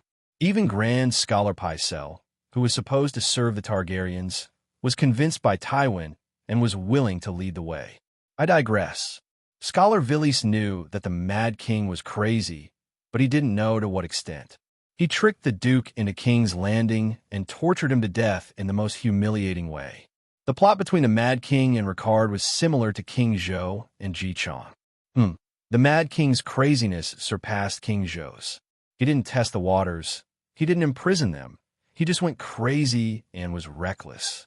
Rickard wasn't as shrewd as Ji Chong. Ji Chong could even eat the meatballs of his eldest son, but old Rickard was reckless. He was clearly plotting a rebellion, but he still dared to go to King's Landing alone. If it was Ji Chong, he would have stayed at home and pretended to have a stomachache instead of going to Chowgo alone. More importantly, Ji Chong had the mandate of heaven. Rickard was the vanguard for the king. Terrible fate. The wolf, fish, eagle, and deer alliance that took more than 10 years of hard work to create was taken advantage of by Robert for nothing. Not long after Rickard died, Scholar Villies thought that the alliance had failed, so he also died of depression. Who knew that the Mad King was so crazy that he killed Stark and his son, as well as Jon Arryn's heir. In theory, the Four-Nation alliance was already broken. But he wasn't satisfied. He wanted to eliminate the source of the problem and kill Ide and Robert. The heavens took pity on him. At that time, Robert was the one who was truly innocent. His wife ran away with someone else in such a way. He was even more pitiful than a big bear. Jon Arryn took over Villy's Four-Nation alliance plan and willingly became Uncle Finger's successor. He re-established the framework of the alliance and made it even more indestructible. However, the core of the alliance changed, from Stark to Byra and Theon. In Villy's Four-Nation alliance, eagle, deer, and fish had no contact. Only wolf had contact with the other three. In Jon Arryn's Four-Nation alliance, deer and fish still had no contact. Only eagle had the foundation of an alliance with the other three. Ide was the second son, and Ide was the younger brother. Ide wasn't as dazzling as Robert, so the number one foster father of the Seven Nations naturally wouldn't support him to become king. How did the City of Knowledge become like this? Garth's face was pale as he muttered to himself. Once a person studies, they become bad. Dany complained. What do we do now? That little alliance among the scholars, does it still exist? Garth asked. Targaryen has been destroyed for so many years. It should have been disbanded long ago. Dany sighed. Perhaps Aegon's conquest of the Westeros was a mistake. If Targaryen only occupied Dragonstone Island and the royal territory, raised dozens of dragons at home, and led Valerian, Sitiga, and a few other underlings to control the narrow sea trade. He had money, leisure, and power. He would be living a carefree life now. Garth looked out of the window and reminded, It's almost dawn. Your Majesty, we should leave. We can't let those scholars go just like that. Dany puffed up her cheeks and said fiercely, Targaryen, debts must be repaid. I have to give the City of Knowledge a retribution. Garth was stupefied. Wasn't the city of knowledge miserable enough? What could be more terrifying than the church parading through the streets to atone for their sins? Danny laughed eerily. Since the city of knowledge liked to control public opinion, and liked to not fear sacrifice for the country and the people, then use public opinion to help me kill the faceless. Danny used Danny's whisper on Wargrave.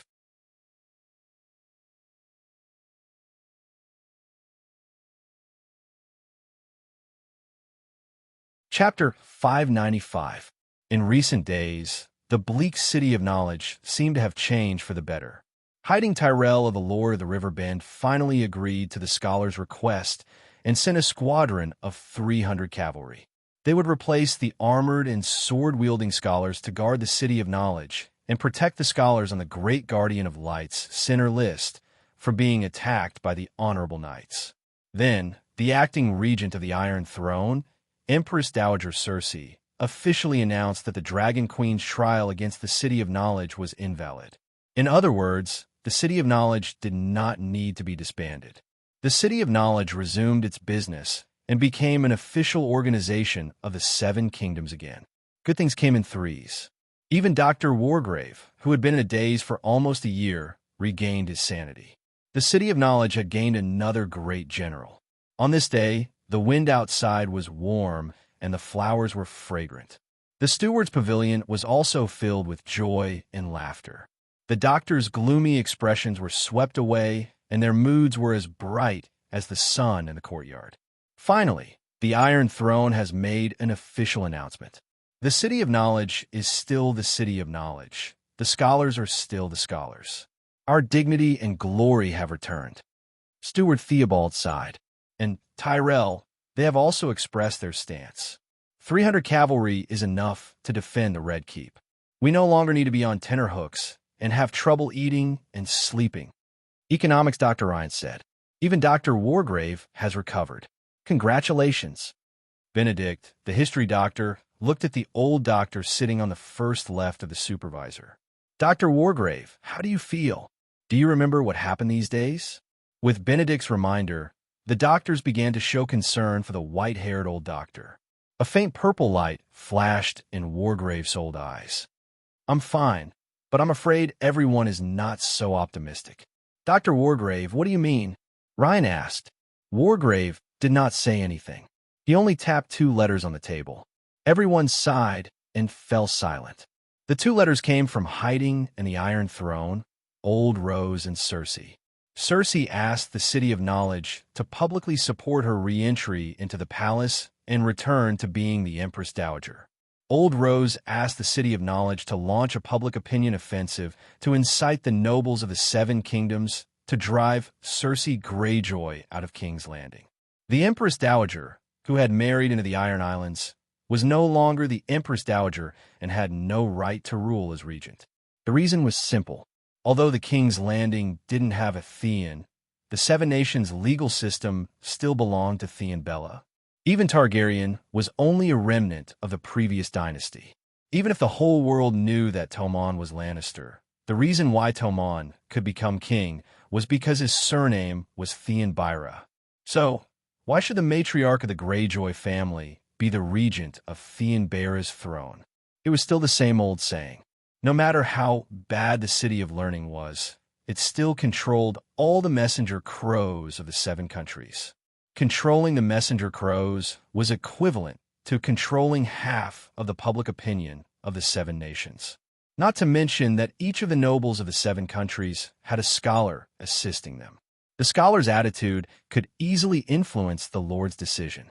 Therefore, at this crucial moment in the battle for public opinion, the Iron Throne and Gao Ting began to express goodwill towards the City of Knowledge. Previously, the City of Knowledge had been smelly.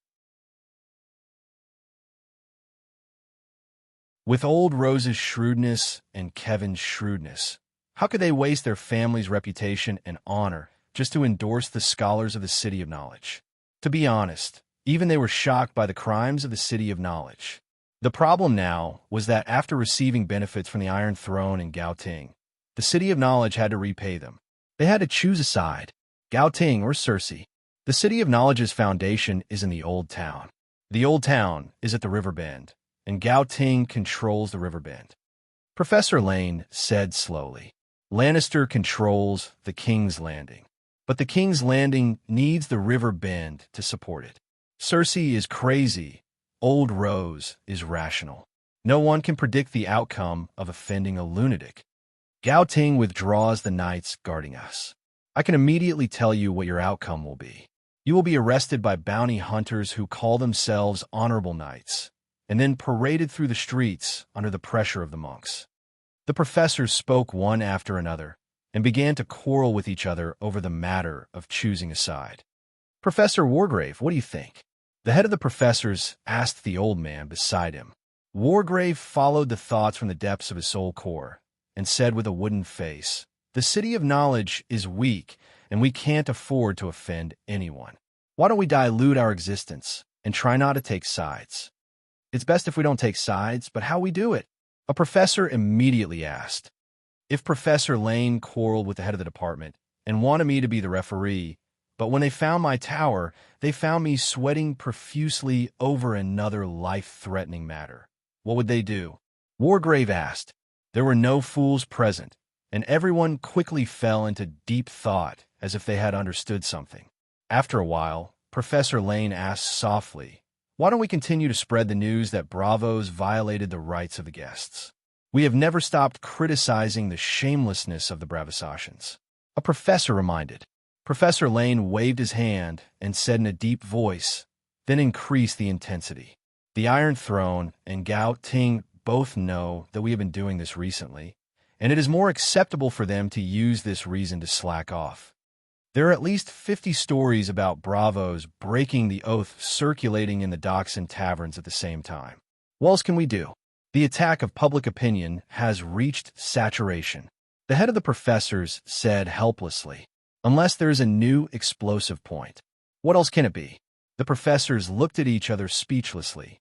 They had written hundreds of stories about Bravos breaking the oath and the brutality of the faceless. Now, they were racking their brains to write a similar article. What was the use? Sigh, now that things have come to this, I will not hide it anymore. In the quiet conference room, Professor Wargrave's sigh was particularly loud. What? The head of the professors turned his head in confusion. The old man leaned back in his chair and sighed. I will lay my cards on the table. Apart from the ordinary professors, there is a special team, and I am the leader of the special team. It just so happens that the special team knows many secrets of the faceless. If you want explosive points, I will give you explosive points. How about a faceless assassination list? It has a name, a time, and a place. It is guaranteed to shake the world. Even the Iron Throne and Gao Ting will be shocked. It was uncertain if Cersei and Old Rose would be shocked by this, but all the doctors present were shocked by what they had just witnessed. Professor, are you okay? The head of the professors pointed to his temple, his movements and expression careful not to provoke the poor old man. The old man had only recovered from dementia with the blessing of the Holy Mother, and now he had become a lunatic? You think I'm a lunatic? Professor Wargrave's eyes were contemptuous. Are you not? The professors complained in their minds. Now that things have come to this, I am not afraid to tell you that the War of the Usurpers was not an accident, but the result of our scholars' careful planning. Ricard Stark scholar, Villis, is a member of our special team. Ricard was ambitious, and Villis encouraged his ambition and facilitated the alliance of Stark, Tully, Aaron, and Theon Byra. Professor Wargrave was eloquent, blabbering on, recounting the war of the usurpers and the Four-Nation Alliance. The conference room was as silent as a morgue. The professors' faces were pale, their eyes wide, and their chins almost fell on the table. Their eyes were full of bewilderment, and their expressions were full of shock. Professor, are you sure? This is a serious matter. You can't joke about it.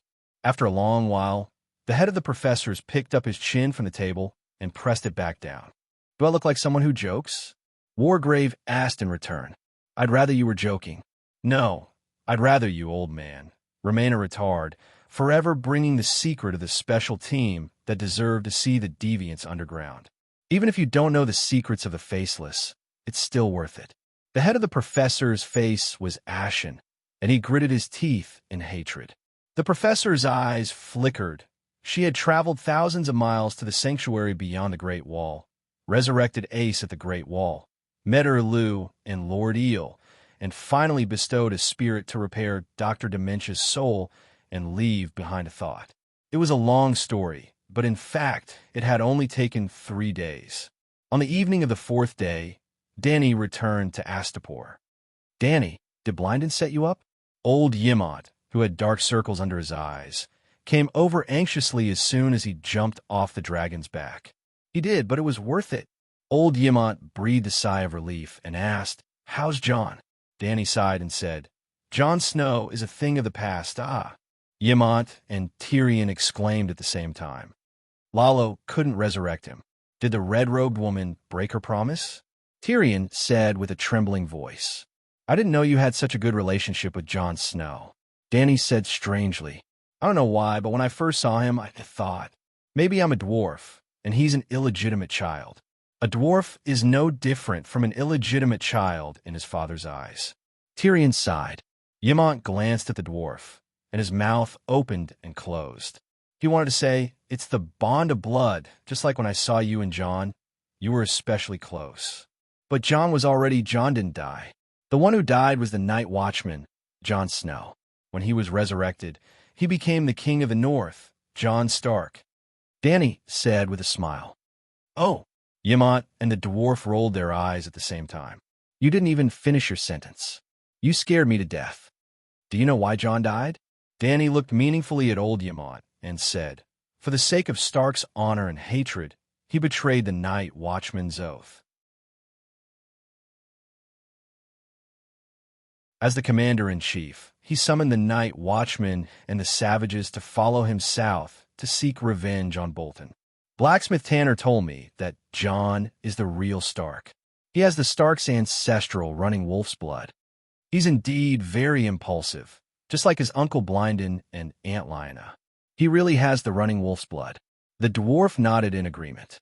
Yimont frowned. He looked at Danny and then at the dwarf. He sighed in his heart. Jon had risked his life for Stark and betrayed his oath. Tyrion had also risked defending the Dragon Queen a few days ago for Lannister. He rode a pterodactyl to meet Kevin at the King's Landing to arrange an escape route for Lannister. He was obviously a Targaryen, but he had the most standard Stark appearance and the most Stark personality. He was obviously a Targaryen, but he was more like Tywin than Cersei and Jaime.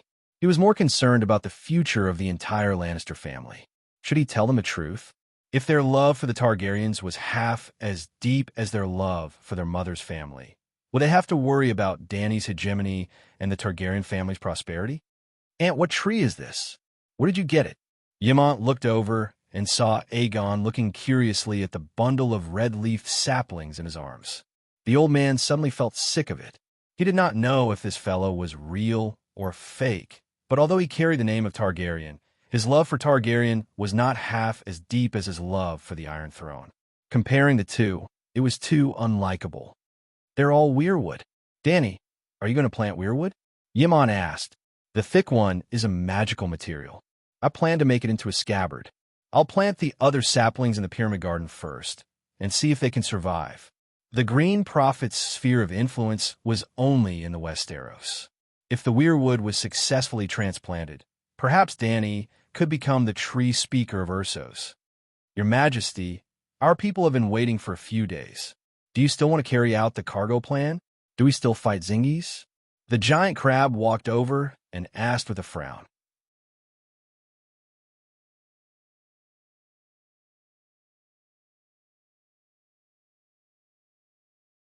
Chapter 596. My father is Faust, little Doxim, in order to help his father gain votes in the election of the Consul of Atlantis, bravely broke through the blockade of the guards of the Unsullied in Tolos, met the Dragon Queen, and stated that there was no need to detain merchant ships. The Dragon Queen humbly accepted his suggestion. Allow merchants to use ransom money to redeem people and ships, and under Faust Doxim's guarantee, Release a portion of Volantis merchants with prominent backgrounds in advance. However, the Dragon Queen also made a request. She could redeem people, but she did not need gold. She could use tile steel swords, magical items, and other high-grade goods. She could also use food, cloth, and other resources as collateral. It was said that in prosperous times, gold in troubled times. However, in this strange world that had developed for more than 10,000 years and had accumulated gold without consumption, gold seemed to be useless. Well, in the great celestial empire, no matter how much gold was mined, it would not be enough to bury officials and nobles. In the Battle of Tauros, the Dragon Queen captured thousands of large ships. The number of merchants and sailors added up to more than 50,000. Some of these captives were sent to free Maiden Island to build New York Town, some were sent to Astapor to plant sweet potatoes, and some were sent to the new frontier outpost, Old Guys. After receiving the ransom money from New Guys, Dany kept her word. After receiving a ship of goods and tile steel weapons, she immediately released the people, ships, and even returned some of the goods, the specialties of the 3 cities of Slaver's Bay, white sugar, brandy, and dragon's paper. Especially dragon's paper, which gradually replaced bronze, white sugar, and white wine, becoming the #1 industry in Slaver's Bay. Not to mention the logistics fleet of the Alliance Army. Even the merchants of the Jade Sea and Summer Sea cities began to sharpen their heads and drill into Astapor. When Astapor announced that it would enter a state of war readiness and close the city, they turned to the VIP customers, who gradually became second-rate merchants. They were the small merchants led by Faust Doxum, who served the Guy's coalition army back then and were captured by the Dragon Queen in the Battle of Poplar Slope. Well, they stood at the dragon's butt and took off. More than 1,000 ships, tens of thousands of people, and full of goods, entered New Guys in an endless stream, causing the port that was once bombed by General Wildfire to prosper again. Now, they were no longer afraid of General Wildfire. Although the regretful guest had failed miserably, allowing the Wildfire General and Prince Aegon to escape with their lives, New Gith was now guarded by the Winged Dragon Legion. A total of 20 troops mixed shadow and swamp dragons, and 2,000 dragon-slaying crossbows to form a terrifying crossbow formation. Even if the Dragon Queen came herself to come personally. Without a doubt, Daenerys has already given up on the Southern Expedition. Demon Tail Hatter's general of the Southern Expedition is a huge joke. More than a month after Aegon's assassination, New Guys, which had been peaceful for nearly 2 months, once again held a general assembly. The Maiden to the Fleet City, to patrol guards Bay, to protect patrol maidens to protect, fortresses not to us to defend bays, 2s to divides guard. The maidens guards maiden to patrols maiden is to attack maiden, it's maidens to guards maiden. SS not, it's S's to the S2. Everyone nodded their heads in agreement. The news was true. They had even sent people to infiltrate the Old Guys' sentry tower to check it out. They had truly infiltrated, unlike the Blunder, where they had observed it from a few kilometers away. Old Guys' was not expanded, and it was only maintained as a small fishing village. This meant that the Dragon Queen had given up on her plan to attack New Guys directly. "What do you think, General Grazdan?" Zero asked. Everyone looked at him with anticipation and respect. Recently, after suffering several setbacks, the war gods had gradually taken root. Dany Rise doesn't have the energy and time to attack New Guys, War God Yuankai said in a low voice. The Alliance's 100,000-foot cavalry has already left Materis, and a light cavalry vanguard has even entered Borash, which is only 600 kilometers away from Meereen. It is foreseeable that Meereen's battle will begin within 3 months. Moreover, a few cavalry generals and I are ready to ride the winged dragons to Tauros, Dothraki Sea, and Black Hills Town in Rosatonite. 3 armies, sea, land, air, and river, besieging Meereen in 4 ways. Dany Rise has to go all out, and there is no time to waste on New Guys. Other things aside, how will she defend New Guys if we take it? That makes sense. New Guys will have nothing to worry about now. Zero nodded and sighed regretfully. He then said something else. There is news that Aegon and General Wildfire are not dead. Why aren't they dead? Did the regretful assassins miss their targets? Chuega cried out. No, Zero shook his head. Both of them were stabbed, but only Aegon was poisoned, and Dany Rise knew the antidote. What the hell? Chuega slammed the table in dissatisfaction and cursed. As a large assassin organization with a 1,000-year-old legacy, they don't even have secret poison. Isn't that embarrassing? Don't worry, don't panic. If there is a first time, there will be a second time. A large wave of assassins is on their way to Astapor. Second Fleet Captain Zanetti comforted. But after Queers, will the assassins still dare to make a move? Zero doubted. The Dragon Queen's revenge terrified all the large assassin organizations. But many assassins are alone. To them, the word poor is 100,000 times scarier than the Megalosaurus. As long as you can afford it, they will even assassinate the Grim Reaper. Those outlaws need money, and we have it. As long as we find the right way and use the money well, the effect will not be worse than the Megalosaurus. Zanetti sneered. Reasonable, reasonable. Everyone sighed and smiled. These people had a good plan, but it was a pity that things did not develop as they had expected. The more dangerous the situation was, the more determined Dany was to take down New Guys. The reason was simple. Before the Allied forces could surround Meereen, she had to do her best to weaken the Allied forces.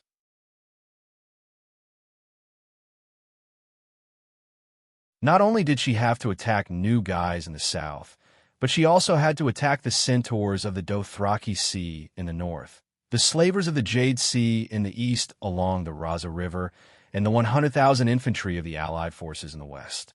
If she did not take advantage of the encirclement to destroy them one by one, was she a masochist? Would she deliberately move according to the enemy's pace and wait for them to attack from the sea, land, air, and river? In fact, on the second night, after Warlord Yuan Kai left, Dany decided to use the cargo ship strategy. It was the cargo ship version of the Trojan horse stratagem. Tyrion wanted to save young Commander Jack, so Dany pushed the boat with the current, making Jack unknowingly her spy. The son of the VIP client, Fat Doxim, wanted to save the captured sea merchants, so Dany beat him at his own game. She hid 2,000 Mother of Dragons guards among the 40 to 50,000 sailors and more than 1,000 ships. New Guys was about 8 kilometers long and 2 kilometers wide. It was a very narrow island, so the number of docks in the harbor was limited, and there were few berths for ships to dock. As the main logistics hub of the Allied forces, thousands of ships from hundreds of cities in the world gathered here. Fortunately, the large Jean Island in the north was like a crab, stretching out 2 large pincers to protect the small island of New Guys in the center. The sea near the harbor was very calm and wide enough to allow thousands of ships to hover in it. Dany had passed by New Guys on her way from Karst to Slaver's Bay and had docked in the bay outside the harbor for a while. At that time, there were only a few hundred ships docked in the bay, but she was already shocked by the development of sea trade in this world. Tonight, the dark sea that reflected the sparkling moonlight stretched more than 10 kilometers, and there were more than 2,000 ships. Under the walls of New Guys, the poor lived in a low, old tiled house. In the bedroom on the left wing, 2 guards in mail armor, wearing ordinary gray clothes, had lost their ability to move and were paralyzed at the door. A man and a woman knelt on the violet-patterned mirror carpet beside the bed. Dany C. held a small crossbow in her right hand and played with the steel short sword in her left hand. She said in a hoarse voice, "Don't worry, your guards are not dead. But if you don't behave, you will definitely die." She was wearing a black hood, making it impossible to see her face clearly, and her voice had changed. Yes, the Dragon Queen had asked the little assassin to hide her identity as much as possible. The fear and doubt in Shui Ji's eyes were as clear as the hot sweat on his cheeks, clearly visible under the dim candlelight. "How did you find this place?" he asked dryly. This residence was simple on the outside, but luxurious on the inside. It was a residence that he had specially prepared to avoid the bombardment of the Wildfire General. He had 7 or 8 similar residences, and he changed them almost every day. Although there were very few guard around him, They were hidden and safe. But now, Dragon Queen's assassin had silently snuck in. Your wife brought me in. Facing her husband's furious and incredulous gaze, Linny's, who was naked, immediately shook her head and denied. I didn't. This is the first time I saw him. You shop crazily every day in the shops of new guys. As long as I follow you, I will naturally find this place. Danny C. lied. The shapeshifter had already figured out the location of every dragon-slaying crossbow in the city and the residence of every high-ranking member of the Alliance army. There was no need to follow them. But Prince Chui Gu believed her without hesitation, because his wife was such a person. He glared at the shopaholic prodigal woman and said helplessly, "We didn't kill me immediately. What do you want? The queen needs your loyalty." My loyalty? Chui Gu opened his mouth wide and said in disbelief, I am a slave owner. Surrender or die, Danny C. said coldly. Chui Gu lowered his head and said with flickering eyes, I surrender. Swear. Chui Gu raised his hand and swore to the gods. Danny C. picked up a ribbon from the bed and threw it on the ground, saying, Tie your wife up. Linny's covered the big white rabbit in front of her chest and said in horror, What are you doing? I know you. Even if you're wearing a hood, I can still recognize you. You are Tyrion the Kinslayer, the only dwarf under Dragon Queen's command. Who are you trying to hide it from? I also know what you want to do to me, but let me tell you, my father is... Shut up. Chui Gu roared and pulled his wife's arm away. He smiled at the dwarf and said, Do whatever you want. I will help you tie her up. Linny's no longer struggled. She half refused and half hid, half shyly and half angrily. Chui Gu skillfully tied his wife up in a pose. Danny C. almost couldn't hold it in and cursed with her original voice. The little assassin left the bed and walked to the small study beside the bedroom. She turned back and shouted at the confused Chui Gu. Come here. Me? Chui Gu pointed at his nose and asked, Who else is it? The little assassin waved the crossbow and said, I didn't expect you to be such a person. Linny's looked at the dwarf bitterly.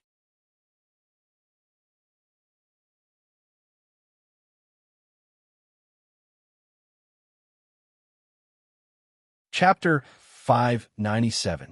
There's no need to go to the study. Chui Gu stood up, raised his head, and sighed. He began to take off his silk nightgown. In the blink of an eye, he was as naked as his wife. Right here, do whatever you want. There's no need to hide. I won't resist either. Chui Gu opened his arms, raised his chest, and faced the dwarf calmly.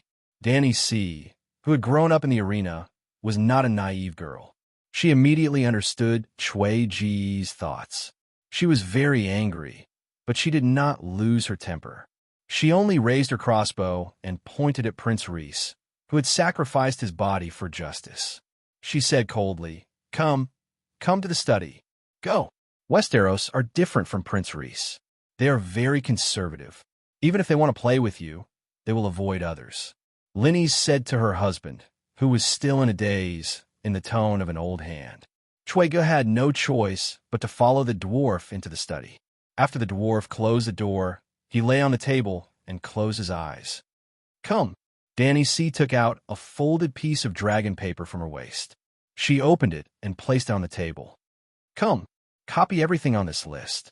Chui Gu finally understood that the dwarf had no intention of neglecting his duty and taking advantage of him. What? He picked up the piece of paper and looked at it.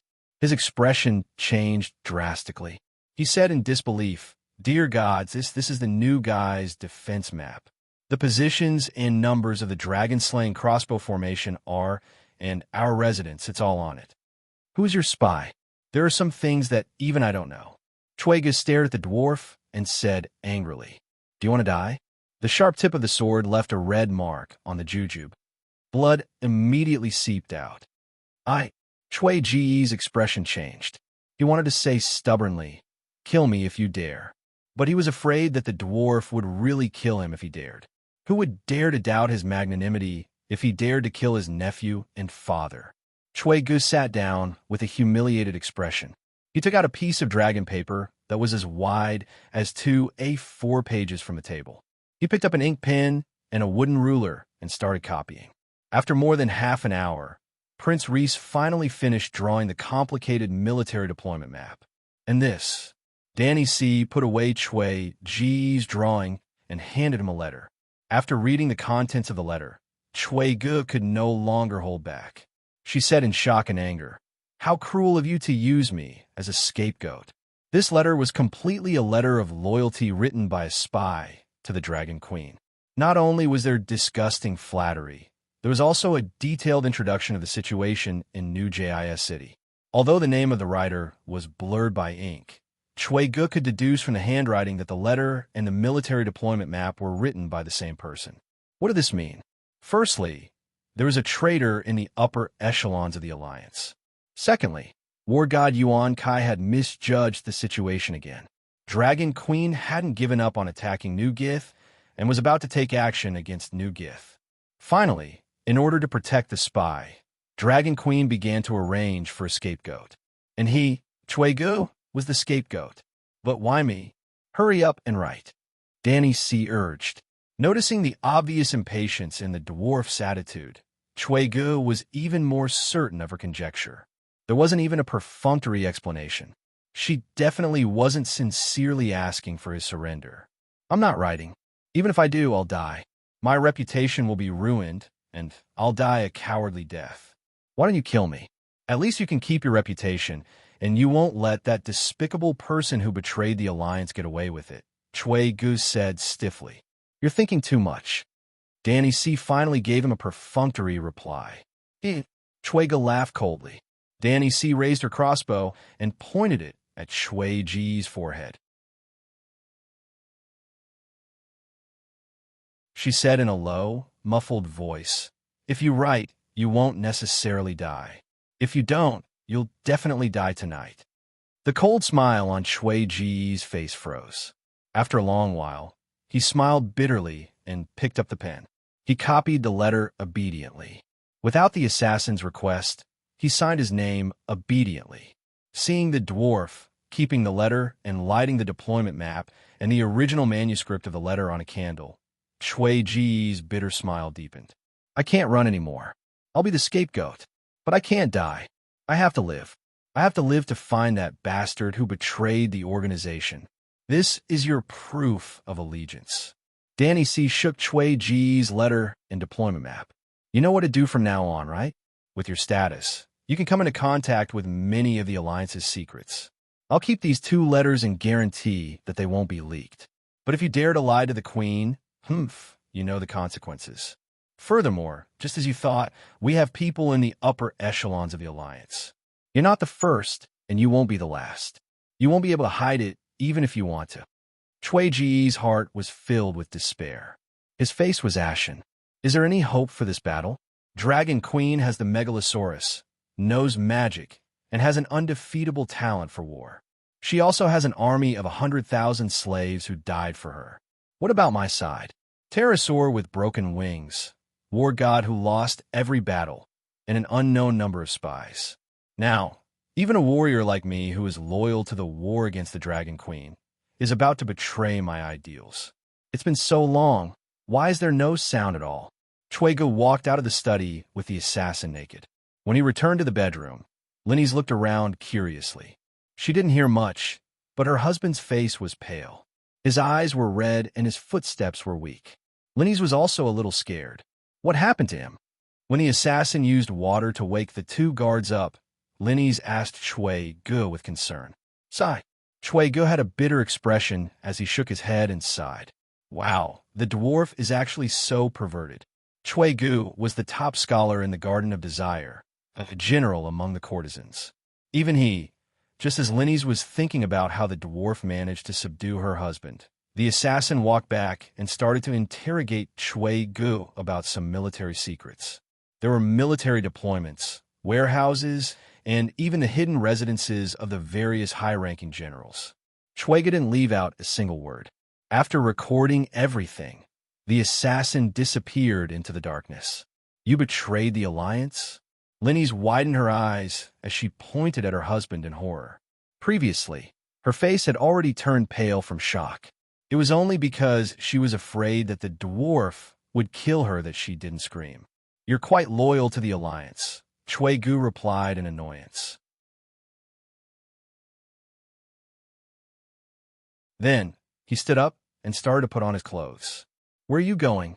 Linny's asked. The 30 pterosaurs escorting the fleet just left in the afternoon. The location of the dragon-slaying crossbow formation in the city has been exposed. The Dragon Queen will definitely take action against Zingies tonight. I have to. At this point, Gu was stunned. What should he do? Urgently report that the map of the Alliance's defenses was leaked? Then, how should he explain? Perhaps he could explain it clearly, but there's a traitor in the upper echelons of the Alliance. Will he give me a chance to explain? Perhaps, when I explain, they'll be able to determine who the traitor is through the reactions of the commanders. What if there's more than one traitor? What if a few traitors work together to harm me?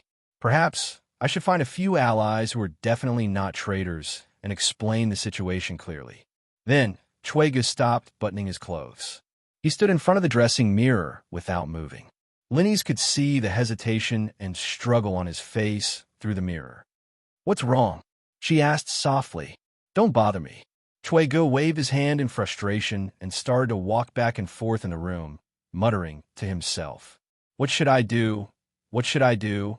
What should I do? An hour later, a mouse hiding in the corner of the wardrobe retreated into the cave and left Gu's mansion. Your Majesty, he's still hesitating. In the Gulf of Zingies, 20 kilometers away from Gu's residence, on a flat-bottom cargo ship among the many ships, a shapeshifter reported to the Dragon Queen who was dressed in martial attire. Then let's begin. Danny tore off the bright red seven-pointed star dragon cloak and stepped on the oak deck with her silver iron boots to the side of the ship. Bam! A pair of milky white wings 4 to 5 meters wide suddenly popped out of the blue and white armor. Angel wings. They were formed by holy flames. Under the fire control technique, even the feathers could be clearly seen, as if they were real. The heat wave was oppressive. It shook lightly and covered half of the deck. The shapeshifter was intoxicated. Oh, what's that? Wow, a birdman. Look, a harpy, that's a harpy. Only by blending in with the enemy can one be a spy. Danny's ship was hidden among the merchant ships of the Alliance army. The crew of the surrounding ships were not blind. Naturally, they saw the huge light wings on the deck of the cargo ship next to them. But then again, there was no concept of angels in this world. Instead, there were many who knew about the winged women, the harpies. This was Zingi's port. The harpies were the main gods of the Guji's empire. This act of pretentiousness made her an idiot. Danny's face was expressionless. She crouched down and suddenly jumped up. Whoosh, whoosh, whoosh. The angel wings formed by holy flames flapped quickly. The Dragon Queen was like a salute, shooting into the sky with a whoosh. She was 7 to 8 meters tall when she slowly floated down like a feather. Boom! There seemed to be a torpedo explosion on the surface of the sea. In the splashing water, a black shadow shot into the sky. Hiss! The Megalosaurus roared.